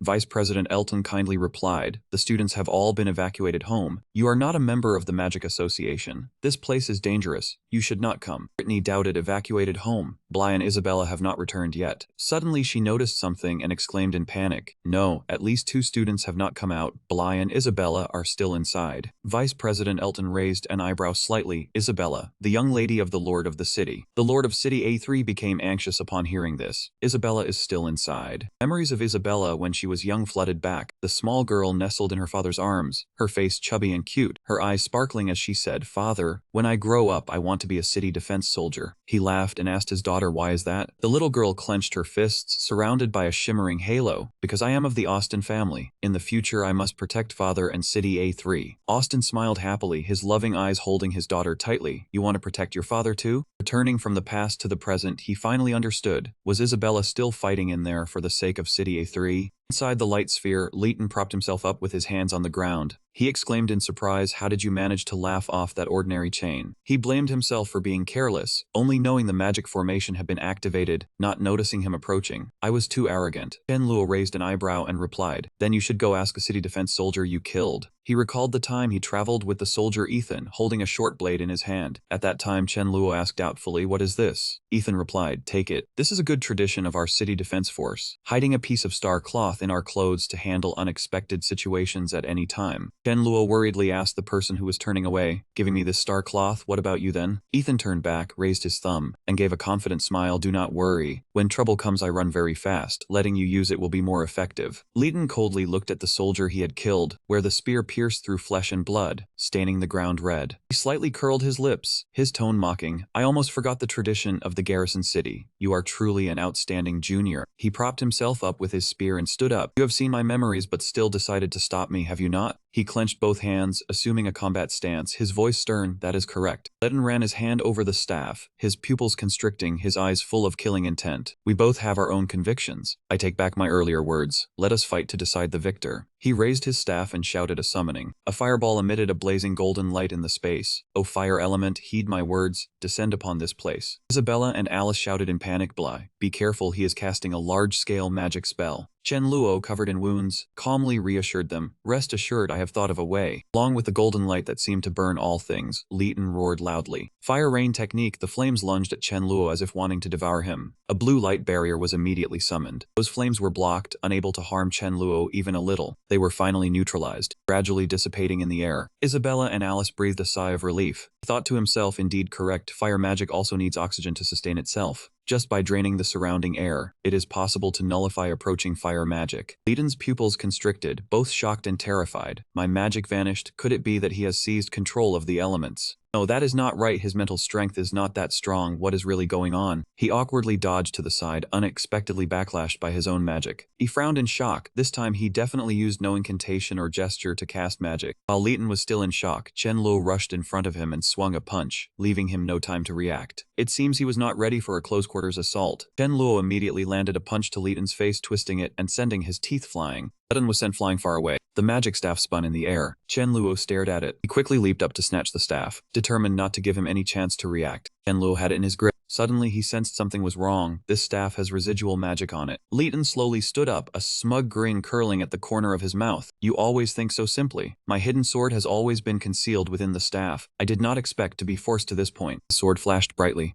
Leighton took advantage of Luo's inattention and lunged at him. He slashed directly, cutting his arm. Leighton held the blood-soaked sword, staring coldly. Luo fell to his knees, clutching the wound and groaning in pain. He smugly stomped hard on Luo's wound. He sneered, "Young man, you surprise me greatly, not only with your incomprehensible abilities. You also learn very quickly, but in the end, you lack decisiveness. You had a chance to kill me." Leighton raised his sword high. He seemed intent on delivering a fatal blow with all his might, not forgetting to taunt. Killing an opponent is the greatest respect on the path of death. Luo could only grit his teeth, his eyes filled with despair. Is this the end? Suddenly, a blazing red beam of light appeared. The red light shot towards Leighton, causing his eyes to widen in shock. The attack exploded upon contact with the target. It turned out Isabella and Alice had counterattacked. The people of the Austin family never flee. Luo hurriedly drew a talisman with his bloodied hand. "Well done, Isabella and Alice. Take a gamble, drain all the air." Leighton gritted his teeth, puzzled. His eyes widened in terror. That divine sword left its master's hand and fell to the ground. Leighton grabbed him by the neck, his face ashen, unable to speak or breathe, unaware of what he had done. He coughed violently, each breath heavy and labored, then collapsed to the ground. Luo raised his hand to summon a blue light stream, speaking to the fallen Leighton with determination. "I'm sorry, Leighton. You are right. Killing the enemy is the ultimate respect." His body trembled, drenched in sweat. He could not believe it, and with a strong will to survive, Leighton still crawled forward. He knew he could not escape, having let everyone down. Finally, Leighton fell. Isabella and Alice hurried to ask Luo about Bly's injury. He gently embraced them to comfort them, saying it was fine thanks to you too. The sphere of light was fluctuating and gradually shrinking. It continued to contract as if about to disappear completely. Everyone looked at the sphere of light, confused and unsure of what was happening. Alice suddenly explained, it turned out that once enough energy was accumulated, the magic array would automatically stop without specific instructions. Isabella cheered happily, meaning we succeeded. She immediately ran to hug Chenluo, joyfully saying they had succeeded and protected City A3. He only cried out in pain, it hurts, it hurts, it hurts, don't shake. Suddenly a loud noise rang out, and the stones on the ceiling cracked and fell in pieces. Alice suddenly remembered, I forgot to mention, many magic arrays will self-destruct when they stop to prevent misuse. Isabella asked in confusion, self-destruction means? She looked at the cracked ceiling and answered, perhaps both the magic array and the tunnel are self-destructing. A large rock suddenly fell. Chenluo noticed it first. Everyone reacted in shock. Run fast. He shouted in both fear and anger. What is there to research now? The situation clearly demands running very fast. A loud noise, the support pillar broke in two. Chenluo knew time was running out, looking regretfully towards Ethan. His body still lay alone on the ground. He whispered reluctantly, goodbye Ethan, goodbye Li Swan. The jade green sphere surrounding City A3 was slowly fading away. Everyone exclaimed in surprise and joy, the barrier has vanished. A figure shot past like the wind. Miss Brittany seized the opportunity to quickly enter and rescue her students. Vice President Elton behind her said with a relieved smile, Miss Brittany is truly impatient. City Lord Austin of A3 quickly ordered the soldiers. The barrier has been neutralized. All prepare to charge into the St. Donis Academy back mountain to chase the enemies and rescue the students and citizens. The soldiers answered in unison, understood. His gaze turned towards City A3, his face worried for his daughter Isabella. You must be safe. Large rocks came crashing down in rapid succession. The three people hurriedly ran out of the dangerous spot. They were Chenluo, Isabella, and Alice. They looked up at the ceiling cautiously. Isabella frowned and shouted, not good, it's about to collapse, fall back. The space shook violently, causing rocks and dirt to fly out. Isabella and Alice coughed from the smoke and dust. Facing such a disastrous scene for the first time made them afraid. Not good, it's about to collapse, fall back. Chenluo stepped out from within the smoke screen. He held his injured spot, limping out. The two girls called out worriedly, Bly. Isabella ran over, placed her hand on Chenluo's shoulder and asked, you got hit? He tried to reassure her, no, just a slight pain in the shoulder. Alice looked at the rubble, her gaze full of despair. This place is about to collapse. We won't be able to get out now. All three fell to their knees in exhaustion. Chenluo frowned and thought, fewer collapsed spots than other passages. He could use explosion magic to find a way out. Isabella frowned, it is useless. How many fireballs would we need? Our mental energy is insufficient. The pile of collapsed rocks formed a solid wall imprisoning them. Chenluo stepped forward with a determined look. I have a way, you two must know the fire shield spell. When the time comes, deploy it with all your strength. The two answered in unison. Okay. He extended both hands forward, one over the other, creating a small light that appeared at the center, drawing in the air. Chenluo said to himself, oxygen in the air occupies a concentration of 4 to 75.6% when it meets fire. Chenluo released a purple fireball. A loud explosion sounded, shattering the layer of earth and stone. The other two stood on either side, creating protective barriers to help him. The rock pile blocking the exit earlier was destroyed. Chenluo said happily. Success, Isabella questioned. How could he do that? Could Chenluo have reached the level of a great archmage? The light from behind the mountain gradually faded. The three people climbed from the tunnel back to the surface. Alice gasped for breath, finally escaped. Behind her, Isabella climbed out slowly as well. Chenluo was the last one up, breathing with difficulty. His strength seemed to have reached its limit. Isabella reached out her hand from above, asking, Bly, are you alright? Chenluo panted in response, rest assured I am fine. His wound bled more and more. Chenluo tiredly frowned. He had indeed reached his limit. He mustered all his strength trying to climb upward, but Chenluo unfortunately slipped and fell. The two people above screamed his name in panic as they watched him fall. Chenluo thought in despair, was this his end? Suddenly, someone grabbed his hand. In a daze, Chenluo vaguely saw Brittany's figure. In the medical room, three girls were sitting around his hospital bed. Chenluo slowly opened his eyes and let out a soft groan. He tried to sit up, his whole body aching fiercely, uncertain where he was. Isabella, who had just dozed off, rubbed her eyes, sat up, and told him to lie still. Everyone was overjoyed to see him awake. Isabella placed her hand on Chenluo's shoulder and shook him repeatedly. She happily said he was finally awake. Chenluo cried out in pain and told her to stop shaking. Brittany, sitting opposite, advised that the wound was not life-threatening, but he had lost a lot of blood, and to rest for the next few days. Chenluo glanced at Brittany and Leighton, intending to say something. She raised her hand to stop him, saying she had heard everything from Isabella and Alice. But this matter involved the upper echelons of the kingdom. Chenluo hastily replied that was true. There were many things in this world one could not change. The door suddenly swung open, and everyone turned to look. Austin Travis walked in with a delighted expression. He apologized for the intrusion and introduced himself as Isabella's father. She asked in surprise why he was here. Chenluo was a little bewildered, but politely asked the city lord if he needed him for something. Austin bowed respectfully, saying he had saved Isabella and also saved City 3. He had come to express his sincere gratitude to him.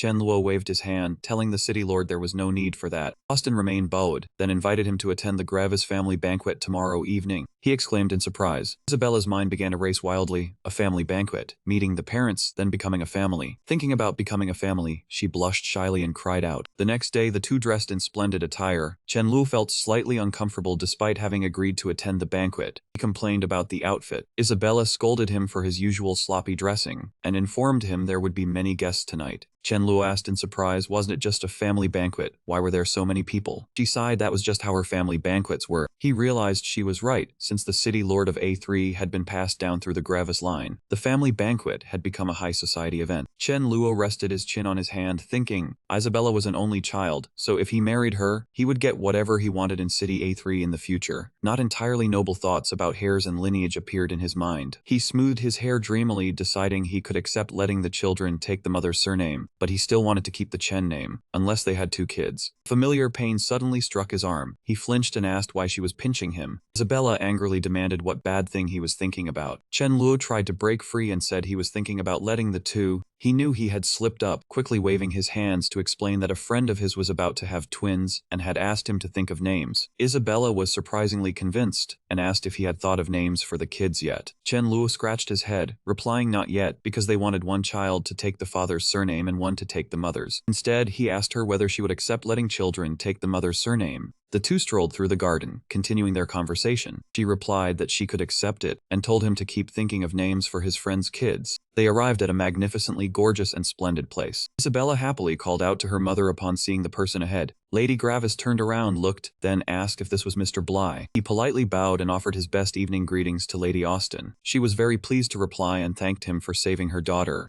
She remarked that Isabella often mentioned him. Isabella quickly interrupted her mother, telling her not to talk nonsense. Suddenly, Chen Luo was surrounded by beautiful girls who asked if he was the one who saved Isabella and that young lady. They complimented him on being handsome and capable, teasing that Isabella had never brought a boy home before. Isabella quickly grabbed Chen Luo's hand and pulled him away, saying she would take him to meet her father. A purple-haired person teased, asking why she was scared. No one was going to steal him. He hurriedly ran off. Chen Luo told her to slow down. She snapped at him for talking too much and told him to hurry up. In a different room, Austin asked if Walter was plotting something. The man sitting across from him confirmed it, and that was also the reason he had come to deliver the news. Orton Kravis placed his hand on the table, his face full of seriousness, as he questioned that Area A3 was the centuries-old headquarters of the Kravis family. Surely Walter could not shake them. He just smiled lightly. If it were before, that would be true, but in recent years the royal capital had reclaimed the authority of the city lords, leaving their finances and military power no longer in their hands. They were successively held by the Minister of Finance and the Chief of Security sent from the royal capital. Moreover, as far as he knew, Orton's expression turned gloomy. Marcus Walter was not only the finance minister of Area A3, but also the younger brother of the current queen. He continued analyzing. Every year the royal capital sent tax officials to audit the accounts, and they had the power to arrest a city lord if they discovered tax issues. Ubo said that according to reliable information, Marcus Walter and the tax official had held a rather deep private meeting a few days ago. Perhaps they were plotting against him. Orton Austin calmly replied that he already knew, and thanked Urbo Edward for the reminder. He would be careful. Urbo stood up and said then he would take his leave, not to disturb him further. He also stood up and called him back, asking why Urbo told him these things. He replied it was for the stability of the Edward family. They needed time, and if Area A3 faced turmoil, they would be in a difficult position. Austin merely remained silent, not answering. When Urbo left, Isabella led Chen Lu to the door and called out to her father that she had brought Bly here. Urbo heard that name and glanced over. He put his white hat on his head, inwardly sighing that Bly always showed up where things happened, and wished him luck. Inside the room, Austin looked at the two of them seriously. Three of them just faced each other in silence like that. Finally, Isabella asked why her father did not say anything. He said flatly for her to go out. He had words he wanted to say privately to Mr. Bly. She quickly stood up. Chen Luo raised his head and said to Isabella that he would come find her when he was done. Austin frowned when he saw Isabella wave her hand affectionately, telling him she would wait outside, and Chen Luo cheerfully replied he understood. His hand clenched slightly.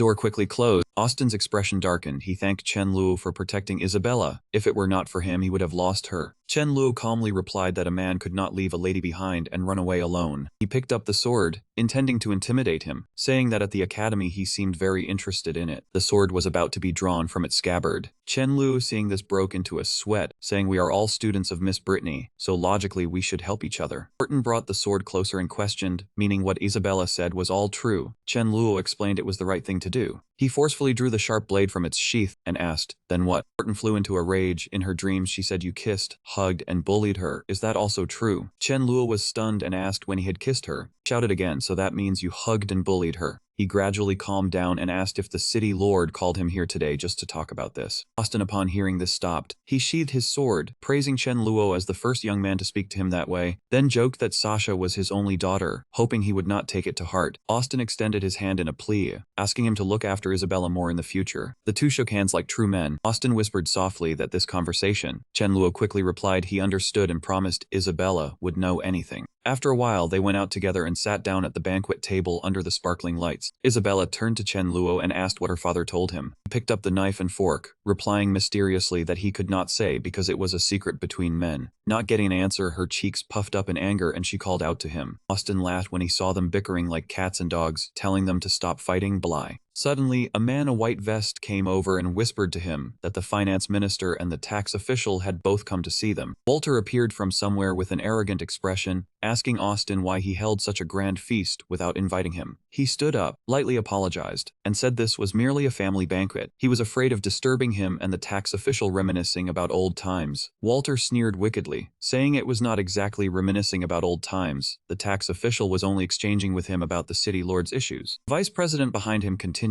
They had exchanged details about City Lord Austin and suspected him of illegal tax practices, inviting him to submit to investigation. Martin's face darkened, asking the tax official to allow this banquet to conclude. Dira smirked slightly, saying he did not want to repeat himself. Remember, he represented the royal capital. The banquet guests started murmuring about the tax official from the royal capital having to come. Isabella placed her trembling hand on Chen Luo's thigh. Her whole body shook with fear. The lively atmosphere vanished, replaced by a tense silence, as people gathered to talk in excited whispers. Walter gleefully taunted Austin, advising him not to embarrass himself in front of everyone, and to obediently cooperate with the investigation. Austin's face went pale with anger, his eyes blazing, hands clenched into fists, his voice a low, suppressed growl. Lady Kravis quickly stepped forward, gracefully seeing the guests out, apologizing and saying the party ended here. Otto had matters to attend to. Chen Luo looked worriedly at Isabella, his eyes full of anxiety, telling her to leave this place first, but she only bit her lip lightly and did not answer. He was unnerved seeing Isabella so restless and panicked for the first time. When Chen Luo looked behind and saw Calvin and Grady, he wondered why they also came here. The sky gradually turned a deep purple, the air growing colder by the moment. Isabella hurriedly quickened her pace down the corridor, dragging Chen Luo along with urgent haste. Chen Luo worriedly asked if she was all right, saying that man was the tax minister from the capital and feared the city lord was in danger. Murmurs rose around them. That man said if they were not careful, they would be investigated and imprisoned. That Walter, relying on being the queen's younger brother, ran rampant in City A3 causing tax disputes. The crowd argued loudly, saying the city lord had clashed with him many times over this matter. This time, he came again to humiliate the city lord. Everyone in City A3 knew Walter had never listened to the city lord. Clearly, the tax minister had been bribed to frame the city lord. The two ladies standing nearby said sadly they did not expect the mighty Gravis family would end this way. Isabella tightly grasped Chen Luo's hand, her own hand trembling non-stop. He turned and called out in pain, "Asa." Suddenly, Chen Luo's eyes widened in shock. Tears silently streamed down her cheeks. He panicked, flustered and not knowing what to do. "What's wrong, Isabella?" Before Chen Luo could finish his sentence, Isabella buried her head in his chest, her body going limp as if all strength had left her. Sobs broke out in the silent space. "My father, what should I do?" Chen Luo's gaze sharpened as he gently stroked Isabella's head. "Don't worry." Isabella's tears fell and pooled on the cold ground. He thought to himself, "I will not let your father come to harm." The sky gradually darkened, the surrounding space silent. Calvin and Brady sat close together, talking enthusiastically. Chen Luo ran over from a distance, looking toward them. President Calvin, President Brady, both turned back to look at him with curiosity. Calvin asked, Lord Bly, why are you here? He replied breathlessly, I heard the city lord is the father of my friend. Calvin suddenly understood, almost forgetting that Lady Isabella is your friend. Brady behind him smiled, so you are the one who saved City A3. A pleasure to meet you. Chen Luo remained calm, asking why they were here and traveling with that tax minister. Calvin replied, the tax minister is a vice president in the Mathematics Association headquarters, and all branches must cooperate in tax investigations. As for President Brady, the safety of the tax minister is the Magic Association's responsibility. Chen Luo questioned, if there is a tax problem, shouldn't we find the finance minister? Why investigate the city lord? Calvin said seriously, the finance minister is the city lord's subordinate. All tax policies in City A3 are issued by Austin, so of course. Chen Luo interrupted, his eyes bright. President Calvin, do you believe those words? Calvin was perplexed. Lord Bly, we are scholars, not tax ministers. It is not appropriate to meddle in the kingdom's state affairs. He sighed with understanding. I understand your concerns. There is a man named Chen Luo who solved all the Mathematics Association's problems and registered a new magic with the Magic Association. Do you remember? Calvin's eyes lit up. Of course I remember. Now Chen Luo is the god of mathematics recognized by the entire continent. Brady hesitated. Wait. He frowned and said loudly, that new magic hasn't been made public yet. How do you know? Chen Luo calmly admitted, I am Chen Luo. Calvin and Brady stood with their mouths agape in shock, not expecting this. Calvin stammered, Lord Bly, this joke is a bit. He smiled confidently and recounted, I solved 23 problems, total reward of 535 gold coins. But for a first collaboration, I dropped the odd number and only took 530. As for the fusion magic, it combines water hook spell and fire hook spell. If needed, I can demonstrate right now. Calvin was stunned after hearing this, then knelt down. Great Lord Luo Luo, this one was blind, please forgive me. Brady beside him scratched his head shyly. So it was you, my lord. No wonder you defeated Leighton. It was no coincidence. And Luo helped Calvin up. He broke out in a cold sweat and said, whatever my lord needs, just command, even at the cost of my life, I will not refuse. He was perplexed. I don't need your life. I just don't want to see Walter and Caesar in City A3 anymore. Calvin gave a thumbs up and promised confidently, rest assured, my lord, they will disappear tonight. Brady said sternly, the Magic Association is responsible for protection, but also makes mistakes sometimes, for example tonight. Calvin and Brady looked at Chen Luo like puppies, their eyes shining brightly. He sighed helplessly, these two are normally so dignified. Why are they suddenly so roguelike? Chen Luo stood there calmly, but in their eyes he shone brilliantly, like a god descending to the mortal world. They murmured in reverence, Chen Luo, the god of Lauren, the god of mathematics, our object of devotion. Both simultaneously clenched their hands into fists, their eyes shining with determination, their voices ringing out like an oath. Chen Luo, the fortune of Lauren. That light is our hope. For the sake of Lord Luo, Walter and Caesar can only die today. He suddenly patted their shoulders lightly, his voice calm but heavy. The key is Walter, he is the root of the tax problem. Do you two understand? Calvin and Brady's faces darkened, and they said in unison, understood, kill his entire family. Chen Luo was stunned upon hearing this. He sighed helplessly, I do not wish to take anyone's life. I just want him not to stay in City A3, causing trouble anymore. Both nodded in unison, so that is what my lord thinks, understood. Chen Luo turned away, his voice lowering as he instructed, about my identity, do not tell anyone. I do not want my normal life disrupted. Calvin and Brady slowly moved toward Walter and Caesar. Those people became alert upon seeing them. Calvin stepped forward seriously, Vice President Seja, please come with me. There is an important matter to discuss. He frowned, glanced at Austin, and said in a commanding tone, stay where you are, I have business to attend to. Calvin led Seja into a corner and coldly reminded him, Vice President Seja, Walter is no longer fit to be the finance minister of City 3. Seja frowned, Lord Calvin, this is not for you to decide. Brady looked at him with a sly smile. What? Are the rumors true?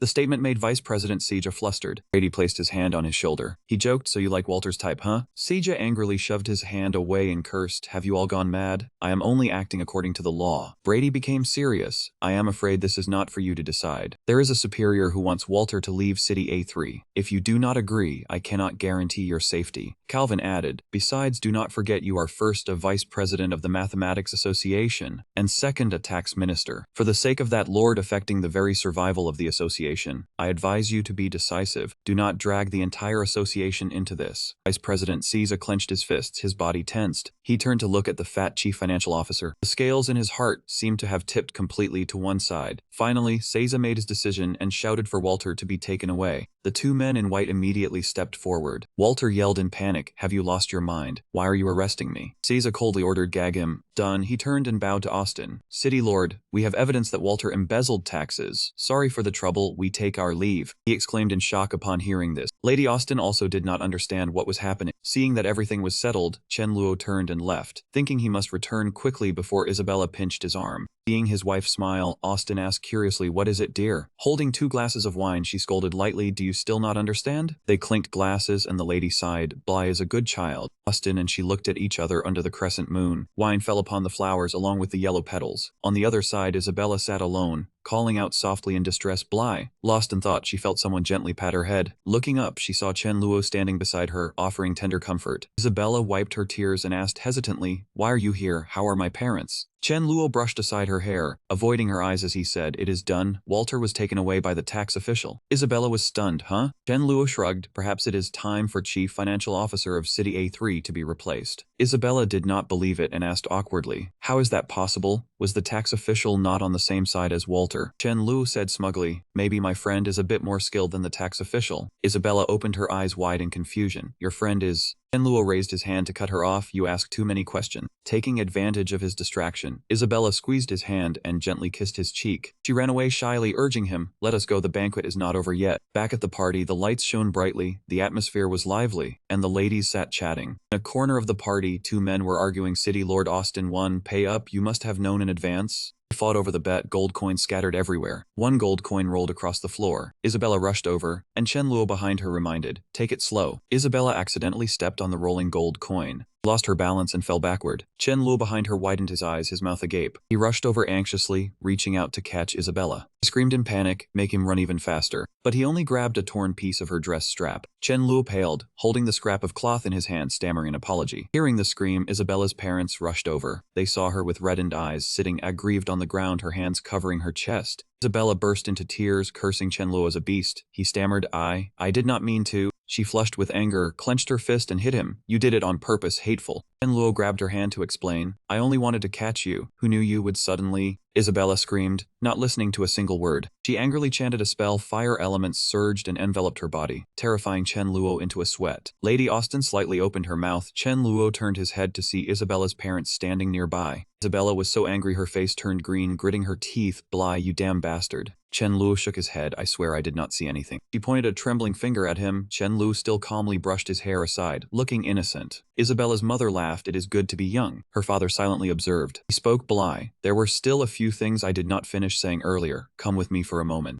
Their backs faded into the distance. Lady Austin sighed. "Bly did our daughter a great favor. It seems our house has great appeal." Isabella was about to follow, but turned back to look at her mother. She pouted, hands on her hips, turning away indifferently. Who cares about him? The scene shifted to a luxurious room, with a chandelier casting warm light. City Lord Austin had already prepared 2 crystal glasses and a bottle of fine wine. He did not hide his surprise. "I truly did not expect tonight's events. You are certainly no simple man." Chen Luo modestly replied, "It is just that the 2 presidents owed me a favor, and have now repaid it." Austin mused, "That is no small debt." Chen Luo replied, "Protecting the senior is an honor. As for the chief financial officer, he disrupted the tax system 3 months ago, causing pork prices to quadruple." He accepted the glass of wine. He asked suspiciously, "Is that all?" Chen Luo said seriously, "City Lord, if the price of pork rises, to what extent will the prices of goods in City A3 increase? Taxes affect the people. Allowing the chief financial officer to collect money arbitrarily will only make the lives of the citizens miserable." He loosely held the glass of wine. Chen Luo asked the city lord again, "If the people had no food to eat, what hope did the city have?" He nodded, acknowledging his responsibility. Chen Luo replied that the city lord understood, and told him not to blame himself. At that moment, Lady Austin and Isabella curiously peeked through the crack in the door, wondering what ambiguous conversation they were having. The 2 stood up and clinked their glasses. The city lord thanked Chen Luo for the reminder and promised to manage the ministers more strictly. Suddenly, Isabella was shoved forward hard by her mother.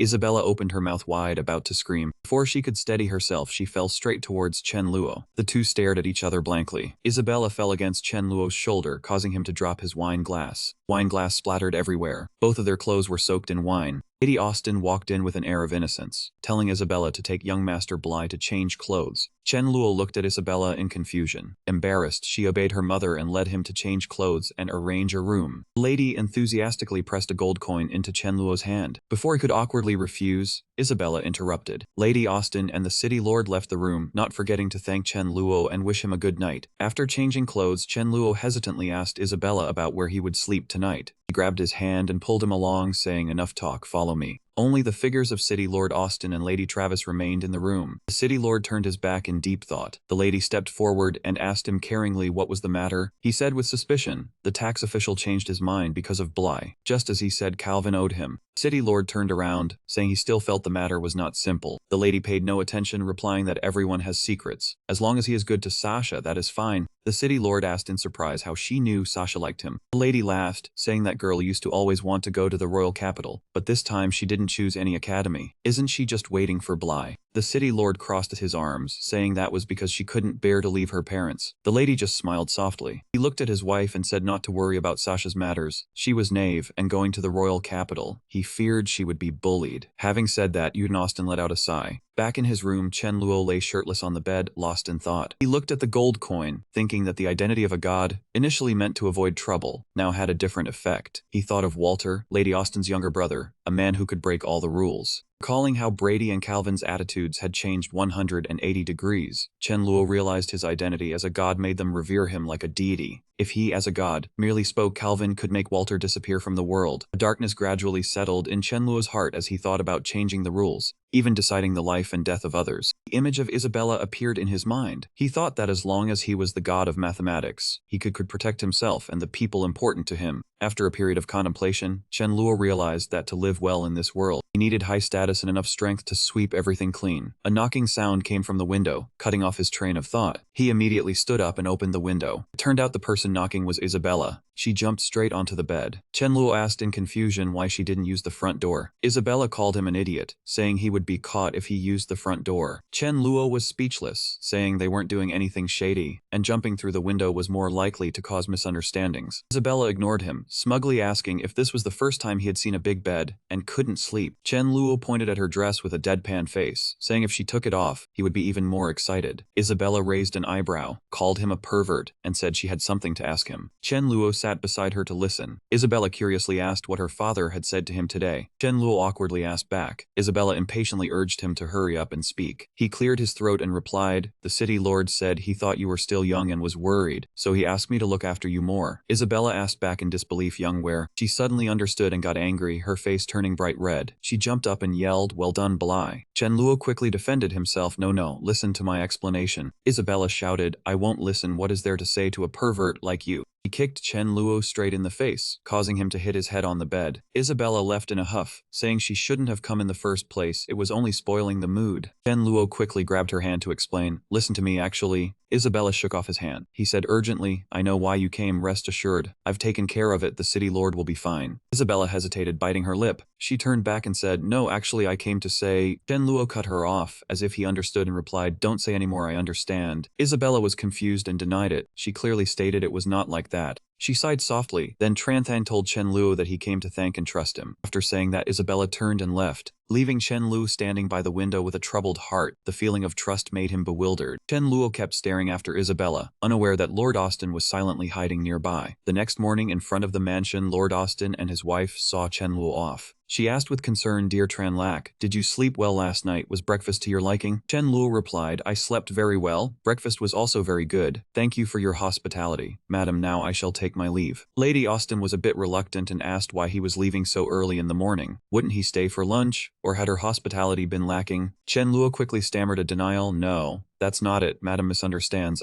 The Lord frowned slightly. He cut in decisively, "Well then Anna, if he doesn't want to then fine. But Chen Luo, did you not see anyone last night?" Chen Luo was secretly stunned, gave an awkward smile. "What is the Lord talking about? I don't understand anything at all. I didn't meet anyone. I must go now. Goodbye." After saying this, he hurried away, thinking to himself how terrifying must run fast. Lady Austen praised him, saying he was truly adorable, while Lord Austen snorted coldly. He did not think so. A knock sounded at the door. Lord Austen was still focused on reading documents and casually invited them in. Chairman Calvin quickly stepped forward and said respectfully, "Sorry to disturb you, my lord," followed by Vice Chairman Casa. took the initiative to admit fault. Today's incident was due to our lack of thorough investigation. We deeply apologize for causing you trouble, my lord. Lord Austin waved his hand politely, saying it was no trouble at all. He also shared responsibility. Doubt arose in his heart. That man was still aggressive yesterday. Now he had become a different person. What exactly had Bly done? After their discussion, Chairman Calvin and Vice Chairman Casa left the mansion. They had no idea that on a nearby tree branch, Urbo's pet was silently watching. Urbo carefully read the records of events at Lord Austin's mansion. He clicked his tongue softly. Caesar had helped Austin again. That Bly was truly not simple. Urbo curled his lips into a smile, used fire magic to burn the paper in his hand. Things were getting more and more interesting. The blazing fire reflected in Urbo's eyes. In the royal capital, on a bustling street, a girl held a little boy's hand as they walked together. She looked at the building ahead with pride, saying it was the headquarters of the Mathematics Association, home to the most outstanding mathematicians. The little boy replied scornfully, "What's so great about mathematicians? Mages are much better." The boy declared determinedly he would definitely get into the Magic Academy in the future and use magic to defeat mathematics. Chairman Calvin had been standing behind the two siblings for a while. Displeased by the boy's words, he retorted that mathematics was the origin of all research, from alchemy and divination to science. Nothing could escape its connection to mathematics. Chairman Calvin placed his hand on the boy's head and asked seriously whether magic could defeat mathematics. The boy looked at Chairman Calvin warily. The older sister, seeing the tension, intervened, asking the Lord not to mind a child's words. The boy held his sister's hand but still bravely retorted, "Why couldn't it be possible? There will be a powerful mage who can do it." Hearing this, Chairman Calvin immediately laughed in praise. "You are right. Someday someone better will appear. But mathematics will not be defeated. It merely keeps advancing and expanding itself," Calvin explained calmly while ruffling the boy's hair. With that, he turned and walked into the Mathematics Association. The older sister stood dazed, murmuring about that lord, while her brother made a face as if to provoke Chairman Calvin. The guards at the gate respectfully greeted Calvin, announcing that the branch chairman, Chairman Calvin, was welcomed by the Royal Capital Mathematics General Association. As soon as he entered, a mathematician immediately complained about the demonic numbers he had brought a few days ago, causing a major crisis for the association, with scholars on the verge of collapse. Another mathematician refuted that it was irrational numbers, not demonic numbers. Thanks to the reassurance from the great scholar, everyone had accepted the truth. Only the silent faction had yet to make a move. Chairman Calvin looked at the paper and replied, "The discovery of irrational numbers was a step forward for mathematics, a divine blessing for the Nolan Kingdom." He thought to himself, thanks to Bly, this year's Edwin Award would avoid competition. That reminded him of the Edwin Award ceremonies of previous years. The mathematics researchers, they had to dedicate effort to research, argue with theories, and some scholars even could not restrain themselves and resorted to force, yelling, "Take these 5 punches from me and then talk." This year the hall was unusually peaceful. Everyone had gathered in full attendance. Chairman Calvin quickly found a seat. As soon as he sat down, he saw a hand extended in front of him. On it were 2 voting badges. Chairman Calvin looked up and found the mathematicians had gathered around to vote for him, each saying, "I came to cast my vote. Yes, this is my ballot." Everyone simultaneously congratulated him, leaving him stunned. Everyone. Seeing this, the chairman quickly said, "Looks like there are no more surprises this year." He cleared his throat and announced, "On behalf of the Nolan Kingdom Mathematics Association, I officially declare the winners of the Edwin Award to be Miss Brittany and Bly from City A3. Chairman Calvin was still reeling, his trembling slightly. He was moved to tears and invited the vice chairman of the City A3 branch, Calvin, to come up and receive the award on their behalf. The mathematicians stepped back to both sides, making way for Chairman Calvin.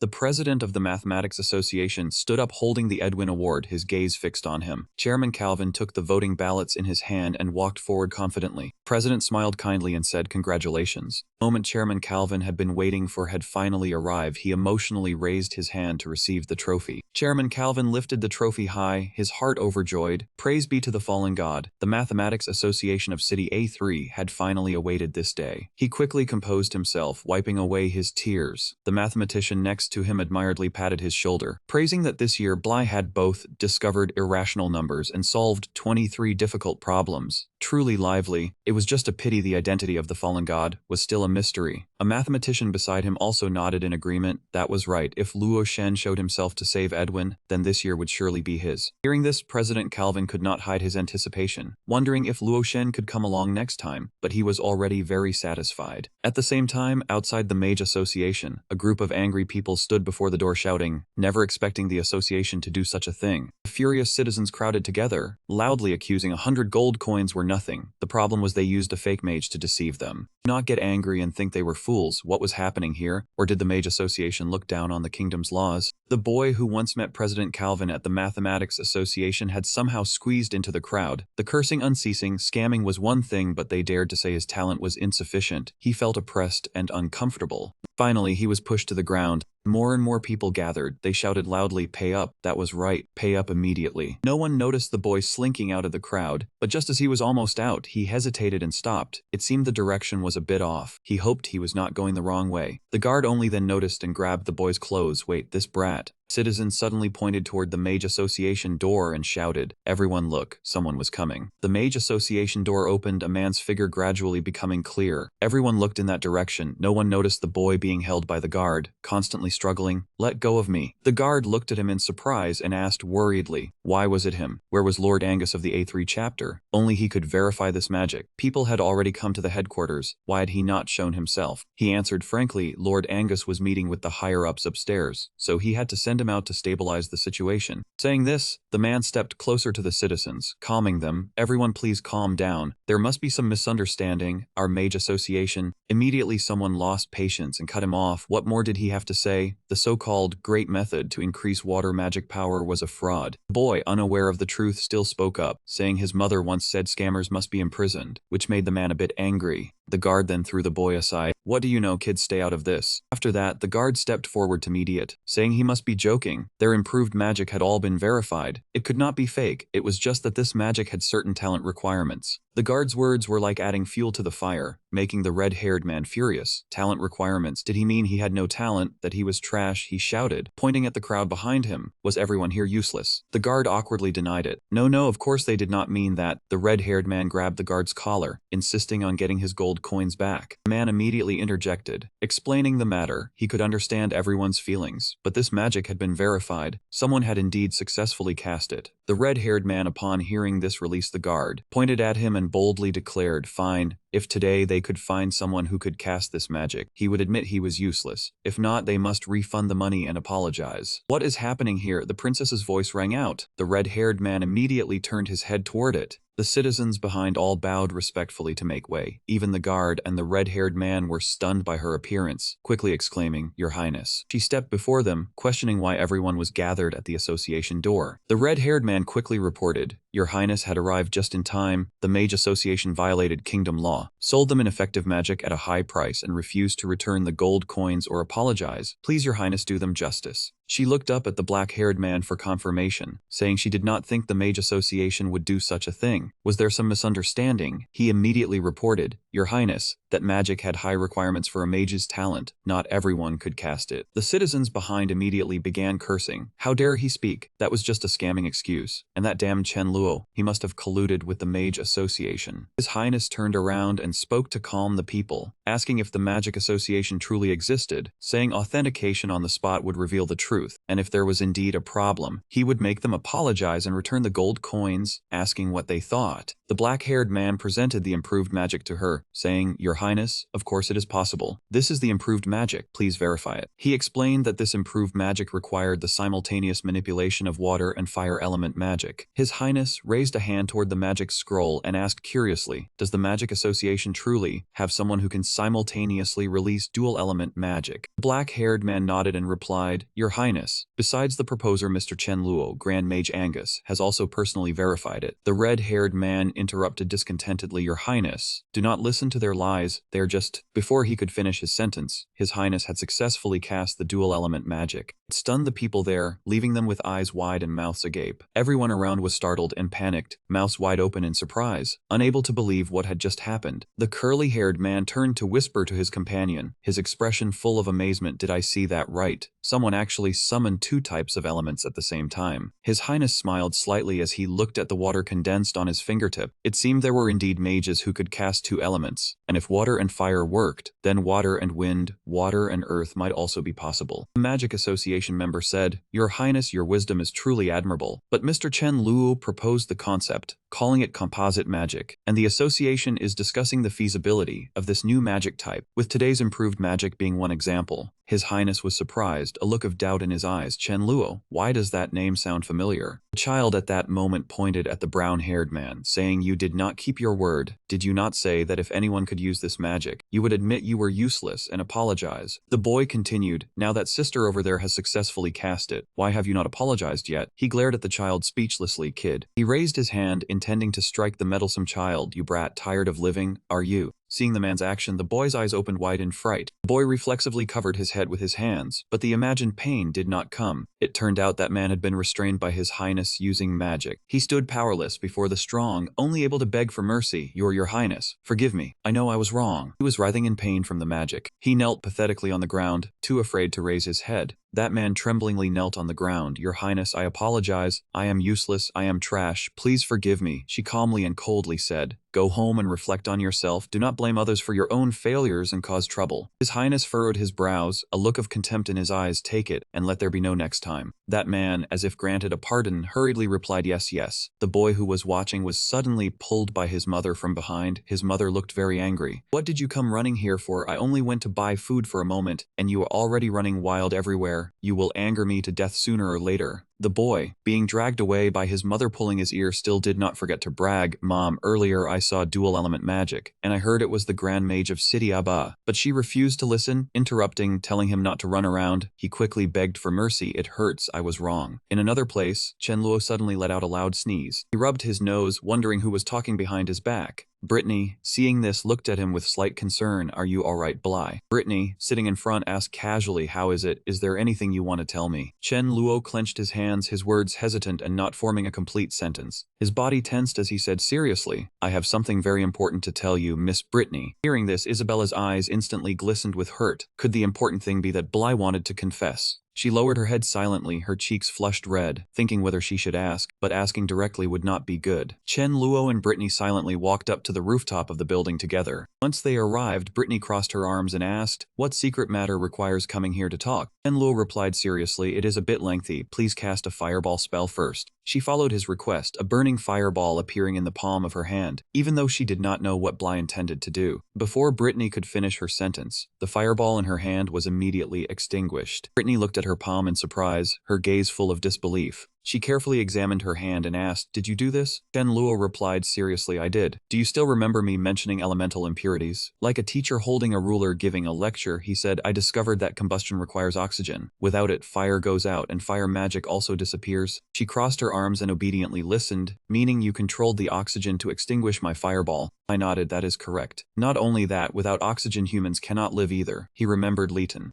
A person suffocates to death from lack of air. I drained all the oxygen around Leighton to defeat him. Brittany held her head in disbelief, looking at her student as if he were a stranger. Bly could actually control impure elements. In her mind appeared images from a little girl growing up, fire and water magic intertwining. Magic uses incantations and hand gestures for control, unlike impure elements that no one can manipulate. People knew they could not control them, but now Bly had broken that rule. She imagined a large flame on her hand spreading to engulf Bly tied to a pillar. If something only a few can do makes them a genius, then one person alone doing it makes them an aberration. The way people treat aberrations is always cruel, and the more she imagined it, the more terrified she became. Brittany gripped his shoulders tightly and asked anxiously, does anyone else know you can control impure elements? Chen Luo shook his head and obediently replied, no, I only told you, Miss Brittany. She seriously instructed, promise me you will absolutely not reveal it to anyone, not even Isabella or Alice, unless they become your wife. On the rooftop, under the sunlight and gentle breeze, the two faced each other. He blushed and quickly waved his hand. I do not have any wife, rest assured. I will not tell anyone except you, Miss Brittany. Brittany remained serious, extending her right hand, making Chen Luo swear or else she would not believe him. Her expression made Chen Luo pause for a second as well. He agreed to do it. All right, I swear. Saying that, Chen Luo raised his hand and the tips of their fingers touched. Brittany grasped his hand firmly, accepting the oath, and her expression became relaxed and happy. She withdrew her hand, tucked her hair, and warned sternly, Bly, remember my words, this involves your life. Chen Luo smiled softly, his eyes shining with trust. I trust you, Miss Brittany. She asked in surprise, why do you trust me so much? He replied, my intuition tells me you will not harm me, right? As soon as he finished speaking, seeing her expression change, her whole being turned gloomy and dark, he coughed lightly, Miss Brittany, did I say something wrong? Then a hand reached out and pulled Chen Luo closer. Brittany hugged him, her face radiant with barely concealed happiness. Bly, thank you. Chen Luo suddenly remembered, oh right, I have already submitted the combination magic theory to the Magic Association exchange for a transformation magic spell. Brittany worriedly asked, why did you not discuss it with me first? You are too weak now. Contacting them early will cause trouble. Chen Luo was not worried, confidently pointing at his own face. Rest assured, at the association I use the name Chen Luo. They do not know my real identity. Brittany breathed a sigh of relief, thinking to herself that it was a good thing he had not revealed it, but still felt something was missing. Just as she thought of this, she realized with a start it was not over yet. What did you say? Her loud scream nearly made the birds in the sky fall down. Brittany used a wall-pressing pose, leaning in close to Chen Luo to interrogate him. Chen Luo Tai, you are that Chen Luo, the one who solved 23 math problems? Facing Brittany's stunned expression, Chen Luo calmly replied, yes, that is me. Transformation magic spells were too expensive, so I had to earn money. Brittany covered her face and screamed, solving all of the Nolan Kingdom's math problems to earn money, because of a shortage of funds. 23 problems, 11 theorems, and lost God is my own student. Seeing her acting like she had multiple personalities, Chen Luo asked, what is wrong with you? Her gaze suddenly sharpened. Brittany was dazed and cried, I am no longer qualified to teach you in either magic or math. My math teacher is a college graduate but could not teach me anything either. The next second, she regained her composure, her eyes sparkling brightly as she smiled and said, I can definitely help you with the magic side. I will ask the Grand Arcanist to accept you as a student. Chen Luo was touched, his face flushed red, and he stammered, yes, ma'am. In his heart, he thought, if I learn from my teacher, Miss Brittany's teacher, would that make her my senior? Lost in idle thoughts, she beside him was still as radiant as a flower. Chen Luo clenched his hands and asked the question that had been on his mind, Miss Brittany, since you are already a student of the Grand Arcanist, why did you come to St. Donut's Academy? Brittany did not answer immediately, only ruffled his hair and said, rest assured, I will tell you later. Sunlight shone into the three-story Western-style classic house with a wide balcony. Chen Luo closed the door and entered the house, passing through the foyer and stepping onto the high-value carpet. Suddenly, someone hurriedly grabbed his arm and pulled him inside, before he could react. Wait a moment, Isabella. Once inside, she propped her hands on her hips and interrogated, Bly, what did you say to Miss Brittany just now? Chen Luo was in no hurry to answer, his gaze fixed on the door, pensive as if recalling his promise to Miss Brittany. He vividly remembered Miss Brittany gripping his shoulders tightly and seriously instructing him, Bly, promise me, don't tell anyone about this, not even Isabella and Alice, unless they become your wives in the future. Remembering that instruction, Chen Luo had to avert his eyes, ignoring Isabella's suspicious expression as if nothing had happened. Isabella naturally did not believe him. She was green with anger seeing him lie. Still lying to me? This is the first time I have seen Miss Brittany leave so reluctantly. Bly, did you confess to her? And Luo quickly covered her mouth, whispering mysteriously, shh, don't speak so loudly. Isabella blushed when he leaned in. What do you think you are doing? She gestured uncomfortably, mumbling wanting to say more, but Chen Lu still held her mouth shut tightly, not allowing any sound. He, however, kept staring out the door, as if he had just discovered something. After a moment, Chen Lu released his hand from Isabella's mouth, thinking to himself, you really want to know, huh? Looks like I have to use this trick then. She puffed out her cheeks, folding her arms across her chest in a proud posture. Well then, say it quickly. I want to see how you explain this. Chen Luo stood opposite Isabella and seriously recounted the story. Miss Brittany asked me, with a stern expression. He uttered a sentence with the impact of a bomb. Who I actually like, Sister Isabella or Sister Alice? Hearing this, Isabella immediately became flustered. Her cheeks flushed bright red. Huh? What nonsense are you talking about? Such strange words? Chen Luo and Isabella stood facing each other, neither speaking, the space sinking into a stifling silence. Isabella broke the silence. So who do you like? No, how did you answer? Chen Luo replied very decisively, I told Miss Brittany, I am prepared to devote everything to magic. Hearing this, she was delighted, her whole face brightening, and she replied with a gentle smile, is that so? Isabella touched Chen Luo's cheek. Then she pinched it hard and roared angrily, you are starting to talk nonsense again. Can you be serious for once? He quickly begged for mercy. Easy, easy. I am just joking. I admit it, okay. She gathered a magic flame in her hand, her voice full of gloom. Bly, I will give you one last chance, speak properly. He looked at the formidable fireball and quickly waved his hands. I will talk. I will talk. Do not get agitated. Let us talk things through slowly. Chen Luo awkwardly raised his hand to shoot a finger heart. Actually, I made it clear to Miss Brittany, Alice is just my senior and Isabella is the one I like the most. Finger heart, it is true. Believe me. He smiled placatingly, seeing her suspicious expression, and not knowing what else to do. He decided to praise her first and handle the rest later. Isabella rested her chin on her hand, frowning in thought. Alice is his senior, I am his friend. So the person person Bly likes can only be. After thinking for a while, not knowing what she came up with, she suddenly walked away in anger, giving a cold snort, leaving him standing there looking on dazedly. Isabella bowed her head, fuming. What is this? After all, he likes Miss Brittany more. Chen Luo scratched his head, confused by the woman's behavior. Why getting angry when praised? Oh well, at least this hurdle is crossed. At the school, students were standing packed outside the classroom. A senior pointed inside and introduced, "Look, that is him." Last practical session, he saved 2 upperclassmen from a high-level magic caster. Chen Luo sat in the classroom and sighed helplessly. I am not a monkey in the zoo. What is so interesting to look at? Outside the window, the buzz continued. That is Bly. Have you guys heard about his fireball spell? At that moment, a beautiful girl stepped out from the crowd, striding on long legs towards Chen Luo's classroom. The newcomer was Alice. She walked gracefully into the classroom with a charming smile, thinking to herself, Bly is still so loved by everyone. He noticed the sudden silence outside the door, with no more clamorous chatter, so he looked up doubtfully. Why the sudden silence? Did they finally leave? But it was not that everyone left, but that someone new had arrived. Alice walked straight to Chen Luo's desk, pulled out a chair, and sat down beside him.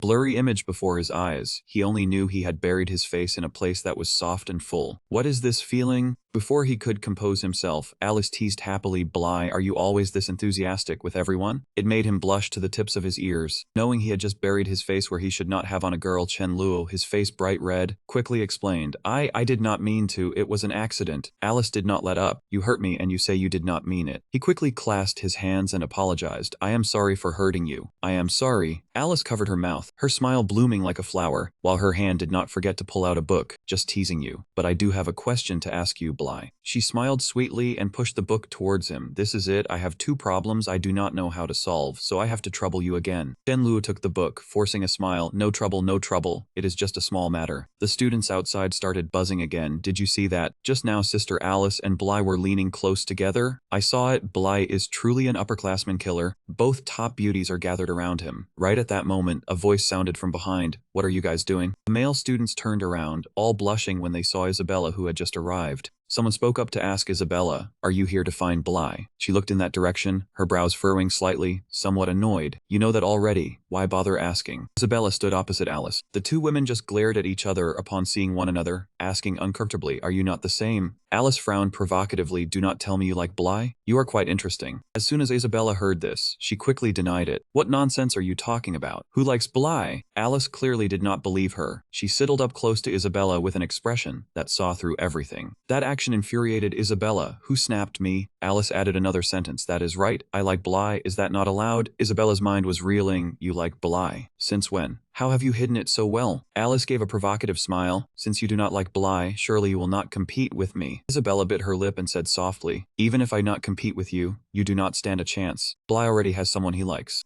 Alice completely ignored this. So what? I can compete fairly with that person. Isabella sighed and shook her head. It is useless. You cannot compete. Do not waste your energy. Alice said slowly with a combative look, Isabella, even if you want to compete with me for Bly, you do not need to use this method. I will not give up. Isabella left in anger. Who wants to compete with you? Like him if you want. What does it have to do with me? He entered the classroom and flounced down into the seat next to Chen Luo, thinking irritably, what do you mean you will not give up? Even I do not have a chance. Where does Alice get that confidence? Chen Luo saw the situation was not good, swallowed his saliva and lamented. Looks like I did not provoke her today. Isabella suddenly turned and slammed the table, shouting, Bly, I am asking you. If you had to choose one between me and Alice, who would you choose? You have to pick one. He stared blankly, lamenting again. Here we go again. Why do you keep asking such pointless questions? Isabella growled. Answer quickly. Do not try to evade. Chen Luo spread his hands in confusion. Why must I choose one between you 2? Isabella slammed the table and snapped. Just choose when I tell you to choose. Why so many questions? He painfully dropped his head onto the desk. I choose magic. She would not accept it. No, that is not an option. You can only choose me or Alice. He suddenly looked up from the table, his eyes lighting up as he asked, so is there another option? Isabella asked him irritably who else he wanted to add. Did he need to add Brittany too? Chen Luo scratched his head with an awkward laugh. That wouldn't be good. It would be blaspheming Miss Brittany. She raised her voice. Then speak up quickly. He gave another unexpected answer. Can I choose not to choose anyone? Isabella grew even angrier. Of course you cannot. Chen Luo had to clasp his hands and beg for mercy. Then if I choose you, can you lend me some gold coin? Isabella couldn't take it anymore. Her face flushed red, her eyes blazing with fire. Bly, get serious with me. He smiled. You probably want to ask me whether you or Alice should be my wife, right? Isabella was a bit embarrassed. Think whatever you want. Chen Luo didn't hesitate as he pointed at her and answered casually, I choose you.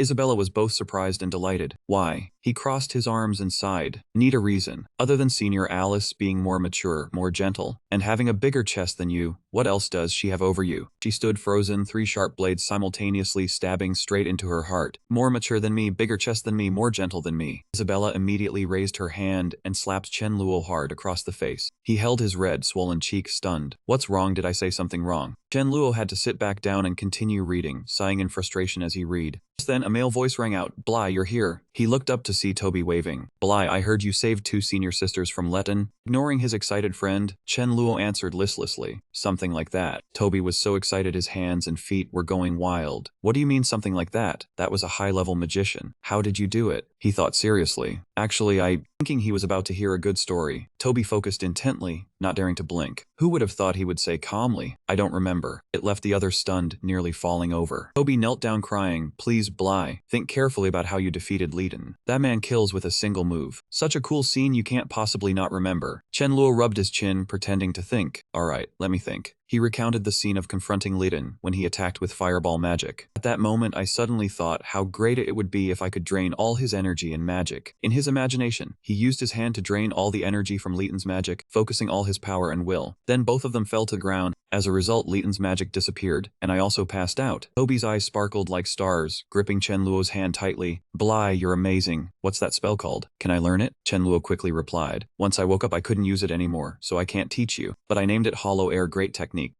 No, air absorption great technique is right. Chen Luo leaned close to Toby and whispered, I'll tell you the steps you practice at home, maybe one day you can use it. Toby hesitated. Bly, I don't have the guts like you. Even if I learned, meeting Leeton I would still curl up in fear. He put his arm around Toby's shoulder, confidently pointing at himself. Remember, no matter how strong the opponent, as long as you have overwhelming determination, that's enough. I believe in you, Toby. He was comforted and replied with a smile. Thanks, Bly. I will definitely work hard to learn the air absorption great technique. Toby suddenly remembered. Oh right, about that Leeton incident last time. The wall I told you about has been sealed off by the school. They said it was to protect the students. Hearing that, he seemed to realize something. Pausing for a moment, Chen Luo suddenly stood up and left, leaving Toby bewildered. What's wrong with you? He answered as he ran. I'm going to the guild. No, I'm going to buy some food. Toby scratched his cheek blankly. This guy going to buy food in such a hurry? The pure white door of the Magic Association. Chen Luo wore a black mask and a black cloak as he stepped into the hall. He went to the receptionist and said, I'm looking for Deacon Lily. The receptionist warmly welcomed him, inviting him to follow her. Looking at his Medal of Honor, she thought to herself, this is an honored guest, with great contributions to the association. Cannot be careless. She led him to the door and bowed. Great magician, this is Deacon Lily's office. I take my leave. He nodded. I understand, you may go. Chen Luo pushed the door and entered the room. Before him were beautiful, blooming, pure white flowers, along with a light cry. A blue-haired girl with an adorable appearance sat on the floor, staring at Chen Luo with sparkling blue eyes amidst the white flowers. A man and a woman, one standing, one sitting, gazed at each other for a long while. Chen Luo politely knelt on one knee, extending his hand to pull her up. Get up. Jasmine took his hand and stood up. Mr. Chen Luo, why are you here? He replied, I came to see you. Nice outfit. Congratulations, Deacon Lily, on your promotion. She smiled shyly. Thank you, it's just that the heels are too high. I'm not used to them. Chen Luo suddenly grabbed Jasmine's hand and pulled her towards him. This inadvertently revealed the wound on her arm. He lifted her hand and asked, Did you also fall because of the new shoes? She quickly withdrew her hand, explaining, I just tripped. High heels are to look more reliable. Mr. Chen Luo, please don't worry. Chen Luo pointed at Jasmine and smiled appreciatively. You work very hard. No wonder you're the girl I set my sights on. Manager Lily. She shyly adjusted her glasses. It's nothing at all. He leaned close to Jasmine and asked with a smile, So may I ask, my humble, reliable principal chest, how are the profits from the improved magic last time? She handed him a report. This is the profit chart from your improved water magic, just sent from the capital, totaling 800 gold coins. Chen Lu stared at the report, his eyes shining brightly. I never thought improved water magic could sell for so much gold. Too bad, this kind of money can only be earned once. He stared at the report as if wanting to bore through it, waiting for everyone to realize that without talent, one could not learn combination magic, and then no one would bother to buy it. Chen Lu folded the paper, crushed it in his hand, and asked where the gold coins were now, saying he would take them all today. Jasmine replied that they were right in the office, and she would now open the magic array containing the gold coins for him. Saying that, she began to activate the magic array. The surrounding space gradually shimmered with a golden hue, and gold coins flew out from within the array one after another. After flying out, the gold coins piled up to one side, looking like a tiny golden mountain. Chen Lu stared at the pile of money in shock, thinking to himself so much. He opened his eyes wide, stunned, looking at the pile of gold coins, worried that if he brought them back, Isabella would definitely find out, and he would not know how to explain. Seeing that he remained silent for a long time, Jasmine asked suspiciously, "What is it? Is there a problem with the gold coins?" Chen Luo rested his chin and thought, "It is nothing, just that there is too much money, and I have no place to put it even if I take it back." Seeing this, she suggested, "If you do not mind, let me keep them for you. Just leave the gold coins here, and the time you spend at the association will be deducted directly from this amount." Chen Luo smiled with narrowed eyes and agreed, "That is fine, since it will be spent at the Magic Association anyway. Please keep it for me." Jasmine raised her hand and withdrew all the gold coins, saying, "Mr. Chen Luo." He waved his hand and left first, saying, "The matter is done, I am off." Jasmine quickly replied, "Then let me see you downstairs." Chen Luo smiled back, "No need, we will meet again soon. After all, there is still something most precious to me here." Just thinking about it made his mouth water. Inside the Magic Association, there were still the magic and gold coins he loved most. He would wait until they fattened up and then come back. But Jasmine did not know his thoughts. On hearing this, she misunderstood it as something else. Her face flushed bright red in embarrassment. "Precious, what is he saying?" Chen Luo went home, lay sprawled on the bed, and could not sleep for a long time. Yeah, the Senzama combo could no longer help him earn many gold coins. He turned over, buried his face in the blanket, and grinned happily. The reward for solving the 23 problems had also been claimed. What other ways to make money were there? So hard to think, I cannot fall asleep. Just as he thought that, he let out a long yawn, then drifted off into a dream. In his dream, Chen Luo went to the Magic Association again, and met the receptionist from the other day again. This time he was not wearing a robe, not hanging a medal, and not wearing a mask. He stood before the reception desk in the main hall and said arrogantly, "I killed Leighton, bring out the reward now." The receptionist's reaction was very calm, saying, "The reward is a lot. Are you sure you want to take it all?" Chen Lu stood amidst a pile of gold coins, grinning happily and replied, "Take it all. There is no gold coin I cannot swallow." Suddenly, a gold coin brushed past his face. Chen Luo stood in the middle of the money, feeling each coin falling from the sky, wondering in his heart why this was happening. And the gold coins gradually began to freeze. He lay hugging the freezing cold pile of gold coins, refusing to let go, muttering under his breath, "So cold, I have to go ask Isabella for help." His vision grew narrower and narrower, until only ice remained. A hand gently rubbed his face, shaking him awake. Chen Luo was still half asleep at this point, only managing to mutter, "So cold." The moment he opened his eyes, he saw Isabella right in front of him. Chen Luo was startled and panicked, sitting bolt upright and shouting, "Gold coins." The shout scared her as well. Now awake, he sat dazed on the bed, fully aware of the cruel reality. A huge pile of gold coins was all gone, my gold coins. After a moment, Chen Luo rubbed his eyes and asked, "Isabella, why are you here?" She replied anxiously, "Of course, I came to wake you up. There is a guest waiting for you outside Laws." Seeing him still in a daze yawning, she said, "But you were rambling about gold coins. You must have been dreaming about something bad again." Chen Luo threw his legs out to sit up. "It is early morning. What guest?" Only then did she notice that he was only wearing a pair of underpants, not dressed properly for sleep. Isabella blushed and shouted, "You." Then she pointed at Chen Luo and yelled, "You, why are you not wearing clothes?" He glanced at her out of the corner of his eye, "Then get out. I will get dressed." Isabella refused, saying again, "I will not. You hurry up and dress. I am here to supervise you. There is someone waiting outside." She pretended to cover her face with her hand, but secretly left gaps between her fingers to peek at Chen Luo changing clothes. She thought to herself, "Why did I not notice before that Bly had such a nice figure? The muscles too." Suddenly, he directly turned his head and asked, "Why are you still standing around in my room? Get going." In the living room, Miss Brittany and two people from the Magic Association were sitting and waiting. Seeing Chen Luo arrive, President Calvin quickly spoke to greet him, "Chen, Lord Bly." 5 people sat in the living room. Chen Luo and the 2 girls sat on one side. Across the tea table were the 2 from the Magic Association. President Calvin spoke first. "I am here to congratulate Bly and Brittany. You 2 are this year's recipients of the Edwin Prize." He smiled and said to Vice President Andra, "I have participated in the Edwin Prize judging for many years, and this is the first time I have seen the judges' opinions so unanimous." Hearing this, Vice President Andra also agreed very much. "Lord Bly's achievements are too great. Even the Chief President cannot stop praising you." Chen Luo glanced at Isabella, who was grinning beside him, and smirked inwardly without a monetary reward. It is not as good as coaxing Isabella to be happy. I should have dragged her along, because when she is happy, she might take pity and give some pocket money to improve the meals. President Calvin seemed to remember something. Right, I noticed that Brittany recently solved 2 bounty problems. The explanations used when solving these 2 problems felt very familiar to me. Brittany, upon hearing this, turned and patted Chen Luo on the shoulder, saying, President Calvin is very sharp. Actually,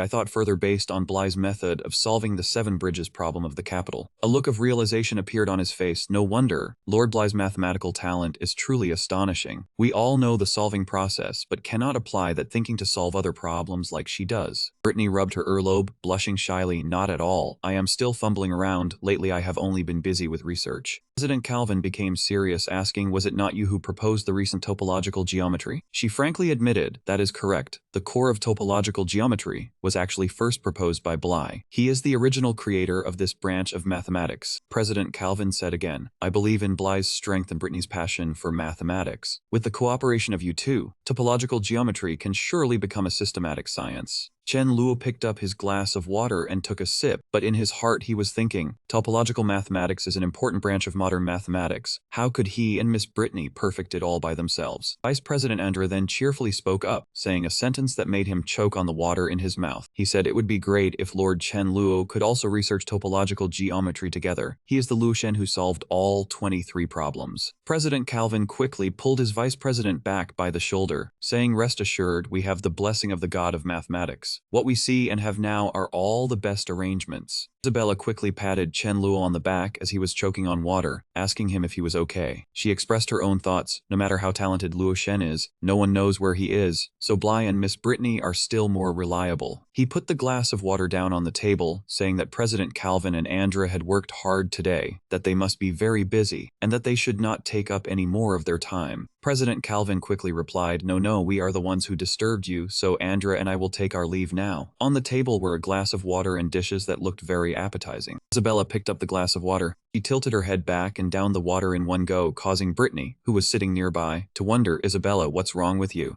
Isabella fanned her mouth to cool the spiciness. Bly, what did you put in this dish? It's so spicy, so spicy. Chen Luo calmly picked up a piece with his chopsticks, put it in his mouth, then replied, I added a type of spicy plant seasoning. Isabella's face scrunched up from the spiciness. What kind of spicy plant seasoning is that? Chen Luo pointed at the potted plant on the table. It's this one, I think it's very tasty. She was surprised, huh? Are you joking? Isn't this the 5-colored ornamental weed? How did you know it was spicy? Brittany gave a wry smile. Bly, if you're ever short on money, you must tell me. Luckily, this was an edible plant this time. Remember, next time, you're always so careless. Luckily, nothing happened. Chen Luo picked up a piece for her with his chopsticks and said with a smile, it's not what you think, Miss Brittany. I knew about it beforehand. Come on, eat up, it's fine. Seeing this, Isabella became jealous and pointed at her own bowl. I want some too. Quickly pick some for me too. Put it in here. He pointed at the glass of water. You'd better drink more water. If you can't handle spicy food, don't force it. If your body feels uncomfortable, you should drink hot water. She got angry anyway. I paid for it, so you have to listen to me. Seeing they were about to argue, Brittany gently poured water for her. Sasha, be good. Bly is right. Look how red you are. Isabella felt wronged. Even the teacher has been bribed by him. She bit her chopsticks and said shyly, but Miss Brittany, I think the spicy food tastes better. It's really delicious. Brittany winked at Chen Luo. This little bunny here is the one Isabella bought specially to celebrate us winning the Edwin Award. Just let her eat. The girl was appeased and became happy. Miss Brittany bought 5. He took a sip of water. I never said she couldn't eat. Isabella pushed her glass toward her teacher with a bright smile. Miss Brittany, I want a drink too. Chen Luo immediately stopped her. No, don't give her ice. Isabella raised an eyebrow defiantly, but you can clearly drink it. He looked away and said dejectedly, don't you care about your own health? A few ice cubes were dropped into the glass. She happily drank the iced water, and Chen Luo could only sit by helplessly, watching but saying nothing. After the meal, Isabella curled up on the bed, covered tightly with a blanket and shivering violently. Why does my stomach suddenly hurt like this? Chen Luo held a cup of hot brown sugar water. He placed the cup right at the head of the bed where she was lying. Isabella frowned in pain. What is this? It looks disgusting. Chen Luo explained, this is brown sugar water I made. Drink it and the pain will go away. She reluctantly took the cup. Brown sugar water, it looks like blood, so disgusting. He grumbled, you still care about the color. If you won't drink it, I'll take it away. Isabella quickly hugged the cup. Wait, I never said I wouldn't drink, how petty. She raised the cup to her lips and took a sip. It was too sweet. In the end, Isabella finished the cup of brown sugar water Chen Luo brought. She held her stomach in surprise. It was really effective. Her stomach indeed no longer hurt before. After handing over the water, Chenluo did not stay long. I still have things to do. I mean, you must take care of your health. These past few days you haven't been like before. Let's not talk anymore. Seeing him walk away with the cup, Isabella quickly said, wait, don't go. I have something I want to ask you. Chenluo looked back. She hesitated a little. It was true she wasn't like she was a few days ago. But how did Bly know? Wait, why did I call him back? This is so embarrassing. Isabella blushed and stammered. I wanted to ask you, after becoming a junior mage, which element will I study? As soon as she finished speaking, she covered her face in regret. Oh no, I think Bly already told me, he replied. That later I plan to study the water element. She was surprised. But didn't you say before you wanted to become a fire element mage? Chenluo said calmly. I changed my mind. Fire element has strong offense but weak defense, while water element in the later stages is good for both offense and defense. It's more balanced, so it suits me better. He thought about using water element magic. Water element receives less attention, so he could wear element robes with a stealth effect. When an enemy is reciting the incantation for a water ball, I would fire a blue water ball for a surprise attack. That is the true way. Isabella clenched her fist. Then I will study the fire element. Chenluo was puzzled. Didn't you want to study the floating element, planning to specialize in wind element? Why the sudden change of heart? She answered with great spirit, because in the early stages, fire element has stronger combat power than water element magic. That way I can protect you before you become a high-level mage. He smiled warmly. Protect me, huh? Your main specialization affects your entire life. Don't be hasty. Before he could finish his sentence, she interrupted. My mind is made up. He looked at her intently. Isabella. Two looked straight into each other's eyes. She remained resolute and did not change her mind. Isabella lowered her gaze. Bly, don't you trust me? Chenlu stepped closer and patted her head to comfort her. You should protect yourself first. Day of clear blue sky and golden sunshine. Brittany smiled brightly and pushed a few math problems over. Bly, help me look at these problems. I've been calculating for days and can't solve them. Chenlu took them. Alright, let me give it a try. Isabella, who had been silent all this while, left first. I'm going back to the training room to practice magic. Brittany was puzzled. Why hasn't she been clinging to you lately? She said thoughtfully. If it were before, she would have stayed to study math with us, not go practice alone. He smiled and said, because she has started to get serious. Now she almost devotes all her attention to practicing magic. Isabella hid outside the door and peeked at the two of them, silently determined. I must become strong quickly so I can stand by someone's side. The me right now is still too weak. Inside the training room, Isabella was diligently practicing magic. Alice suddenly pushed open the door and walked in asking, is Bly here? Isabella was a little distracted, looking towards the door. Alice raised an eyebrow. Why are you the only one here? Where is Bly? Isabella lowered her eyes and replied, Bly is at Miss Brittany's office. They are discussing how to solve a math problem. If you want to join, go ahead. Alice quickly covered her mouth and said, if that is the case, I will not disturb any further. I originally had good news to share with Bly, so now I will just have to tell you. Alice felt bitter inside. What is wrong with Isabella lately? I deliberately mentioned Bly. She did not get angry. She provoked again, showing off her certificate. Look, I am the first student at St. Donis Academy to be promoted to a non-novice mage. When will you get your certificate? Isabella reached out to take the certificate, just in time for me to test the power of my fireball spell. Alice snatched the certificate back and snapped, Isabella, you are really something. You are always practicing the fireball spell. Have you burned away all your feelings? After Alice left, Isabella looked sadly out the window. Novice mage. One winter day, snow fell, blanketing the space around the house in white. Isabella, wearing a red sweater, stood by the window looking outside. The first winter break, and it is snowing again. She clenched her fists, her eyes full of determination. Even if there is snow, I still have to go. Chen Luo, wrapping a red scarf around his neck, stood waiting in front of the house. Isabella pushed open the door and stepped out into the falling snow. He turned and walked ahead. I knew you would go. Let us go. I will come along too. She stopped him. No need, it is so cold outside. Bly, stay home. I can go alone. Chen Luo smiled and said, it is fine. I was also planning to apply for the novice mage certificate. Let us go together. Isabella covered her mouth in surprise. Your mental power can already release novice level magic? Cast a simple water element spell for her to see and then said, yes, I finished learning the novice magic of all 4 elements a few days ago. Chen Luo thought to himself, actually the novice mage certificate is not very useful, but at least it will serve as an identity certificate in the Water Element Association. Isabella dragged her feet, trudging along behind him. He jumped up and called out, Bly. Chen Luo turned his head in confusion. What is it?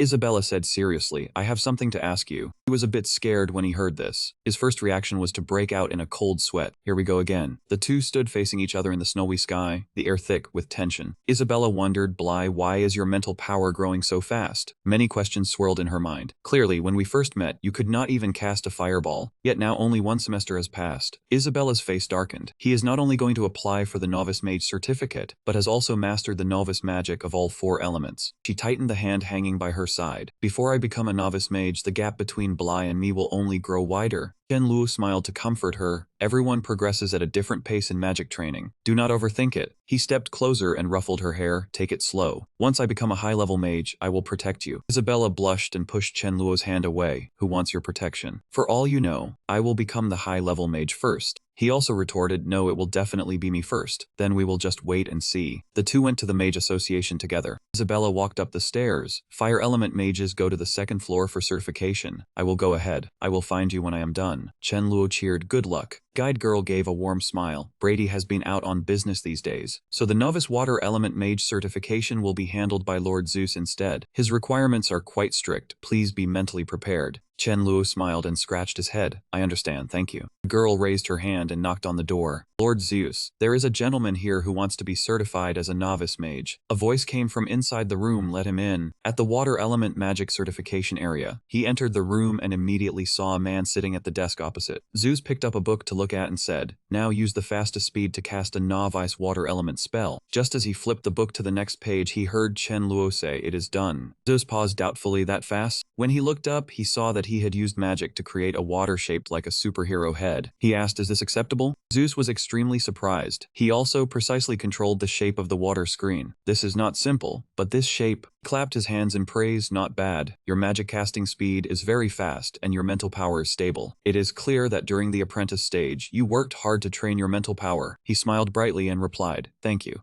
Zeus rubbed his chin and asked, have we met before? Qianluo was startled and quickly denied it. How could that be? Today is my first time coming to the Mage Association for certification. He exclaimed in disbelief. What? First time? And thought to himself, what bad luck. It seems he had met the real Qianluo before. Zeus stood up seriously. This is your first time at the Mage Association, and you apply for Novice Mage certification. So are you not yet a magic apprentice? Then why are you applying to skip the level? Qianluo sighed inwardly. Oh no. When he went for the Fire Element Apprentice certification earlier, he used the name Qianluo. Bly's record is still blank. How am I going to explain this now? He quickly waved his hand. I usually focus on training and forgot to apply for the Magic Apprentice certificate. He raised an eyebrow suspiciously, but in the kingdom of Nolan, every child must take the Magic Apprentice certification test at the age of 8. Zeus had presided over the Magic Apprentice certification for many children. He said, and you have not even been an apprentice until now, which shows that you had no talent for magic training from a young age. He connected the image of other children training hard with Qianluo. No talent, only through hard training to slowly improve his strength. If so, how can you have enough strength to apply for Novice Mage certification before the age of 20? For a person without talent, this is impossible even with hard work. Zeus said firmly, I see. It seems you have either taken a banned potion or practiced forbidden magic. Qianluo was startled by the sudden accusation. What on earth? Where is your head at?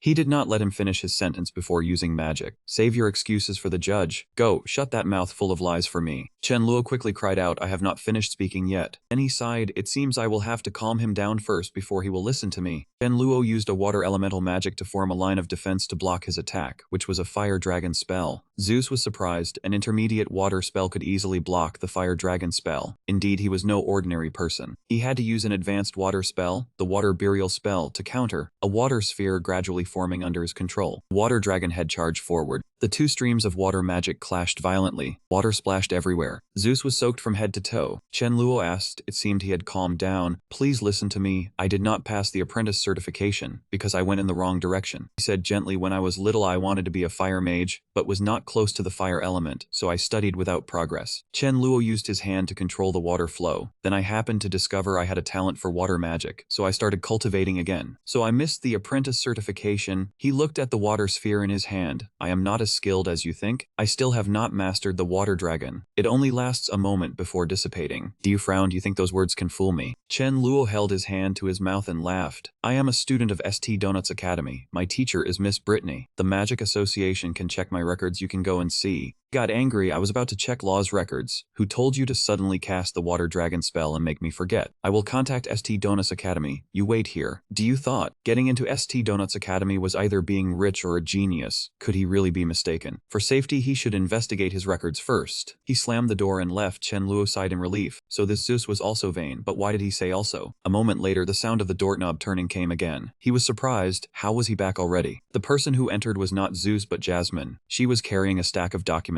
Lord Zeus, this is yesterday's water mage certification list. Chen Luo quickly said. Zeus has gone out on business. Jasmine was surprised. That voice was Mr. Chen Luo. She happily looked up and smiled. Mr. Chen Luo, why are you here too? He quickly denied. Wait, I am not. Pieces of paper fell to the ground. She stepped back in surprise. Bly. Her face reddened. That was clearly Chen Luo's voice just now. She was sure she did not mishear. Jasmine approached and pressed. Bly, you are Mr. Chen Luo. Chen Luo raised an eyebrow and stepped back. You have mistaken me. I am neither Bly nor any Chen Luo. At that moment, Isabella suddenly appeared with a gloomy voice. What are you two doing? Both of them, leaning close together, were startled and looked at the newcomer. Chen Luo looked at Isabella's face, which was about to storm, and asked, Isabella, why are you here? She clenched her fists. Why am I here? Why can't I be here? Jasmine cut in. I will spare you today, but next time we meet, you must tell me the truth yourself. He hesitated. Isabella immediately got angry and pointed at them. Why are you two hugging? Is there something you are hiding from me? They looked at each other and said in unison, we. Isabella used fire magic. Flames blazed fiercely around her. Bly, you are very bold, daring to hide from me and flirt with the female clerk of the Magic Association. Jasmine was still holding Chen Luo's hand tightly, making him even more flustered. Stop pulling me. Quickly explain for me, Jasmine. Let go. Isabella will burn me to death. Chen Luo yelled helplessly. Quickly help me explain. Jasmine finally spoke. Wait. Hello, Isabella. Bly is not flirting with me. I am just under orders to supervise him, which made you misunderstand. I am truly sorry. Isabella calmed down after hearing that. She bent down to pick up the papers with Jasmine. But why supervise Bly? Jasmine replied, I am just following orders. I do not know the rest. You should ask Bly. She hugged the stack of papers and left immediately. I still have to deliver documents. Please excuse me. Chen Luo was speechless. Isabella called after her. I think I know you. We met in the academy. Hey, don't go. She turned and asked him, what is this all about? You came to get the basic mage certification. Why is someone here to supervise you? And that clerk, I find her very familiar. Chen Luo gave a wry smile. It's a long story. Should I start from the beginning? After hearing the story, Isabella laughed uncontrollably, using forbidden potions, training forbidden arts. Who would have thought it so funny? Chen Luo spread his hands in helplessness, so he was afraid I would run away, and called the clerk to watch me. Do you understand now? She just smiled. Okay, I understand. Sound of the door handle turning came again. Seeing the person, Chen Luo immediately asked, Zeus sect leader, how did your investigation go? He adjusted his glasses. Mr. Bly, I am truly sorry for the misunderstanding. Your identity is fine. Also, the president wants to say a few words to you. He pointed to the white-haired man and introduced him. This is President Angus. That man spoke. Hello, everyone. Angus extended his hand. Hello, Mr. Bly's abilities startled even Zeus, causing a misunderstanding. So you are not only a magic genius, but also a renowned mathematician. He quickly shook his hand. President Angus flatters me.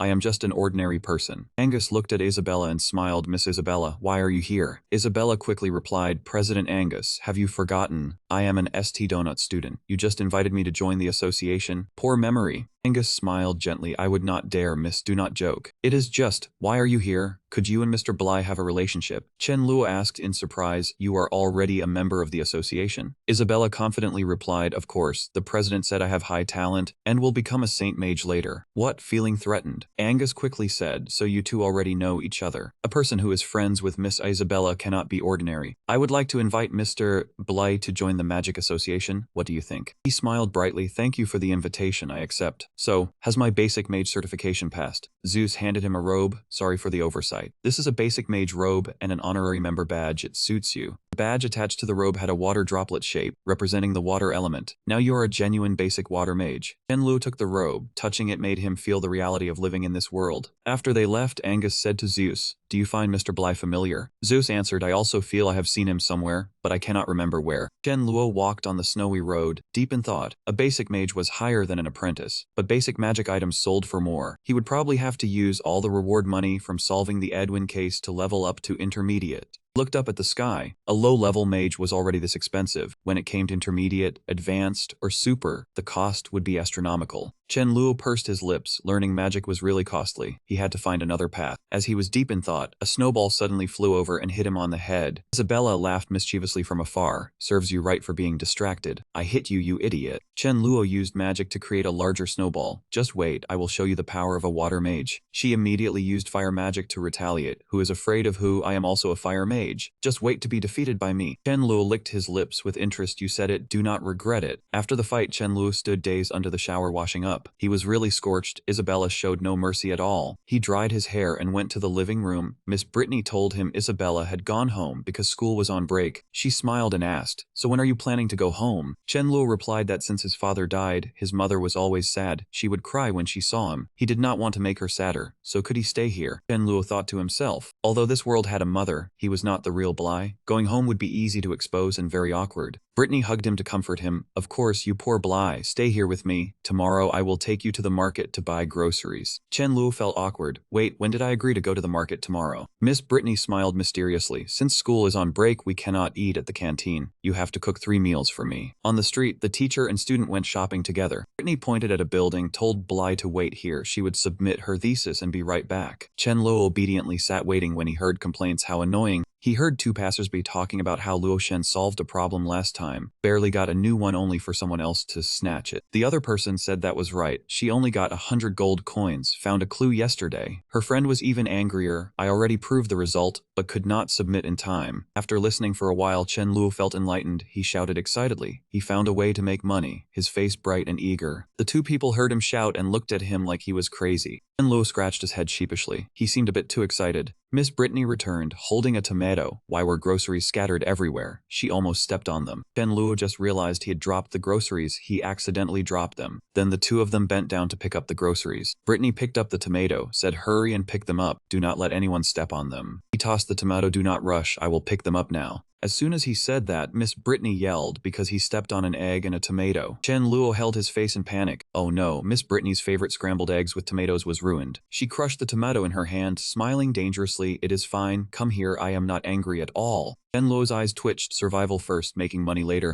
After the meal, Miss Brittany sat on the chair praising Bly. You are amazing. Chen Luo wiped his sweat with his shirt. Yes, as long as Miss Brittany is happy, I am glad. She licked her fingers contentedly. The taste was wonderful. Could she have another bite? He watched nervously. No, you had 3 servings of potato roast chicken at noon. I had 1 plate of pepper-fried potatoes and 2 bowls of rice. You cannot eat anymore. Brittany said nothing more, turned and walked away. Fine, you go wash the dishes. I have to look at some math problems, leaving him confused. What was that about? Chen Luo called after her. Are you angry? Did I not let Miss Brittany eat her fill? I will cook more tomorrow. Miss Brittany stepped out and said wait. When Chen Luo was washing the dishes, she came over and handed him a bag. This is for you, to buy food tomorrow. He took the bag and said happily, great, tomorrow I will make 5 servings of roasted chicken with potatoes. Now we have a way to make money. Chen Luo poured the gold coins from the bag onto the table. His eyes lit up looking at the pile of gold coins on the table. Truly a godsend. At the Mathematics Association I had already thought of a great way to make money, and was worried about lacking capital when now I have it. He picked up a gold coin and said with a smile, tomorrow I will offer a reward for a difficult math problem. As long as no one can solve it, someone will pay for the solution. When the reward reaches 10 gold coins, I will solve it, and thus make a profit. Chen Luo placed another gold coin onto the pile. No, not just 10 gold coins. I must look further ahead. The more people searching for the answer, the more money I can make. Chen Luo slammed his hand on the table with determination. Let us do it now. He held the pen and thought which problem would be the easiest to offer a reward for. And suddenly, as if thinking of something, Chen Luo dipped his pen to write, got it, I am truly a genius. He wrote a math problem on paper. What is more suitable than proving the butterfly theorem? The mathematical scholars here love to study difficult problems like this. The reward will surely not be small. In front of the Mathematics Association door, Chen Luo suddenly asked loudly, what is the meaning of this? Why will you not accept my favor? The person talking to him hurriedly waved his hand. Sorry, sir. Our Mathematics Association has a rule. The lowest must be a reward of 10 gold coins for a difficult problem. You should put this money away. He had no choice but to accept. Fine. 10 gold coins it is, take it. The other person reluctantly took it. Fine, sir. Please let go of your hand. The 2 people struggled over the paper bag in front of the door. At this moment, Brittany appeared again. What are you 2 doing? The association person lost balance and fell. Chen Luo hurriedly pushed her away. Nothing. Nothing. Let's go home and cook. Do you still want want to eat roasted chicken with potatoes. She asked suspiciously, what are you doing? In the basket there were only 2 chicken thighs and 2 potatoes. Today I will have to make a different version of roasted chicken with potatoes. The two went to the market together. Chen Luo called out, Miss Brittany, can we eat tomato scrambled eggs today? In his heart he thought, I just gave 10 gold coins to the association the day before yesterday. Now I only have 1 silver coin left. Today I will have to grit my teeth and appease Miss Brittany first. He smiled secretly. Later I will secretly go to the Mathematics Association to solve the problem. That way I can collect the reward and buy chicken. Chen Luo thought and stopped his hand to look around. A moment ago she was picking vegetables with me. How did she suddenly disappear, Miss Brittany? He pretended to look for a bit then quickly ran off just when Miss Brittany was not around. Now I will go to the Mathematics Association. Just then a voice called out from behind, hey. It turned out to be Brittany. She said happily, earlier I went to the Mathematics Association for a bit and happened to see a new math problem posted on the reward board, so I casually solved it. Brittany held the money bag. Take these 10 gold coins, you can keep them to buy food. Isn't that very happy? Hearing this, Chen Luo panicked. What did you say? Chen Luo was so shocked his sweat poured down and he yelled, You solved it. Brittany held the money bag and asked in confusion, that's right, but why do you not look very happy? His face darkened as he muttered, my money. Tears streamed down Chen Luo's face. He pointed at his face and said, not at all. I am crying from joy. But deep in his heart, he wept bitterly. Who knew that guarding against day and night, the thief within the house was the hardest to guard against. She cried and he laughed and said, that's good then. Let's hurry and go. Chicken meat. I haven't eaten chicken and potatoes for a long time. Chen Luo looked at the money bag in his hand and replied, fine. Calculating in his heart, it seems I must beware of Miss Brittany to continue my plan to make money. Chen Luo reached out to draw the curtain to let the light in. A thought flashed. Today I will go out 2 hours early. He held the large money bag and looked left and right as he opened the door, calculating. By the time I finish my business and return home, Miss Brittany should just be waking up. This time she has no reason to come out with me. Chen Luo carefully locked the door and thought further, very good, the plan is half successful. He walked holding both books and money. This time the proof I provide will be even harder than the butterfly theorem from before. After proving one layer, I must prove another layer, mixing in a wide range of knowledge. This time, Miss Brittany definitely won't solve it. The gold coins in the bag glittered as it opened slightly. Chen Luo spoke. This is 50 gold coins, take it. Grimaced full of regret. This is the final savings I scraped together from every pocket. I will risk it all, a bicycle turning into a motorcycle. The Mathematics Association staff looked at Chen Luo awkwardly and asked, have you thought it through? Are you sure you want to use 50 gold coins as a reward for this problem? He shoved the money bag into the other's hand and replied, of course, just take it. I am in a hurry to go to the market to buy groceries. Chen Luo left happily singing, we common folks, today we are truly happy. The other person looked at the money in the bag suspiciously. Strange, these gold coins, they aren't counterfeit, are they? 3 days later, the sky suddenly became unusually overcast. He held the documents in his hand and smiled faintly. Perseverance yields results. My math problem has already been raised to 200 gold coins. Today will be the day I catch them all in one net. Chen Luo crept out step. Behind him, Miss Brittany had already seen the light cast from the glass door and his figure, and asked, hey.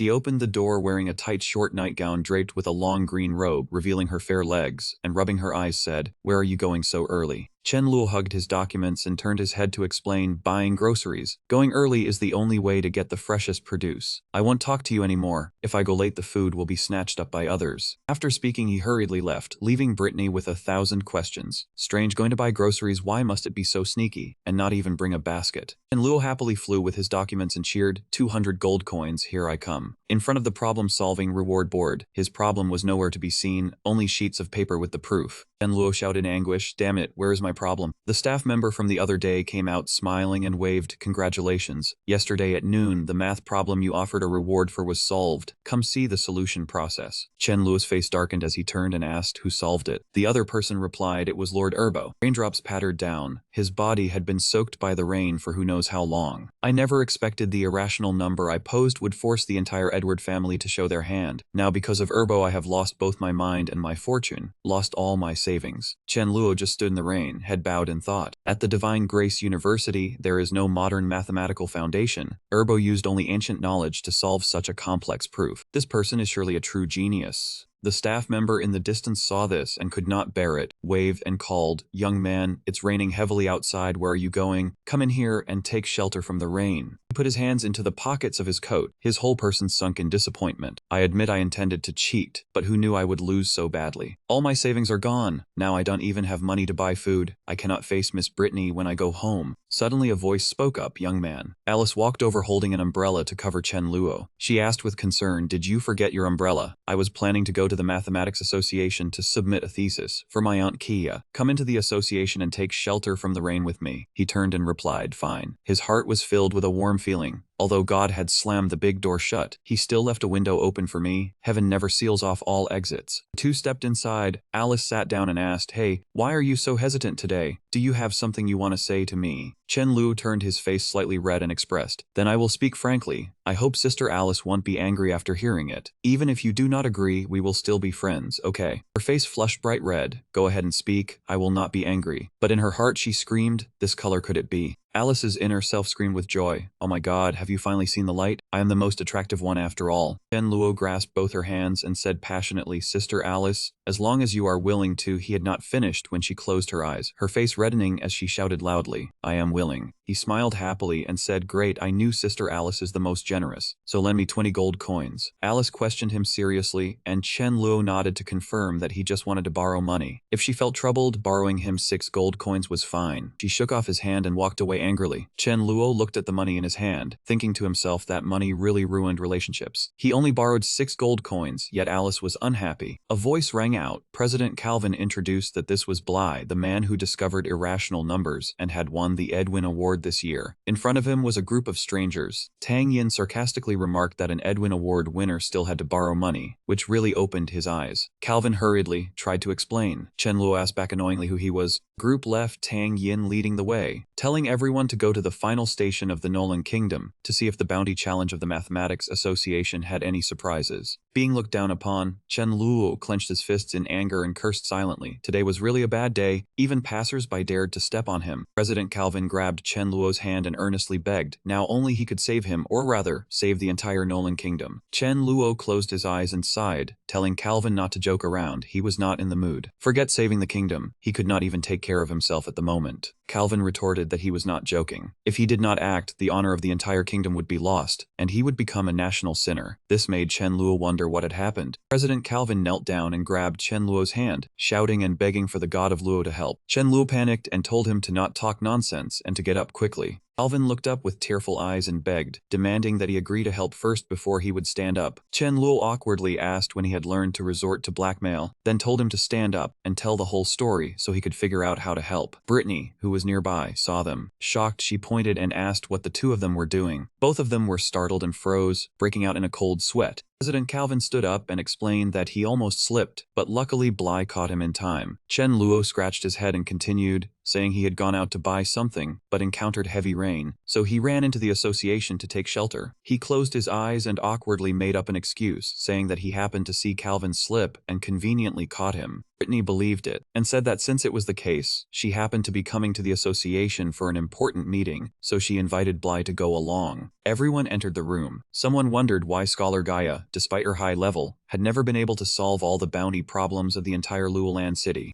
Someone at the large round table believed that it was because the 23 hardest and most profound problems had been solved by the god of Luo many years ago. President Calvin continued, saying that other places now posed new problems, but their difficulty could not compare to those 23 problems, so Scholar Gaia had easily swept through them all. Everyone discussed anxiously. The Apo branch was the final stop. If there were no problems that could stump them, the honor of the Luolan mathematical community would be completely lost. This was also a contest between empires. The OSS and Fe empires had never gotten along. Luolan was a vassal state of OSS. If it lost to Gaia of the Fe empire, the consequences would be truly unpredictable. President Calvin asked everyone, but his eyes were looking towards Chen Luo, wondering if they had any ideas. Chen Luo was currently staring blankly at the man in the white suit opposite him, thinking to himself, he is here. His 50 gold coins must definitely be on him. Brittany suddenly turned to ask Bly if he had any ideas. She gave a weak smile and then said, forget it, consider it as if she had not asked. Chen Luo widened his eyes and asked back what Miss Brittany wanted to say. Brittany replied coldly that it was nothing, just telling him to hurry home and cook because she was starving to death. Everyone stood up, disgusted, and then dispersed, leaving only President Calvin, who propped himself up and stood alone. He slammed his hand on the table, his eyes tightly shut, muttering to himself. He sighed and regretted that even with the king offering a reward of 5,000 gold, no one could stop Scholar Gaia. Hearing the word money, Chenluo's eyes immediately lit up. Calvin continued to ask himself, could he really have to give up? Chenluo turned around and replied, no, I can do it. Brittany heard this, rejoiced and exclaimed, and Erbo also turned his head to look. President Calvin grabbed Chenluo's hand and earnestly said he knew he definitely had a way. Chenluo turned away nonchalantly. Of course, if he stopped Scholar Gaia, the king would reward him with 5,000 gold. He grinned, placing his hand on his chest, saying money was not important. What was important was rebuilding the glory of Luolan. He would never be lenient with his enemies in his life. Calvin said cautiously again that the king was very concerned about the matter of the Apo City. If Gaia was allowed to leave like this, Luolan would become a joke. He then asked Bly if he had a perfect strategy. Chen Luo placed his hand on Calvin's shoulder to reassure him, telling him to rest assured. Making that bunch of Gaia scholars stop in their tracks was a trivial matter. He could even make them never leave Apo City. Calvin finally became happy again. Chen Luo raised a finger and said not so fast, he still had one more condition. He pointed at Erbo. The man, looking a bit suspicious, told Bly to speak. Chen Luo spoke up, I want Erbo to pay me back 50 gold. Erbo replied politely, indeed, Bly had a reputation for being a demon, always acting in unconventional ways. He agreed, and said if he could salvage the mathematical honor of Luolan, he would gift him an additional 200 gold. Chen Luo shook hands with Erbo, thanking him, but he only needed exactly 50 gold. Erbo agreed. Chen Luo thought to himself, only by taking back the gold that belonged to him could he let go. He reached his hand towards President Calvin and told him to quickly get the paper. Chen Luo sat down and wrote for a while, producing 3 sheets of problems. Calvin picked up the paper and read it, then asked in surprise if Bly was serious. The drawing procedures for these 3 problems were far too simple. Brittany snatched the paper from his hand, telling him to let her see. She read aloud, divide any cup into 3 equal parts. Given the area of a circle, construct an equivalent cube, and given the volume of a cube, find a new cube with double the volume. Everyone gathered around to discuss. These 3 problems were just simple geometric drawings. They could not stump Scholar Gaia. Brittany worriedly asked Bly they were right. These 3 problems were not complex enough. Do you need to change them? Chen Luo just smiled, picked up a pen, and told them not to be too quick to deny it. Pick up a pen and try it. The images of the geometric solids in the paper gradually became clear. The Eastern scholar stood there debating. Famous classical Greek problems like squaring the circle and doubling the volume appeared in his mind. These 3 problems looked simple, but the true terror of them was only felt when one actually started working on them. Since they were posed, mathematicians throughout the ages had all tried to find the perfect solution, but it was not until 2,000 years later that someone could prove it. These 3 simple problems could not be solved using only a ruler and compass rules. Chen Luo was extremely satisfied with the math problems he had come up with. Time passed very quickly, and before they knew it, it was late at night. Brittany and everyone else sat around the round table with a pile of scratch paper. She muttered in frustration, not understanding why her calculations kept being wrong. Suddenly, a voice rang out calling her name Brittany. Chen Luo draped the cloak over her and said, it was late, get some rest first. After all, Gaia would be here for a few days. They could figure it out tomorrow. Brittany replied, fine, I will listen to you this time. As they were about to leave, Erbo called out from behind, Sir Bly, please wait a moment. The atmosphere suddenly became tense. Erbo held up the paper of problems and asked, these 3 problems seemed simple, but were they actually unsolvable? Brittany turned to look, what did you say? He gave a bitter smile, think about it some more. Erbo crumpled the paper in anger, his face darkening, just who are you? On the way back, Brittany asked, were those 3 problems truly unsolvable? He replied, yes, they could not be solved using a ruler and compass. Even Erbo and Gaia would have to wait over 2,000 years. She repeated in shock, 2,000 years. They both returned home. Brittany poured herself a glass of water to drink. She smiled contentedly, I am full, Bly still has good skills. Chen Luo complained while cleaning up, so now I have become a personal chef. A knock sounded at the door, and a voice spoke up. He turned his eyes towards the door, muttering, who could that be? Brittany stood up to explain, it is probably Calvin who could not wait. Let me open it. Chen Luo attended to him with a cup of warm water. Please have a drink to warm yourself. President Calvin grabbed Chen Luo's hand and pleaded, please tell me the truth, those 3 problems after all. He set down the kettle. I know you are worried, but trust me. Chen Luo asserted firmly, those 3 problems cannot be solved. Calvin let out a sigh of relief and said, good, that is indeed the case, I am reassured. He bowed in thanks, many thanks to Sir Bly, you are the benefactor of Luolan. He quickly helped Calvin up. Chen Luo said with a smile, I only hope the king keeps his word, you will do as you see fit. Calvin turned his head and replied, rest assured, the king will absolutely not go back on his word. I will go see Scholar Jia, farewell. Chen Luo nodded. On the road, Calvin was called back by a voice, President Calvin. The curly-haired man asked anxiously, how did it go? What if Scholar Jia figures it out? He comforted him, do not worry, there is no what if with those 3 problems. Have you forgotten the Elias demon of Bly? Calvin reached out his hand to catch the falling snow. Let them taste how terrifying the demon truly is.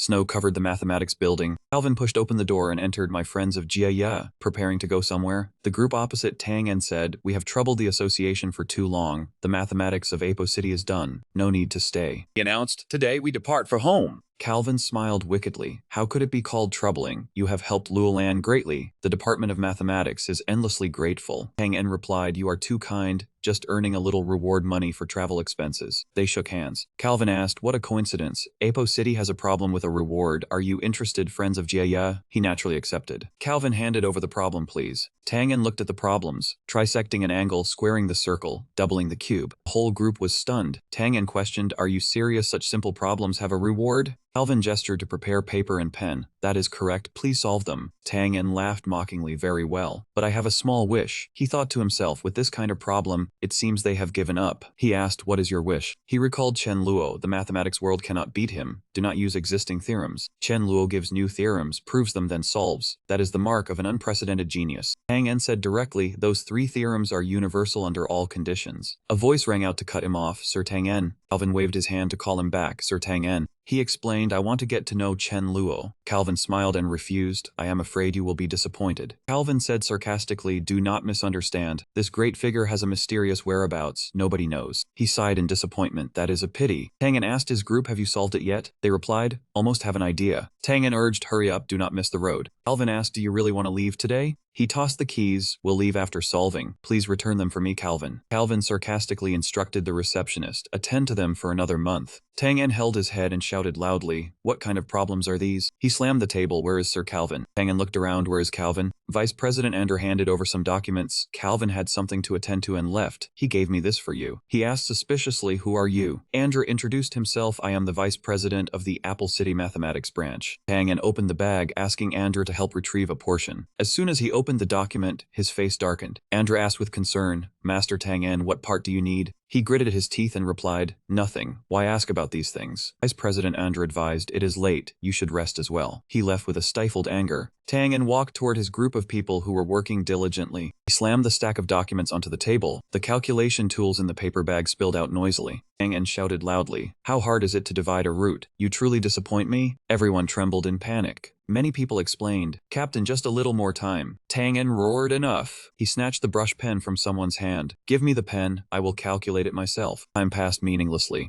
Cries echoed along with papers thrown everywhere. Damn it, why is it still not working? Tang En grew thin rapidly because the calculations that had no answer. One person offered an opinion. These 3 problems are not simple. Abandon conventional thinking. If we give up, all our efforts will be for nothing. In the office, Andrew was flipping through the documents on the table. Pondered about Lan Luo's heroes and the 3 great difficulties of the demon Bly. President Calvin walked over and asked, what are you so engrossed in reading? Andrew replied, Scholar Gianna has been staying in Apple City for 3 months. The newspapers have started talking, but they have no progress. Andrew proudly said, this time, the honor of the Lan Luo Mathematical Society can finally be preserved. Calvin sighed and set down the tea tray. Andrew, even you think that way. How did it come to this? Andrew was puzzled, is it not so? Calvin crumpled the white cloth in his hand. Right now we are just barely saving face. Our honor has been gone ever since GNS swept through the mathematical world. He clenched his fist with a resigned heart. President Calvin threw the tissue into the trash can. Andrew continued, GNA's level was inherently higher than ours. Without Bly, Lan Luo would have lost all face. This is already the best outcome. The president still wants Lan Luo to become the world's mathematical center, but who knows how long we'll have to wait. His eyes suddenly lit up, and he slammed the table. That's right. How could I forget Chen Luo? If he is willing, Lan Luo will immediately replace GNA. Calvin picked up his teacup, took a sip and said with a smile, with ambitions that big, go earn the money then. Who knows, when you have 1,000,000, the great one might appear. Only Calvin and Chen Luo remained in the waiting room. He spoke, cut down Bly. Calvin bowed in salute. On behalf of all scholars and the people of Lan Luo, I thank you. He waved his hand in protest. No, I am also a person of Lan Luo. It is a duty. When will that 5,000 arrive? Calvin sat down on the opposite chair. Rest assured. The king's reward has arrived. It will be distributed once Gianna leaves Apo City. Frowned and thought, those stubborn Gianna scholars won't give up if they can't solve it. If they stay here for 8 or 10 years, the 5,000 will mean nothing. We must think of a way to make them leave sooner. Calvin smiled, raising his hand to his mouth. Actually, we still lose to Jia this time. If we could sweep through their society or shake the foundations of their school, then we would turn defeat into victory. Chen Luo laughed and asked, why didn't you say so sooner? No problem. He thought to himself, sweeping through is too troublesome, but shaking the foundations of a school is his specialty. Calvin happily stood up. Is what you say true? Did I hear correctly? He replied, that is correct. The foundation of Jia is not a problem. It is just... He asked impatiently, just what? Please do tell. Chen Luo made a gesture with his hand. The price needs to go up. Calvin was stunned, bewildered. Did I hear that correctly? He extended his hand. All right. You saved Epo City, saved Lan Luo's honor. On behalf of society, I will reward an additional 2,000. How about that? Chen Luo shook his hand. Deal. At night, Calvin stood before the window, murmuring, truly terrifying. The moon was bright, time passing a distorted way within his thoughts. Chen Luo's issue was no longer purely mathematical. It involved philosophy and science, even the very nature of space and time. Once published, not only Jia but the entire mathematical world would face an unprecedented shock. Calvin looked at his hand, recalling the words, deal.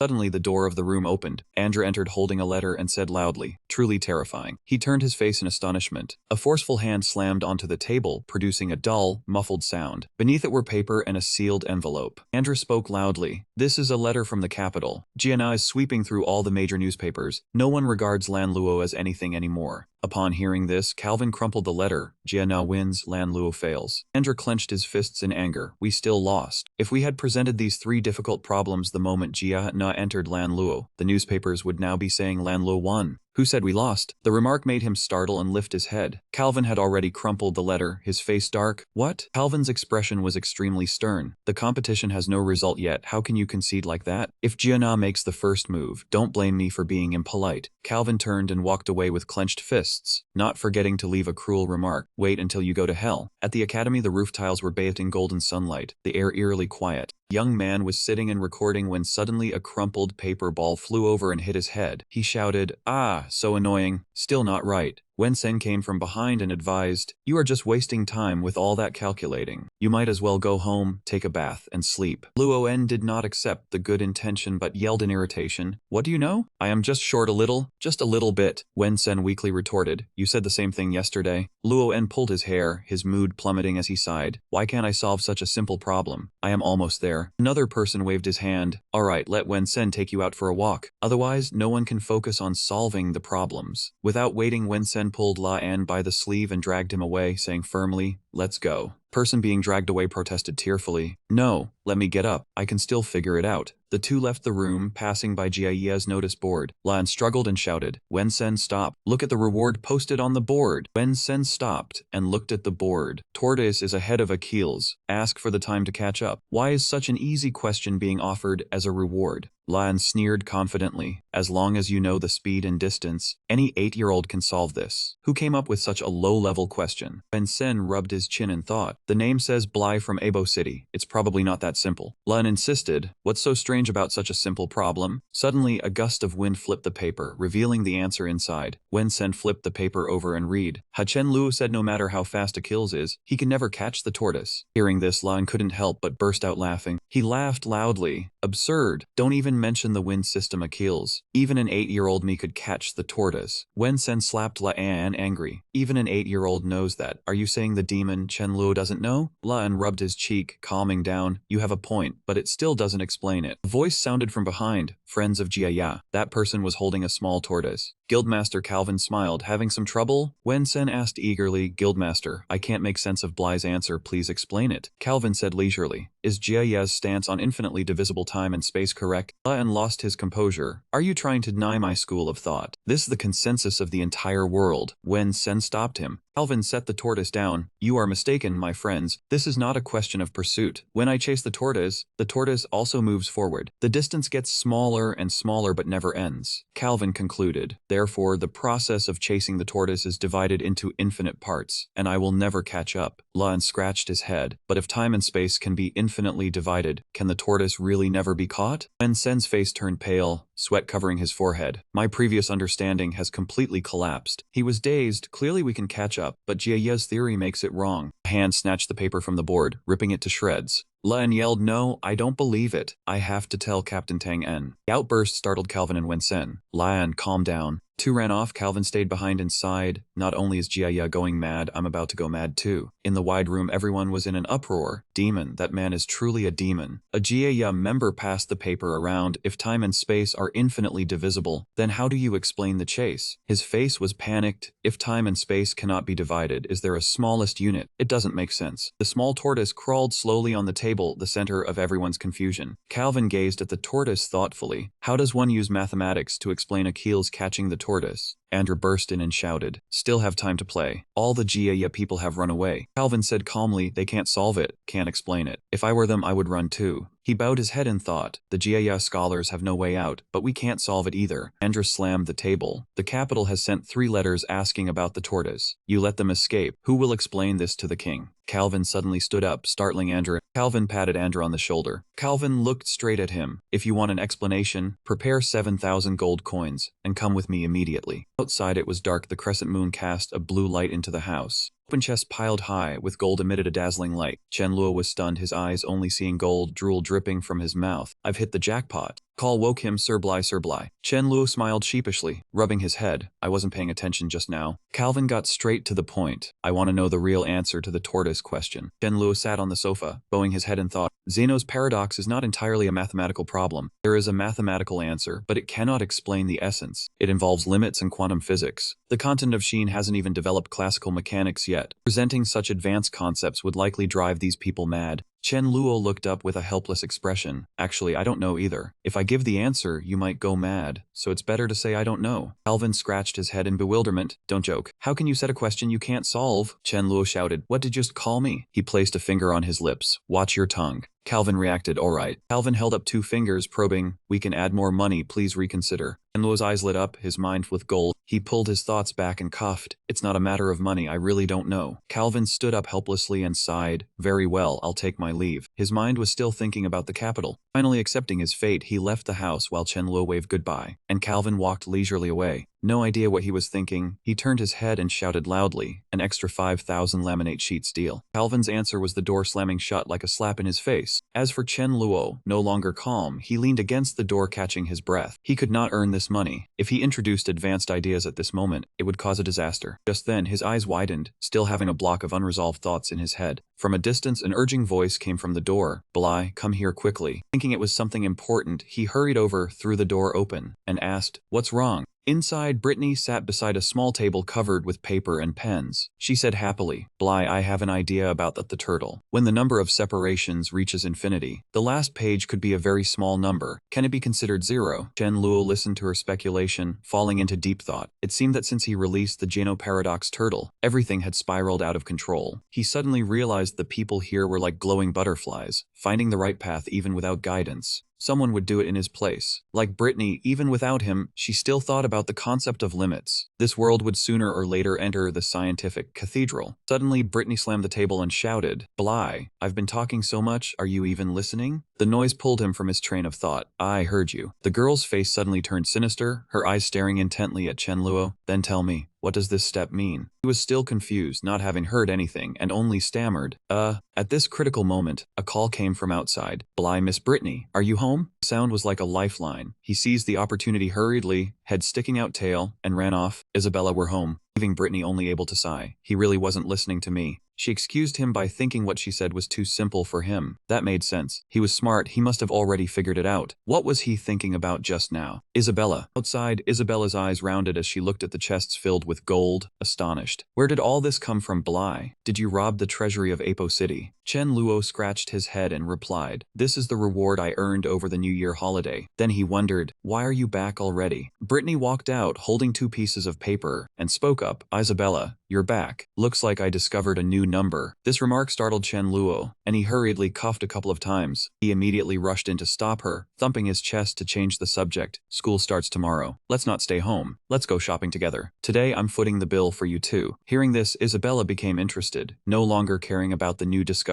She rushed over and hugged Brittany. "Miss Brittany, let's go. This opportunity is rare. Hurry up before he changes his mind." "Wait, I haven't finished my calculation." Ultimately still dragged along, Chen Luo yelled angrily, "You two wait for me." The next day in the classroom, Chen Luo was called over by Isabella. He asked curiously, "What's the matter? Stuck on a difficult problem again?" She propped her chin dejectedly and handed a sheet of paper to him. "It's not a difficult problem. It's the advanced school preference form. I don't know which one to choose." Chen Luo took the paper, still naively thinking she came for advice. "What's there to hesitate about? Just choose the school you like best. With your ability, you'll definitely get in." Isabella got angry, snatched the paper roughly, and yelled, "Idiot! Forget it, I won't ask you anymore." Chen Luo was bewildered. "You called me over to ask about this, but I can't make your academic choices for you." She put on a serious face, propped her hands on the desk, and asked directly, "Then let me ask you, after you graduate next year, where do you plan to go?" Chen Luo was helpless. "I already told you, I'm not going anywhere. I want to stay." Before he could finish, Isabella turned and left. "Forget it, you only have Miss Brittany in your heart. Go away, I want some peace." Little Chen Luo walked out to the hallway still confused. What's going on? Strange, could she be having that again? Right then, a call from behind caught his attention. Junior Bly. It was Alice, the beautiful girl, face red as she stammered. I have something to tell you." Alice stepped in front of Chen Luo, shyly confessing, "For the academy entrance exam this time, I have to go to the capital. It might be a while before we meet, but I'll wait for you there." Chen Luo quickly interrupted. "Wait a minute, I'm not going to the capital. After graduation, I'm staying in Abo City as a teaching assistant." Now it was Alice's turn to be stunned, the paper in her hand falling to the ground. "What did you say?" She rushed over, placed both hands on his shoulders, and shook him hard. "With your talent, any school in the capital offers a bright future. You could become a great scholar or a great mage." Chen Luo had that same expression. "Senior Alice." He looked at her calmly. "I appreciate your good intentions. I prefer Apple City. This is a choice I made after careful consideration." But in his heart, he thought, "Actually, compared to Apple City, I prefer staying with Miss Brittany." Alice finally calmed down, pulling her hands back. "I see, don't overthink it. I was just asking casually." Suddenly remembering she had something to do, "I'll go ahead." Just then, the boy grabbed her hand. "Senior Alice, please wait." The scene fell still, time seemed to freeze. Every detail paused for a moment. Alice's cheeks flushed. She filled in the blanks herself. Could it be he has finally come to his senses? Thinking this, she secretly decided that if Bly agreed to go with her, she would immediately confirm their relationship. Alice shyly ran a hand through her hair. "Junior Bly, your thing fell." The clueless boy extinguished the flame of hope in the girl's heart. He handed the paper he picked up to Alice, seemingly unaware of her stiff expression. "Take it. Don't drop your important things again." Alice sulked, turned around, and left, leaving Chen Luo rubbing his red cheek. Seriously, even graceful Alice acts like this? In the spacious classroom, everyone had their heads down, pondering their own issues. After their talk, Isabella too was propping her chin, gazing at the form in her hand. Suddenly, the paper was snatched from her hand, surprising her before she could react. Seeing the newcomer was Alice, Isabella yelled, "Alice, what are you doing? Give me back my form." Alice paid no mind, only glanced at it appraisingly. "What's the hurry? I'm just looking." After a moment, she asked curiously, "A blank form. Why didn't you fill in any school? Weren't you going to take the Capital Magical Academy exam?" Isabella was touched on a sore spot, but her words came out tough. "None of your business. I don't want to go to the capital anymore." "Is that not allowed?" The answer seemed to confirm Alice's thoughts. She understood, softly remarking, "I didn't expect you to go this far for Bly. I admit defeat." The young girl, having her feelings exposed, felt her cheeks burn and stammered, In another scene on the streets of Apo City, golden sunlight softly illuminated the entire road. At that moment, a frantic scream shattered the tenderness. "Ow, ow, ow. Isabella, what are you doing?" Isabella yanked Chen Luo's arm hard, hands on her hips as she challenged. "So, Alice has been gone for over half a month. Still not snapped out of it." His ear was pinched red, and he cried out in pain. "I was just spacing out. What does that have to do with Senior Alice?" Isabella still would not let go of that ear, continuing to say, "That's not certain. At Alice's farewell party, she hugged you for nearly a minute, and only hugged you." He was framed with a huge pot, the corners of his eyes already on the verge of tears, and he cried in pain, "No, really not. It hurts so much, let go." Finally, she generously let go, huffed loudly, insincere in her words. Only then did Chen Lu snap back to reality, rubbing his ear and whining in defense. "What nonsense are you thinking again? Senior Alice hugging me was just a polite farewell," he silently added in his heart. "I was just thinking about to make a lot of money." After thinking it over, Chen Luo put on a fake flattering smile, pointing at the stall next to him and asking, "See any book you like? I'll gift you one." Isabella was still sulky and replied curtly, "Up to you." Hearing this, he quickly grabbed a book, smiling as he asked the stall owner, "How much is this one?" The owner clasped his hands, squinted, and praised, "You have a good eye. This is the best seller recently. This ornate cover is perfect for the beautiful lady beside you. Only 20 gold coins." Behind him, Isabella cleared her throat, hinting, "Well, I think this book is quite nice, Chen Luo." Just then, that someone shattered the warm atmosphere, shouting in horror, "What?" He glared angrily at the seller's face. "Just this book, 20 gold coins. coins. Why don't you just rob me? The shop owner was not to be outdone, immediately exploded, snatched the book from the other's hand and cursed. Go ask around elsewhere. My price of 20 coins is the lowest. If you find it cheaper anywhere, I'll eat this book. Besides, I'm not just selling a book. It's invaluable knowledge. He muttered to himself, repeating, invaluable knowledge. This sentence seemed to awaken a certain corner of Chen Luo's mind. Isabella beside him couldn't bear it anymore, tugged Chen Luo's sleeve, held up her purse and said, forget it, let me pay. Suddenly, he grabbed her arm and pulled her away. Follow me.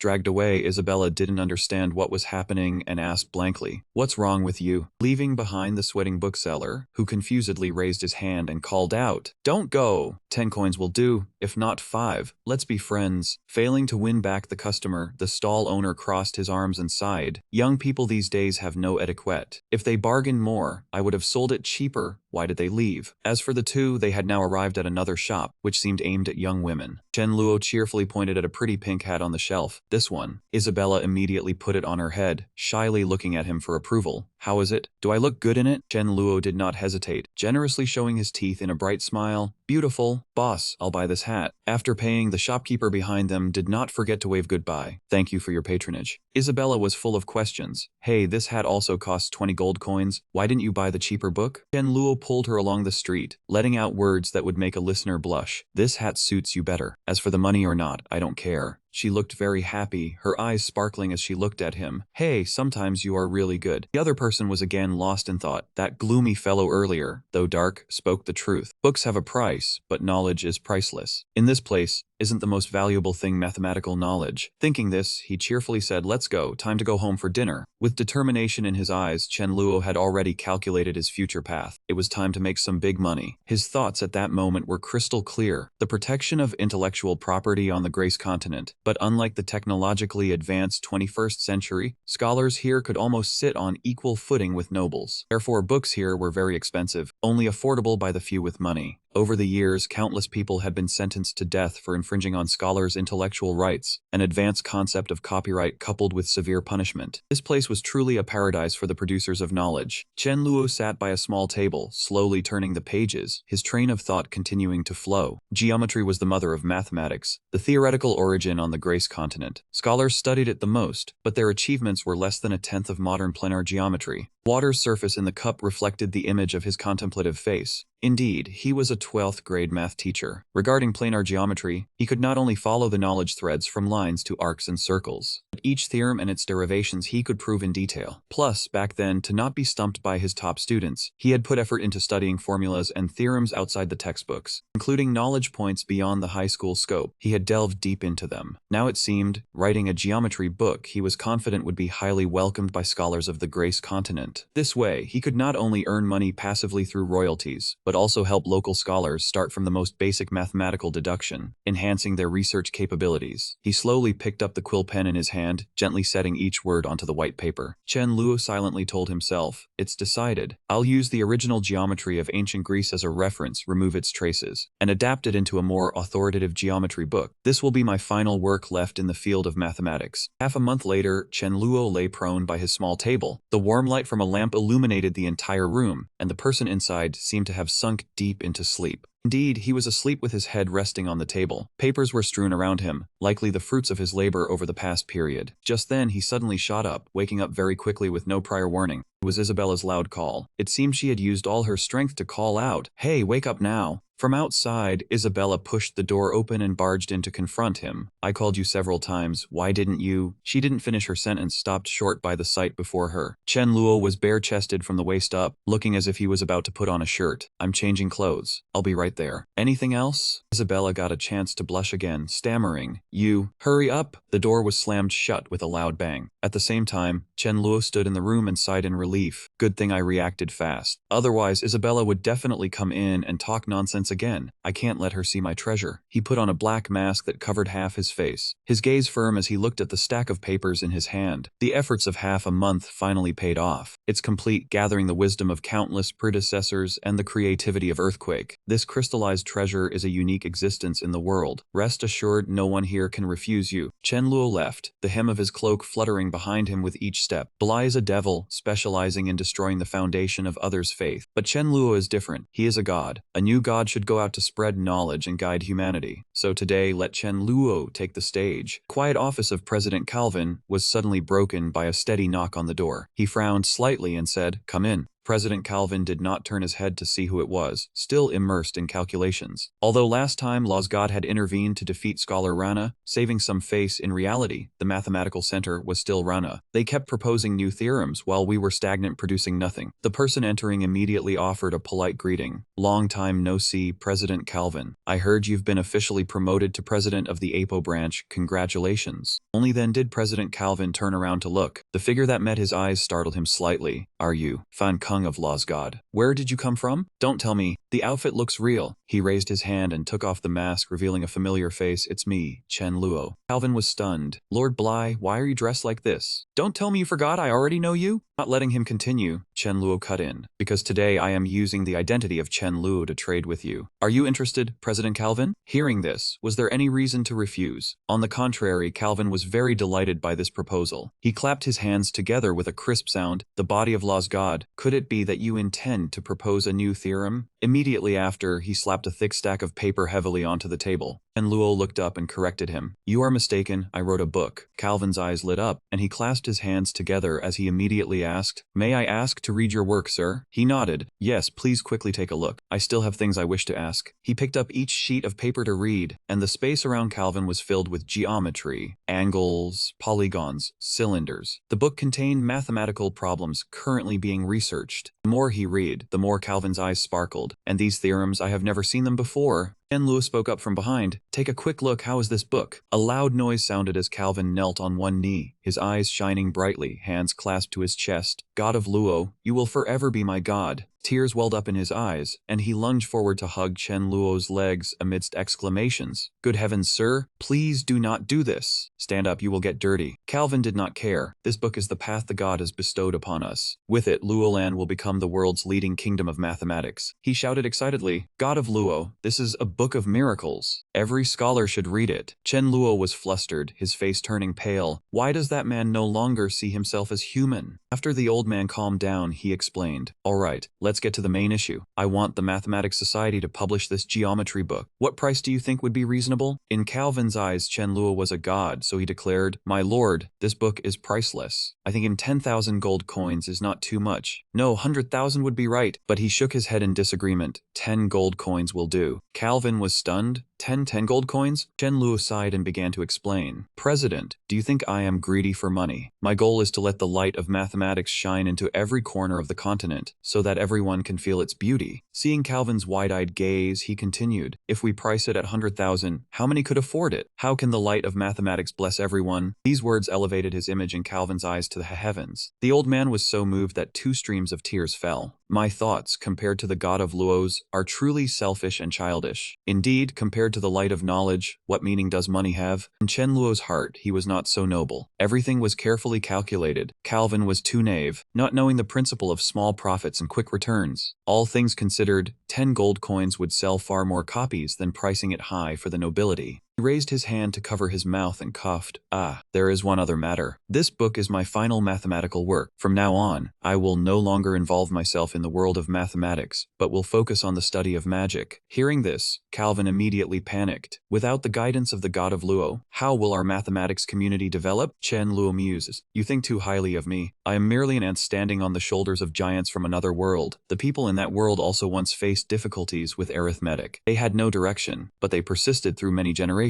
In the end, they also reached the summit and gazed upon the beauty of mathematics." Thinking this, he patted the old man's shoulder. "Calm down. I believe that one day, the scholars here will find their own path." In the end, Chen Luo left. Behind him, Calvin, supported by 3 other people, watched his departing back in farewell. In the old man's eyes was a deep admiration and reverence. God of Luo. No, Chen Luo, what exactly is the world he spoke of? Could he really be from a world more advanced than ours? That place must be a divine realm. Right. Inside a luxurious palace, young girls raised their hands to touch a blue orb floating in mid-air. A blonde girl knelt respectfully and reported, "Your Highness, we have located that person. He is in the Luo Land Kingdom. His incarnation name is Chen Luo." Suddenly the orb exploded, blasting the surrounding girls away. They were frightened and knelt in unison, kowtowing, Your Highness, we are guilty. When summoning, we did not accurately set the time. Our crime is death. Please sentence us." They were frightened and knelt in unison, kowtowing. Your Highness, we are guilty. When summoning, we did not accurately set the time. Our crime deserves death. Please sentence us. Above, a beautiful, cold-looking white-haired girl rested her chin on her hand and commanded, "Relocate him. I want to meet him in person." From below came the reply, "Thank you." The girl lowered her eyes and lightly licked the corner of her lips. This world can finally start moving again.